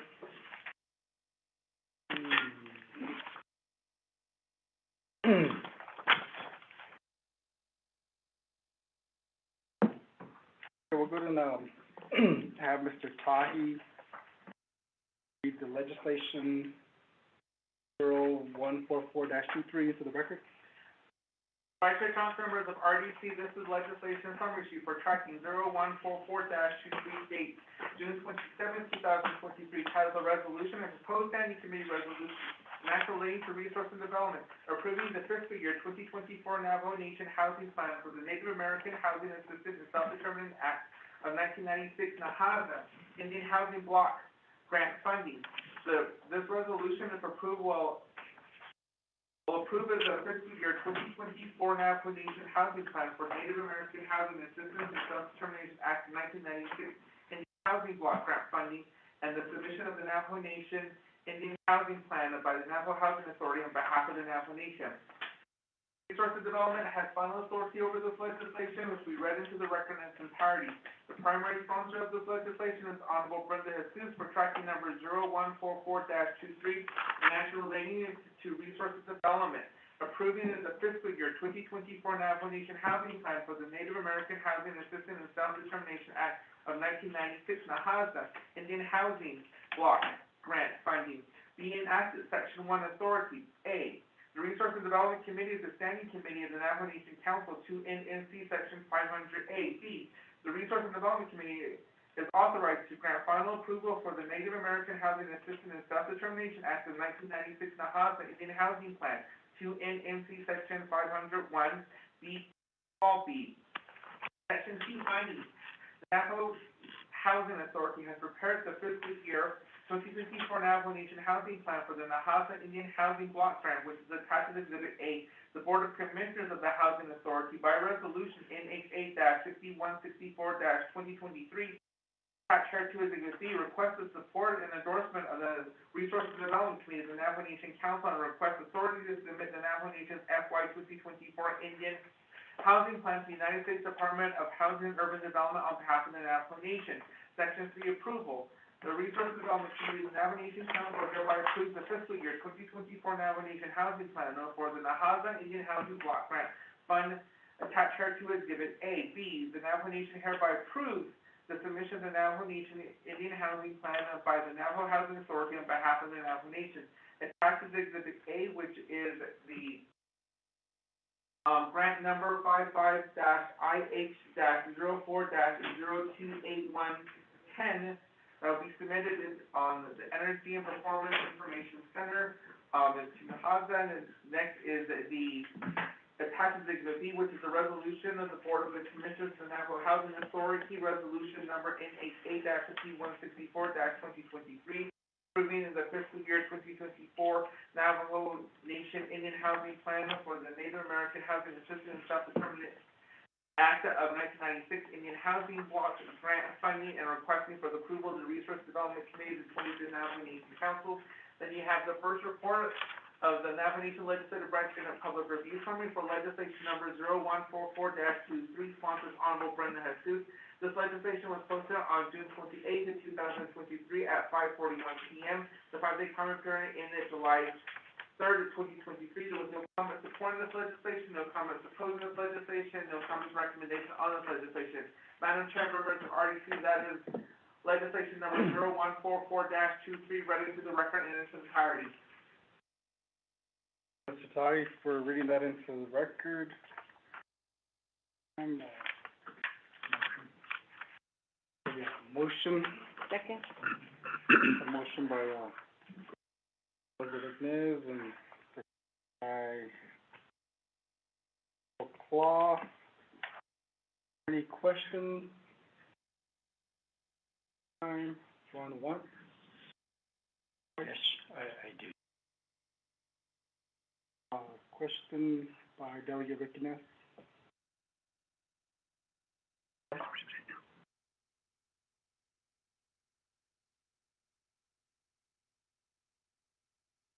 Yeah, 2 minutes. So, Aldo, I'd just like to thank, members of the Resources and Development Committee, Shinat Ani no Hinigi, and also, the Legislative, Council, and also for Legislative Services for, this legislation that, was requested to, with my assistance to be, by Navajo Housing Authority.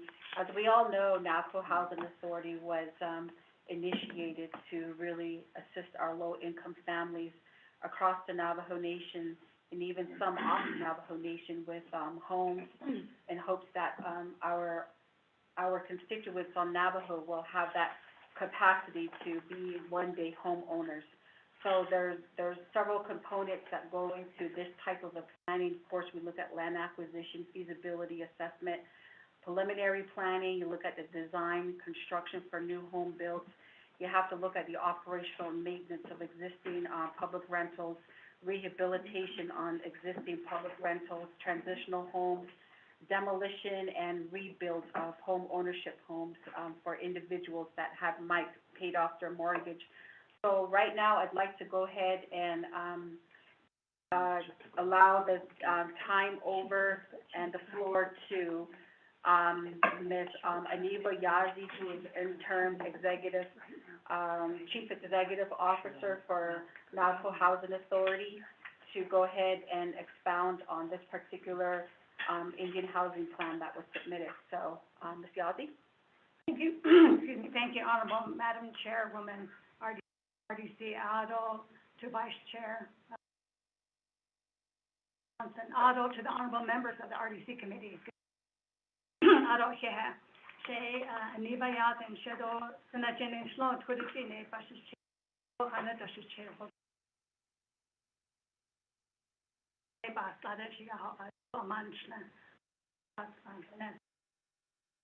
I'm happy to present the report to you. I wanted to start with this process of the annual Indian Housing Block Grant allocation. Some of you may be new to the program. It is a federally funded program, primarily to assist our low-income Navajo families across. I have with me online Nellie Gilmore, who is the grant manager, but she's also the interim chief financial officer. I can have her just show the presentation. This is really critical to understand. And we receive funds from the federal government administered by the U.S. Housing and Urban Development Agency. I want us to understand this. If I can ask Nellie to share screen the executive summary of the attachment to the resolution that the Board of Commissioners passed. Nellie? Yes, I'm here. Good afternoon. Can you all hear me? Yes. Okay. So Yeah, you can just open that screen, that Excel spreadsheet. I think I have the wrong one up. Oh, that's right. Hold on. Right. No, Okay. Do you see the executive summary? Yes. Okay. Thank you. Okay, I'm Nellie Gilmore. For the chain, so I will go ahead and present an executive summary of the Indian Housing Plan that's before you today. I'd like to, the executive summary is just a highlight of what we're presenting today in a short summary. The NHA fiscal year 2024 Indian Housing Block Grant allocation is estimated at $92,272,711 and is based upon HUD allocation for fiscal year 2023 Indian Housing Block Grant. The IHBG funds is proposed to be allocated into 3 categories, which include the following activities. The first one is the formula of current assistant stock we call FCAS as an estimated allocation of $32.9 million, as determined by HUD Formula Center, and is broken down further into the following categories. $16.3 million is allocated for the operation and maintenance of the FCAS unit, the formula current assistance stock, which is the public rental and some of the mutual help homes. B, $290,000 is allocated for FCAS tenant-based rental assistance vouchers, and $16.3 million allocated for modernization of FCAS public rental units. Number 2 is the planning and administration cost is for the overall program operating administrative management, including salaries and benefits of all staff administering the IHBG program for 12-month program year at 20%, which is estimated at $14.4 million. Number 3, this leaves the balance of $40.9 million to address the housing needs of the Navajo Nation, including housing services, crime prevention activities, security service, new construction of home ownership and rental units for low-income families, new or upgrade of infrastructure repairs or replacement, rehabilitation of existing home ownership units, and project management budget. Below is an illustration of the block grant allocated for the following activities. So you can see the diagram, the allocation of IHBG funds into 3. The planning administration, as I indicated, is $18.4 million. The FCAS is $32.9 million, and then allocation of needs for $40 million. Let me increase the size a little bit. Okay, so you can see, as I read earlier in the executive summary, these are broken down into these categories. So in accordance with our internal grants management policy, annually we provide internal notices for funding opportunity. This was normally done in the month of February. And internal programs and field offices are notified to submit grant proposals to give them an opportunity for the housing needs. So we did that this past year, and we received several grant proposals, which we normally in grants management we receive, review, and recommend for funding, including the planning and admin of project management, for a total of $92.2 million. In addition, NHA did not issue public notice to generate public input on the use of IHBG grant funds. However, there is currently a backlog of technical assistance requests from chapters that need to be addressed. And NHA plans to revisit these chapters and promote regional development for $15.8 million.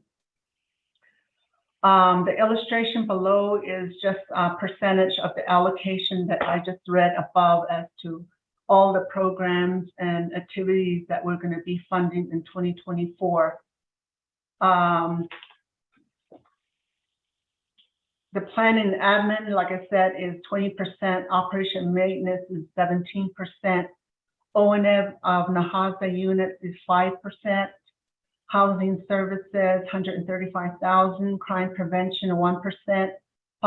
Tenant-based rental, again, $290,000. Modernization of 1937 Act unit, $16.3 million. New public rentals, $4.4 million. Navajo Nation new development, $14.3. Infrastructure, $9.7 million. Rehabilitation of existing home ownership, $2.1 million. And rehab of existing home ownership for $2.1. Project management, meaning those field staff that has to manage these projects, is $3.5 million. With that, Mr. Chair, that is estimated for $92.2 million Indian Housing Block Grant. Thank you. Thank you, Nellie. I want to point this out right from the get-go. These funds are already allocated by the Department of Housing and Urban Development. 1937 Act units, when they talk about that, those are units that were funded under the old 1937 Housing Act law. We converted, remember, from that law to NAHASA back in 1996 when NAHASA was enacted. So HUD makes a distinction of funding for the old housing units and the new housing, well, the units that have been built under NAHASA.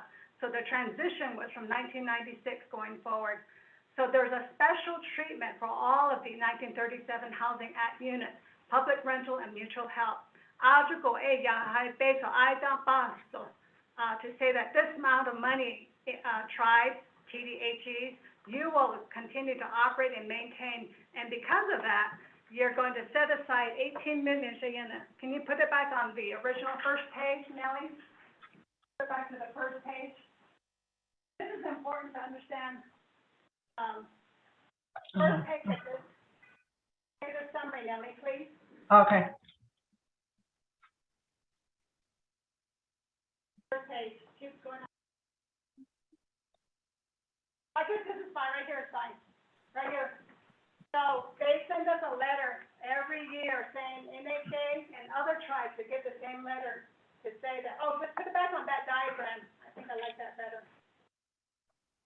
So they send a letter saying, here's your allocation that's run by formula based on all our inventory, the 37 Act units that's been built, and then here we go. So, so we get a letter to say, HUD sends to NHA your estimated formula allocation based on a large formula. That's why I want to ask for a work session. Understand those variables and contain the formula. So it's already generated for every tribe, all 567 tribes individually, based on that formula. So based on that, the formula is 92.2. Did I touch this or did you touch it? Tell me it went up. Can you keep it static, please, on that diagram? Thank you. So right off the top, that O&M operation and maintenance of the 1937 Act units, we have about 3,606 old rental units that were built under the old law.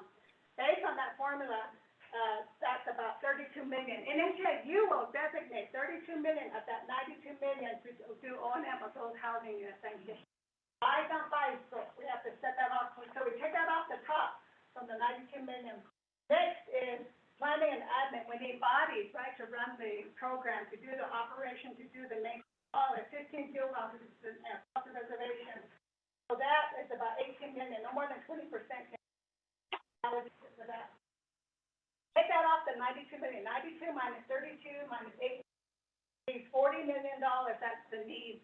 That's to address everything else that we need as the Navajo Nation. Crime prevention activities, accessibility for the mobile, visual, and hearing impaired. They need new homeownership units. That's the ultimate goal. Infrastructure too. We have to pay for that off-site utility system development. Model activities. We have the Crown Point Youth Center working and other youth centers. So allocate that for and for utility systems. All these other activities, because it's a block grant, we're really challenged with meeting the needs that are needed for all these others, not just new construction, but all these other housing services, resident-related services, maintaining self-sufficiency for our residents. So that's 40 million that we have to allocate. So right off the top, so that's what we get, not the 92 million, but it's really more like 40 million until we can really maintain. They call it formula current assisted stock. Not in their rules, FCAS. That just means the old rental and mutual. So 40 minutes, what we're really looking at in terms of, see, they're pretty static in terms of what we do a whole lot, and the formula is 92 million. Now, this housing plan is due to HUD July 18th. Every year, that's a constant deadline. I can't, you need to get it in. Now, backtracking from that date, we have to start our process early because we have our board of commissioners, our oversight committees, the president, and all of that. So we try to start this in January, but I came in as interim in January, and so I want to move that to probably this first quarter, October, November, December 1. Everyone's input, starting this fall and not until next after semester. So having said that, we are running against the time clock. But the other thing too, HUD actually gives us an estimate. They gave us an estimate for 2024. We should have waited for that estimate, but do you know when we get them? That's in the summertime. We just got the 2024 estimate from HUD first. Based on that estimate, it's really how we should be dividing these estimates. The old 23. Our process is such that we only have 1 month. If we start at June 1st, we have to get everything done by July 18th, so that doesn't cut it. We're using the old 23 estimate for purposes of just planning. These housing plans also can be revised. We can amend it, move along as we see some. So we have that prerogative, and you will have that oversight. Look at those type of amendments. So 92 million is what we have. But June 1st, just last, we got a letter from HUD. The actual estimate for 2024 is 97 million. I think we're going to get a little bit more allocation. And many of you know about the undispersed funds factor. There is a rule by Congress implemented all tribes across the nation. We're primarily a target simply because of the large volume that we get. That's called the UDFS. So based on that, when Congress enacted that, the undispersed factor was in 2018. 2018, NHA was below that threshold. 2019, we were below the threshold. By that time, funds started building up, COVID hit, so everything fell apart, I think, and our funds were not spent. Such that in 2021, NHA was, facing a penalty. They didn't spend more than the past 3 years. Where that difference was 2022 just concluded, and that was 19 million. This year, we're looking at, we're looking at spending these dollars to work. I'm confident we're not gonna have. Therefore, we can look at the entire 97 million. So I'm happy to present that to you all. So we want to look at this. So at some point, when the final allocation from Congress, that's when, again, that's an estimate. Whatever the final congressional appropriations are, will really tell us what the final. That happens, that's when we have to adjust. So that's just the process. NHA has other tribes and TACs across the country. I really want to hone that in. Based on that 40 million is really how we're making some changes, because the rest pretty much is stagnant, or static, I should say.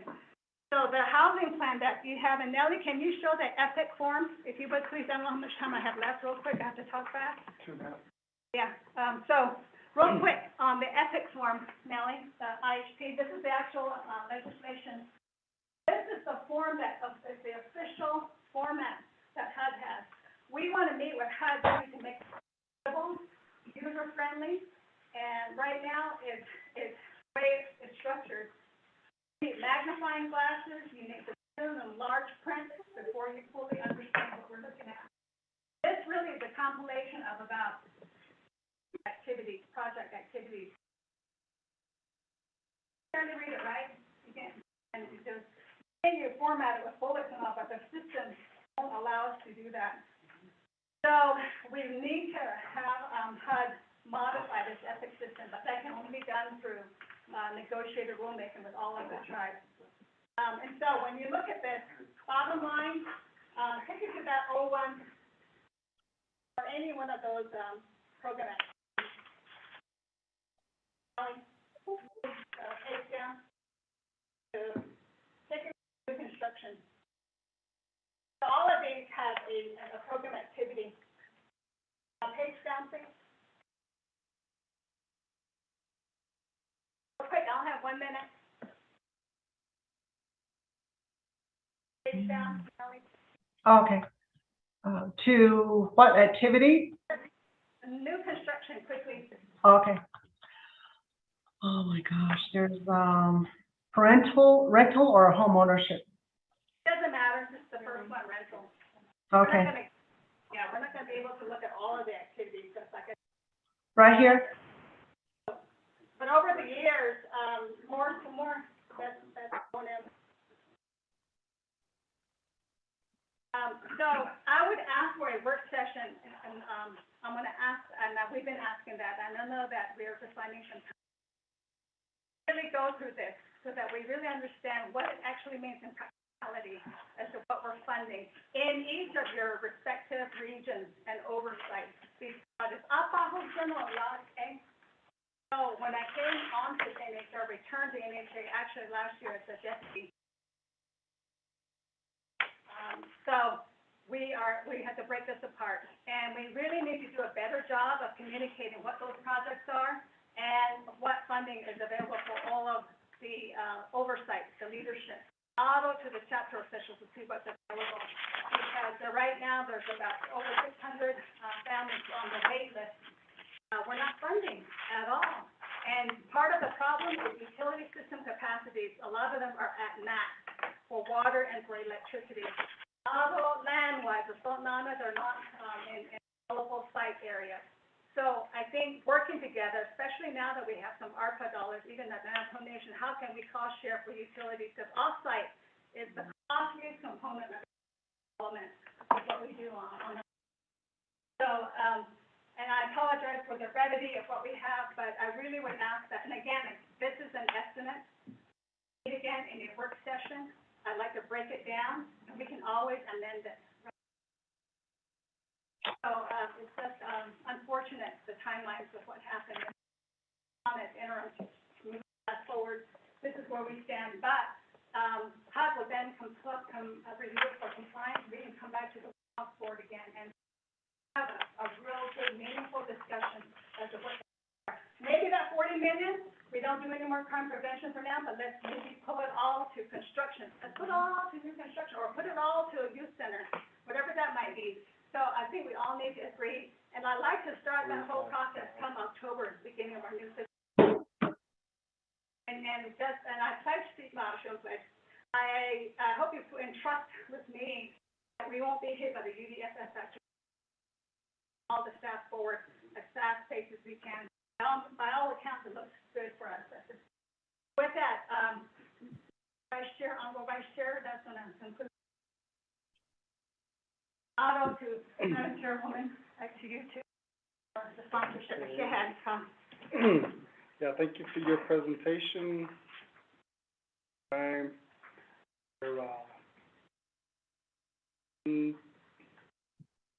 From my honorable RDC colleagues. Thank you. Vice Chair Johnson, who sponsored the legislation, as well as Ms. Yazzie. Thank you for coming before RDC. I was reading an email from Honorable Chair Amber Kennesbaugh-Crotty, and on here she emailed Ms. Barbara,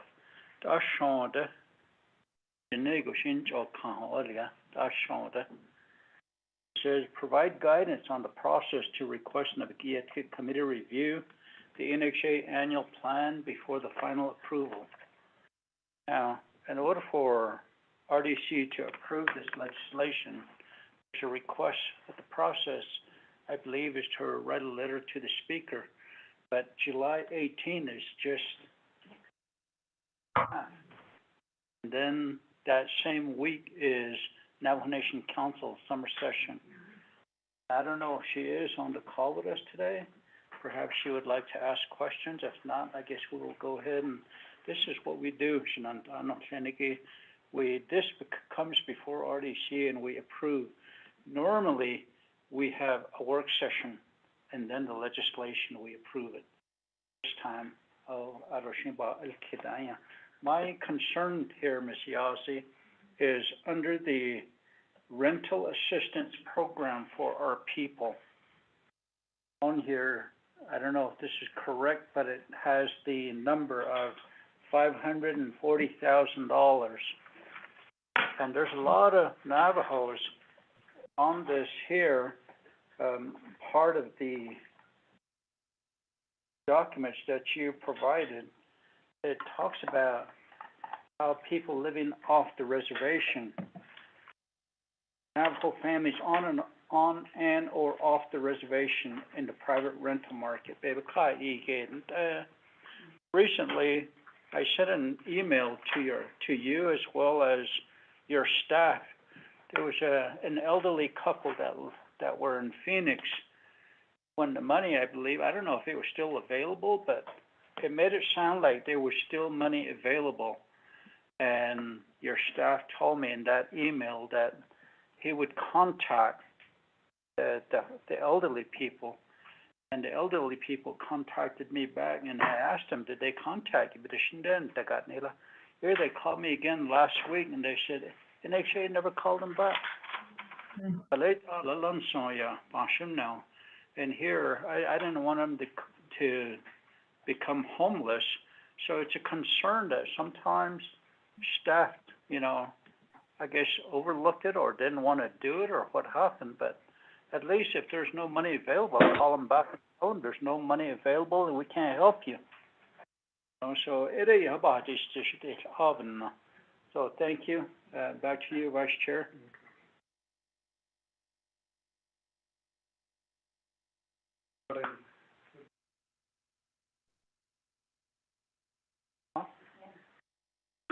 Honorable Vice Chair, Auto Class, and Honorable. We will follow up on that. If I was on that email, I certainly will follow up. And I think there's still some, misnotions of the ERAP, the U.S. Treasury, not HUD, but Treasury had allocated the emergency rental assistance. That ended September 30th of last year, 2020. Treasury's first time in providing any kind of rental assistance to the public at large, both native and non-native. And then this tenant rental assistance program that you just cited is program at 2024-05. These are tenant-based rental assistance vouchers. So they are to assist our whole service area for families that live on the reservation and off the reservation. Primarily, that's part of the work session. I really would like to educate what this TBRA assistance is. This is a voucher program, takeoff from the former Section 8 program from HUD years ago. What it does, it helps provide that gap funding between a tenant that needs a rental assistance with a landlord, a private landlord. And so based on their income, there's a calculation that we make. So we would enter into a housing assistance payment agreement with that landlord for that gap so that we're subsidizing and helping them meet their rental payment. So we do have 76 vouchers that are allocated to NH, Nahasa. We can expand that. It's just finding out and working and identifying how much additional monies can we take off of that, but that offsets any kind of new construction, crime prevention. So these type of policies, I think direction, we'll be looking to leadership to help really refine what is it that we're going to do.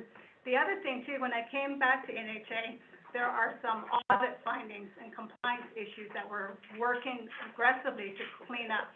I'm hoping to get them all cleaned up by the end of this fiscal year, September 30th. When we do that, we're in a position to leverage money. We've not even touched any of these federal agency dollars, USDA, veterans, and so forth.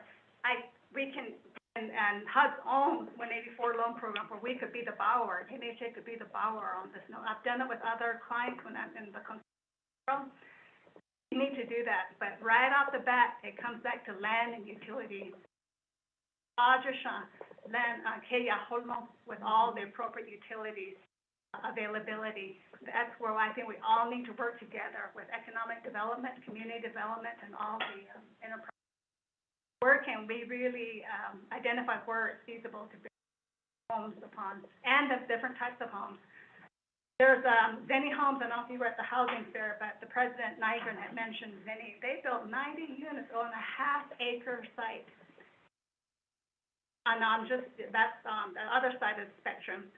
It's like putting Vancouvers on our reservation, with high-rise buildings. But there's high-density areas that we can look at for work. I think there's all these types of opportunities that we can look at. So, but that's what it is, and I thank you for that. But I will follow up with that phone call and/or touch base with that person, Honorable Nan, to follow with that elderly couple. Thank you for bringing it to my attention. I appreciate it. Honorable Vice Chair. Thank you, Chairman Nez. Is there any other,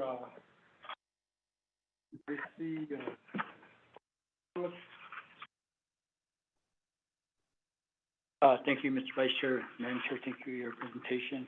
Members of REC, though, thank you for your presentation. Question, some of these homes, I know you talked about the 1937 Housing Act, how these units were built maybe years ago. We wouldn't house the units. Some of the tenants, they moved in for maybe 40s, 50s, and some of them were not made for handicap or disability. And right now, these individuals have very important to, they're the same. I'm just using the restroom right now. It's not accessible for them now to where bathroom or I think that should be a priority. Tenants that have lived there for 30 years, then maybe in the 30s or 40s.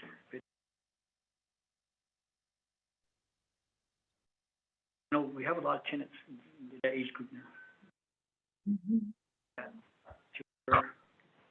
it might cost NHA to, what do you call it, rehabilitate their bathroom model or something like that, and $12,000. But if they get hurt trying to get into a bathtub, $1,000 for the health care.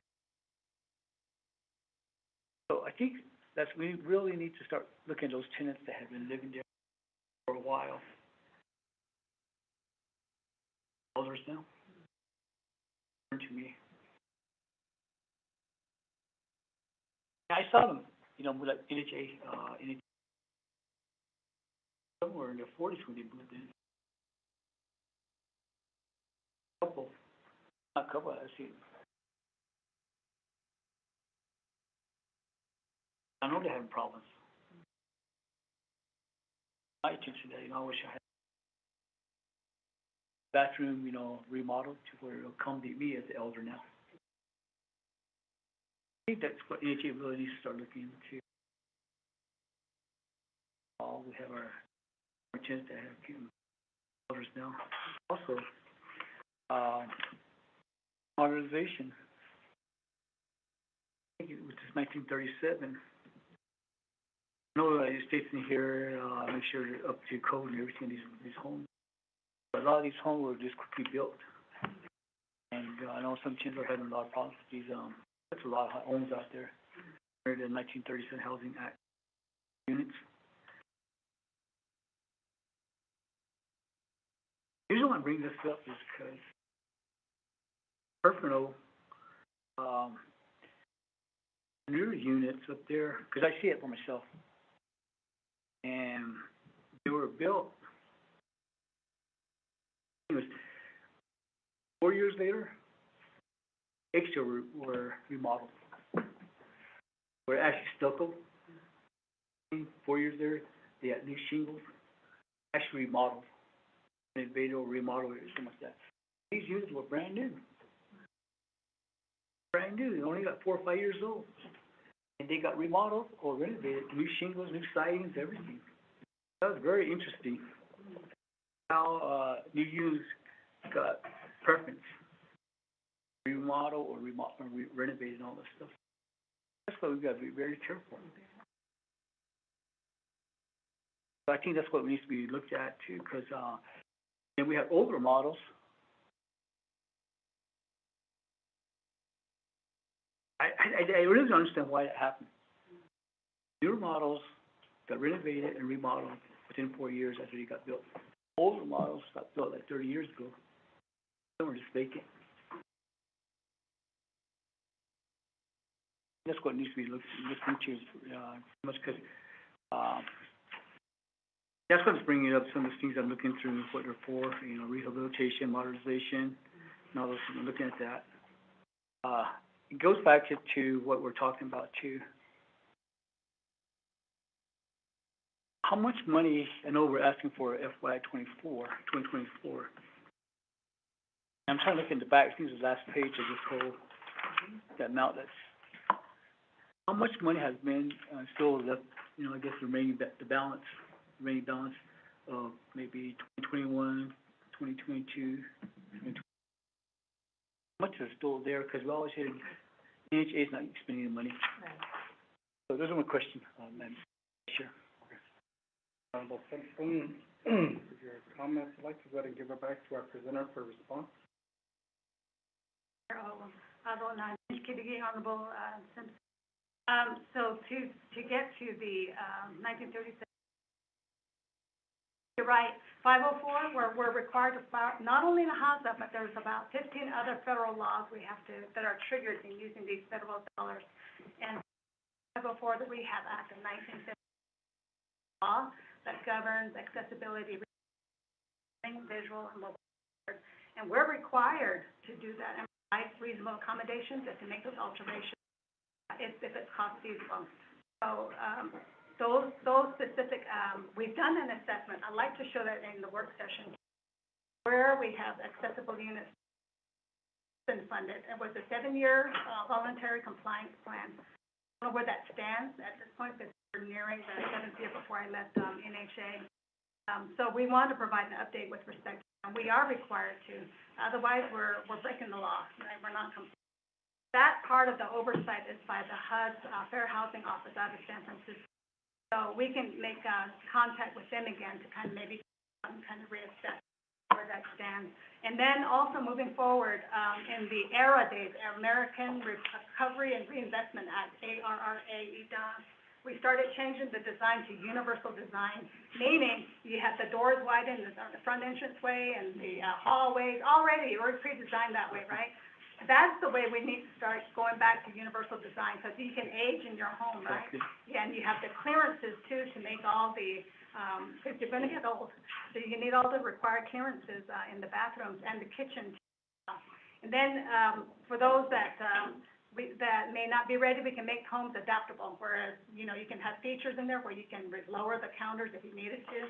That'd be an option for the family. So it's something I think we need to revisit, because that was the notion back when, back in 2012, I think, in that area, in that time period.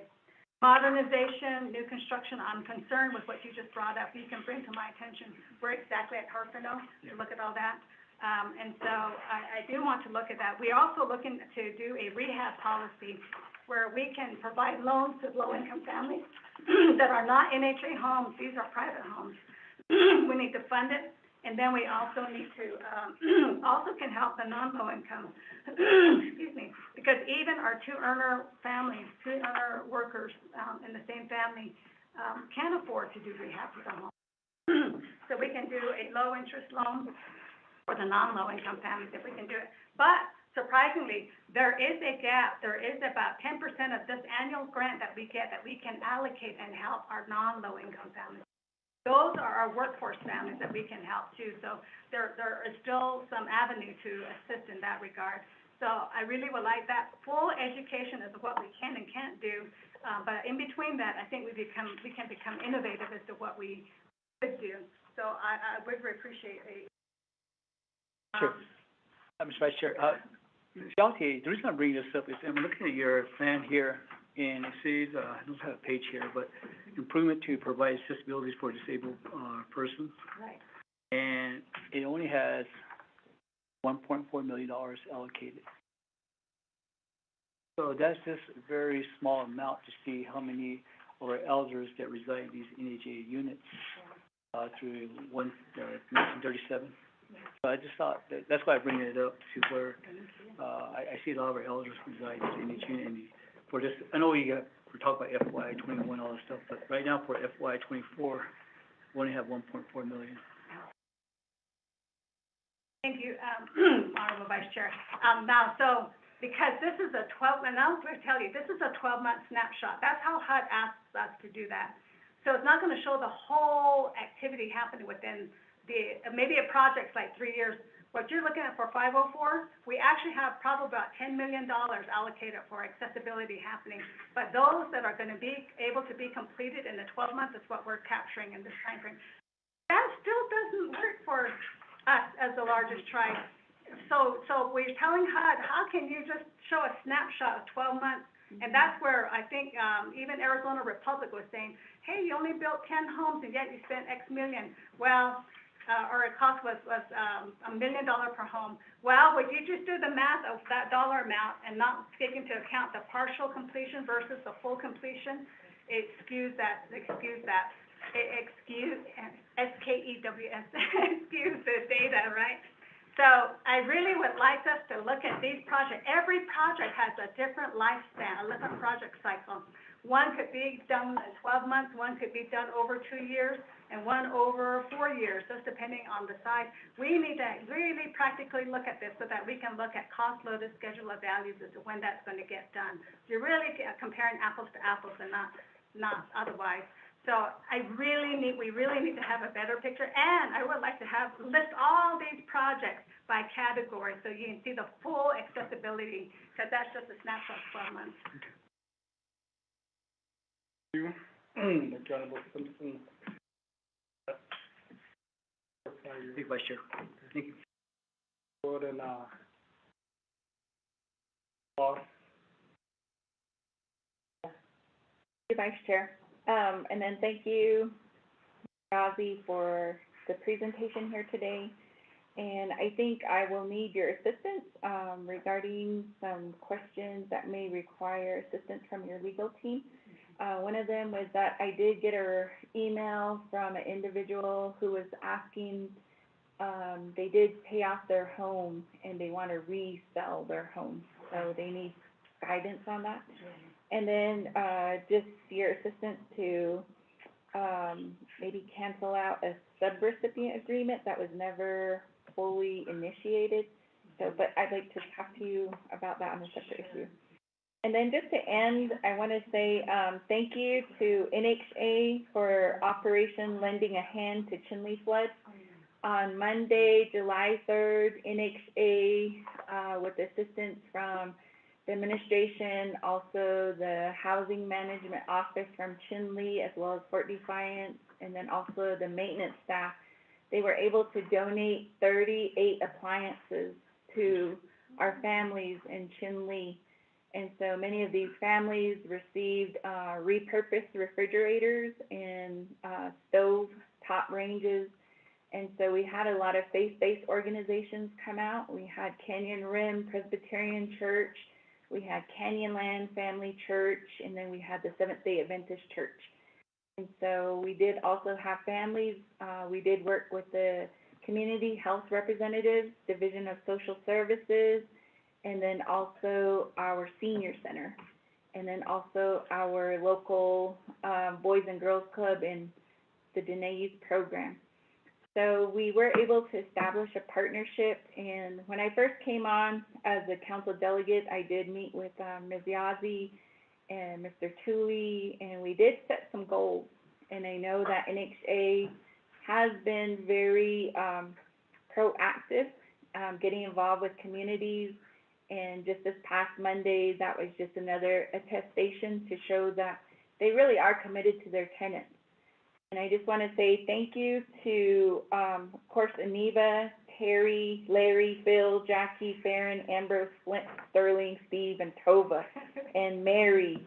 So we had a good turnout on Monday, and I just want to recognize that as one of the ways NHA does create a positive impact for the tenants, the community, and then also looking forward to this work session. So with that, Vice Chair, I'll turn it back over to you.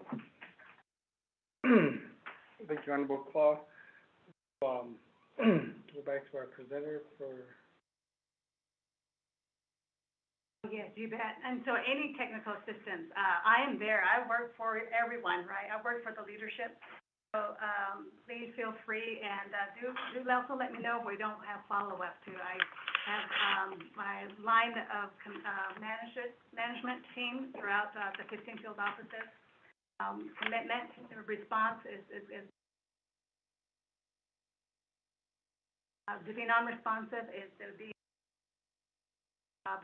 so I would appreciate that if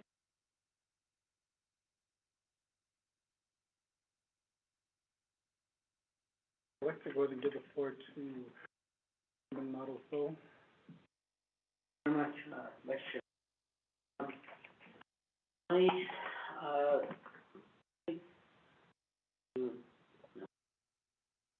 Around the area of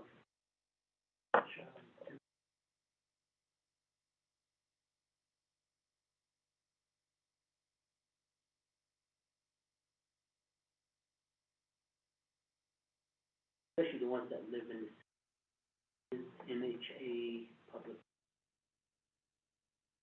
To two assistants hired.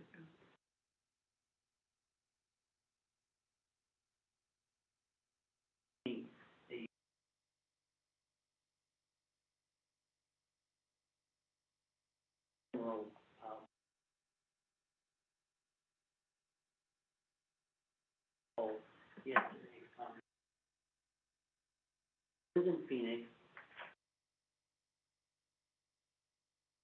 Individual is working and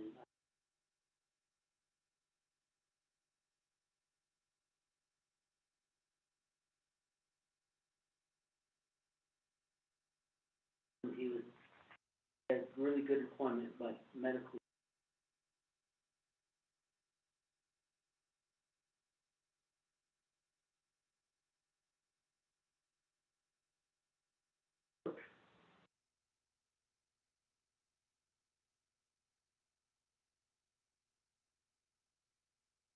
Indirectly, all of us delegates, we end up becoming the, social worker. 2 or 3 o'clock in the morning, we get a call, or maybe 6 o'clock, we'll get these in. What I'm getting to is that these capabilities and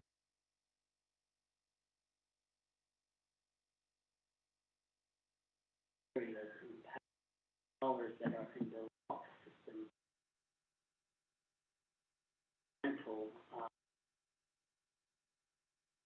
they need to be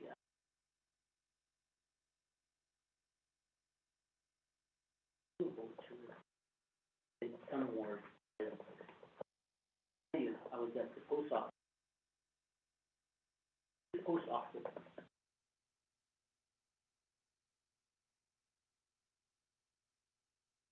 They like to get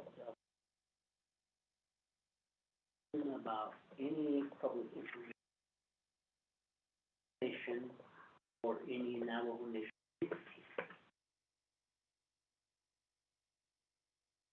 That's what I look at. The only thing I saw at TBC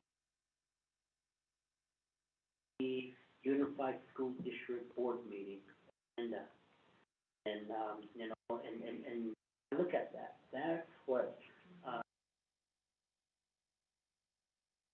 during the time of the ERAC, I see the sign as you go into a post office.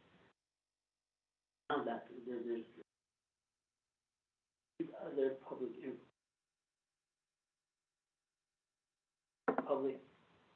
dollars that apply for pertaining area. They need to know that. And the other is maybe reaching out to the people. These information so that it's there, because we get those calls, or we get, for instance, another one as an example. I was at the post office. One of my constituents, that was last name is Orange Housing. I'm trying to remember their last name.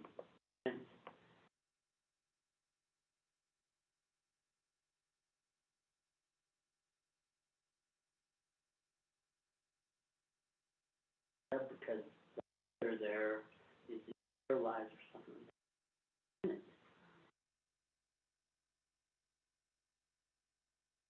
I don't want to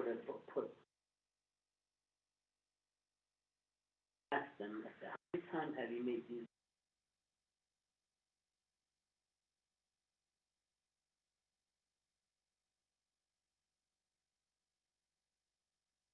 What I'm getting to is that, ask them, need documentation.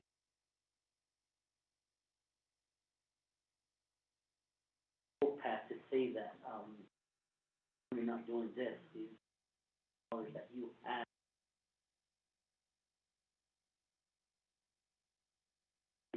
If qualify for them. In this case, version could be modified for them.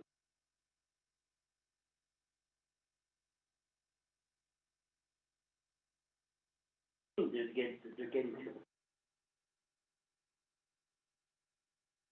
those types, and that so that you do have revenues for them, but bottom line is, the other is that, so that, all see that, and so forth, and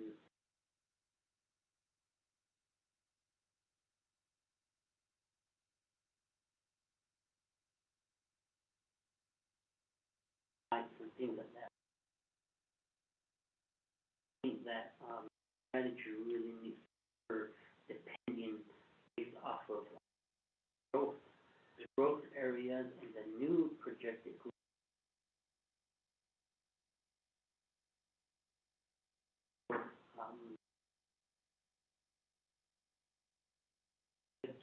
Occur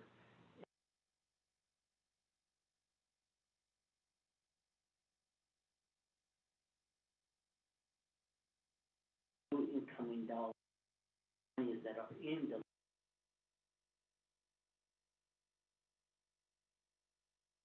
as the administration and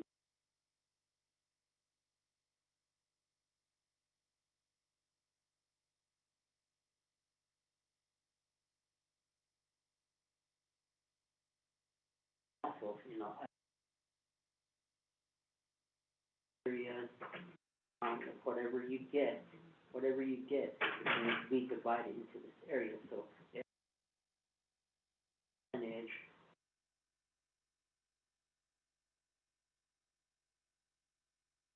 criteria and this own and then what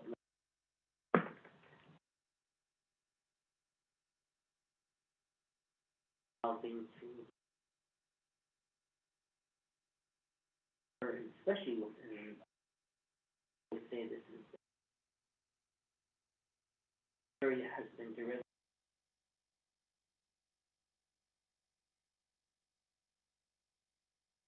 families out there live in multiple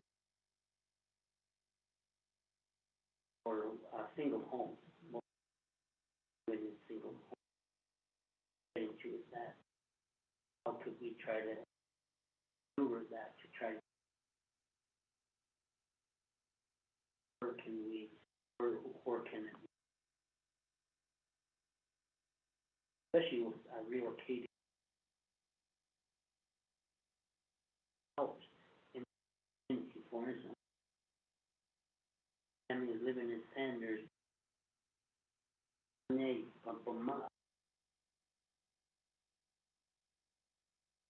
things that I'm not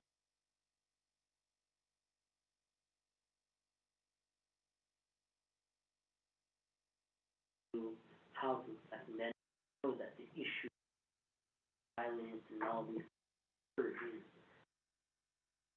Those are just some of my thoughts, and there's other criteria.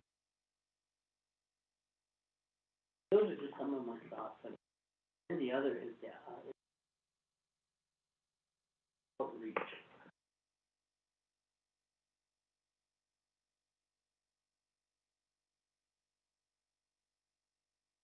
All the family visits to a lot of them are to say, hey, leave that.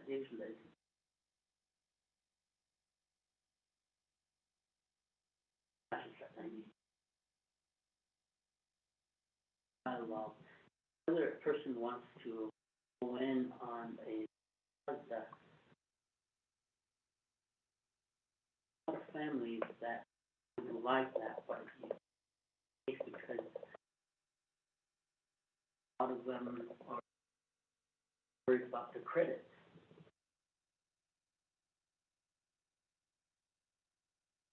About I'm not sure works with them. I was talking to HUD. Section 8 says it doesn't matter if you're a Native American, you can still apply for this. It doesn't matter about your credit, but we will try to work with you, try to get you on what NHA does. These HUD dollars. There's no average income individual qualify for a scattered home as an approved lease. Not to get, a lot of them are going to manufacturing homes. Homes on over 200,000 on home because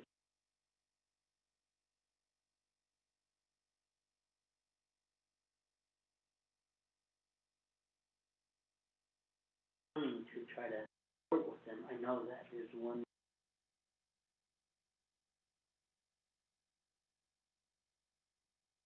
average talking a lot about my conversation, but, as a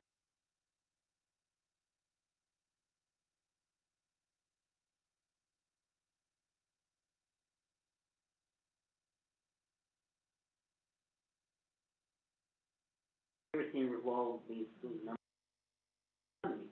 but I think too is that, we have these resources here for Navajo. How could we try to, there's policies in place, how could we try to get, fight for them, because those dollars are meant for Indian country. Not a shame Congress is going to say, you're not, somebody is in the hospital. So just as an average, what's in the lock system? You know that the lock system money may have three monies combined: administration, 1937 units. So say if I don't know how much is in there, but say if there's 300 million in there, based off of that $300 million and you section off, what is the number for each area that is allocated for? If the number is high in one area, that tells you that you're not utilizing those dollars.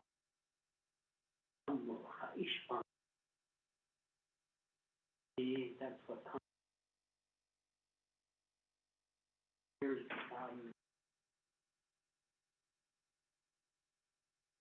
billion being reverted in them. How come you guys are just reverting these monies? Monies are coming to NHA as the Honorable talked about. Take the TBHE. Maybe let maybe the Nahanta allow them to administer the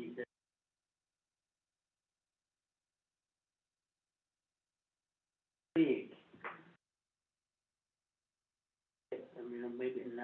Maybe community development to administer.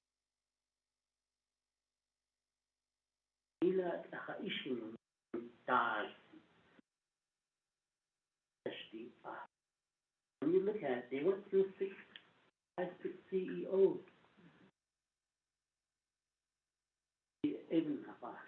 Then the other is that I know that the board right now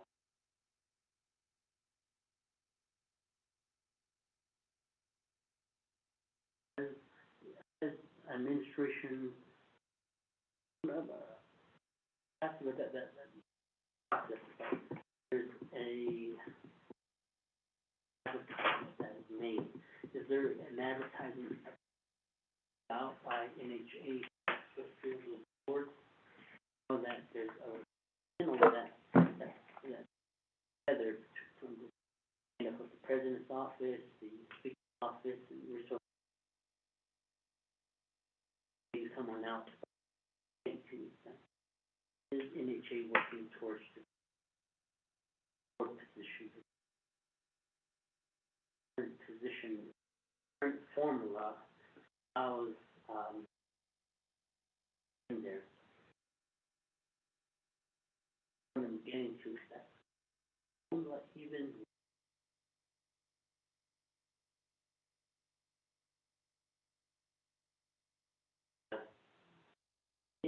audio unmarked.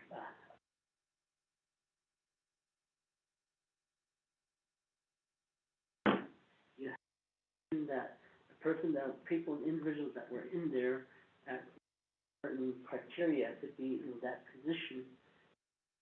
Like, we're all gun-ho down and want to be in there. How does she go? Oh, I'm just going to jump off. They're not taking that position. I'm not too sure if they're looking at these board positions.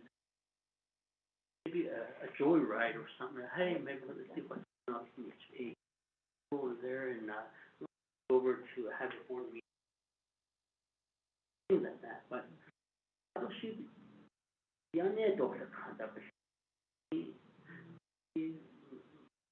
they weren't getting steak or something, I don't know. But what I'm getting to is that, how do we make it tractable so the board members will, you know, I think that's the object. We make one of the board management positions, board member position, a requirement to be a sheep herder, because that sheep herder would understand the need, the whole,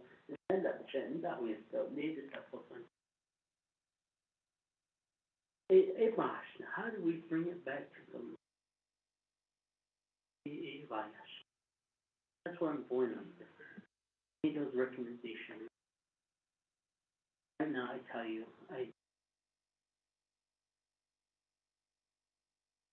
how it was.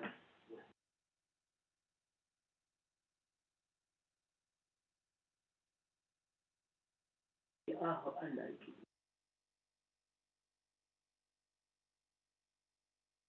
They move a lot more than when the.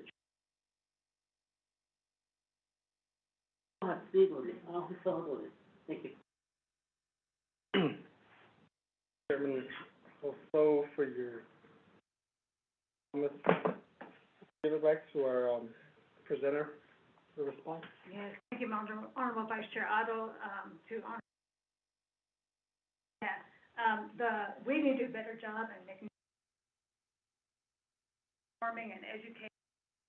Has to go back to attend the chapter meetings, planning meetings about NHA programs.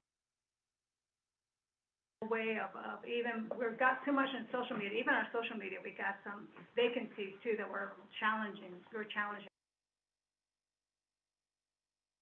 Help advertise what these programs are to educate, like the fact that ways of advertising with the and on a bulletin board still works, and so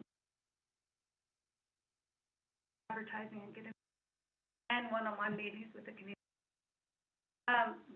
With respect to land withdrawals and the fact that we're looking at building, perhaps buying land outside of the reservation boundaries. NHA has done that. We bought 6 parcels back in 2016. We're looking at areas where I think now the movement is to look at mixed income, mixed land use, mixed financing type of development. It's not just the old low-income development. I think now is the time to look at master planning these with chapters and off-site, off the reservation.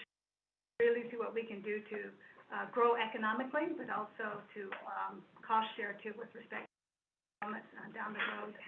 We want to do that, and looking at these sustainable community master plans, which I'd like to present to the board too. We're on time constraint right here, so I'd like to request to vote on the report. Okay. And then we'll adjourn.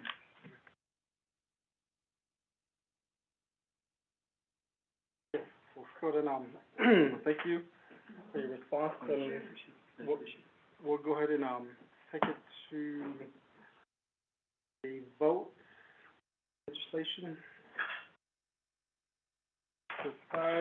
Pike. Madam Chair, members of RDC, this is roll call vote for legislation number 0144-2. Oh, wait, we need a motion, second, never mind. There is a motion. Who motion? There is already a motion. And second. Okay. Sorry. Motion by Honorable Richie Nez, second by Alonso. Honorable Call. Okay. All right. Thank you, RDC members. I'm sorry for that. This is roll call vote for legislation number 0144-23. Honorable Shauna Enclaw, how do you vote? I vote green. Honorable Shauna Enclaw votes green. Honorable Brenda Jesus, how do you vote? I vote green. Honorable Brenda Jesus votes green. Honorable Richie Nez, how do you vote? Delegate Nez votes green. Honorable Rick Nez votes green. Honorable Danny Simpson, how do you vote? Green. Honorable Danny Simpson votes green. Honorable Alonso, how do you vote? Green. Honorable Alonso votes green. Vice Chair Johnson, that is 5 in favor, 0 opposed, and Vice Chair not voting. Legislation passes. Okay, go on to item E. I'd like to give the gavel back to Madam Chair, please. Yeah, thank you, Vice Chair, for your assistance, and going on to, item letter E, approving to cancel the Resources and Development Committee special, meeting to be held on Friday, July the 28th, 12 a.m. at the City Chapter House in Arizona due to the Navajo Nation fiscal year 2024 budget calendar. May I get a motion to cancel this Motion. meeting? Honorable Nez, and second by Vice Chair Johnson. Do we have any questions on this? Going once, twice. Rodney, please take a roll call vote. Madam Chair, members of RDC, this is a roll call vote for canceling the RDC special meeting to be held on Friday, July 28th. Honorable Sana Enclaw, how do you vote? Green. Honorable Sana Enclaw votes green. Honorable Casey Allen Johnson, how do you vote? Vice Chair Casey Johnson votes green. Honorable Casey Allen Johnson votes green. Honorable Ricky Nez, how do you vote? Delegate Nez votes green. Honorable Rick Nez votes green. Honorable Danny Simpson, how do you vote? Green. Honorable Danny Simpson votes green. Honorable Otto Still, how do you vote? Green. Honorable Otto Still votes green. That is, Madam Chair, that's 5 in favor, 0 opposed, and Madam Chair not voting. Rodney.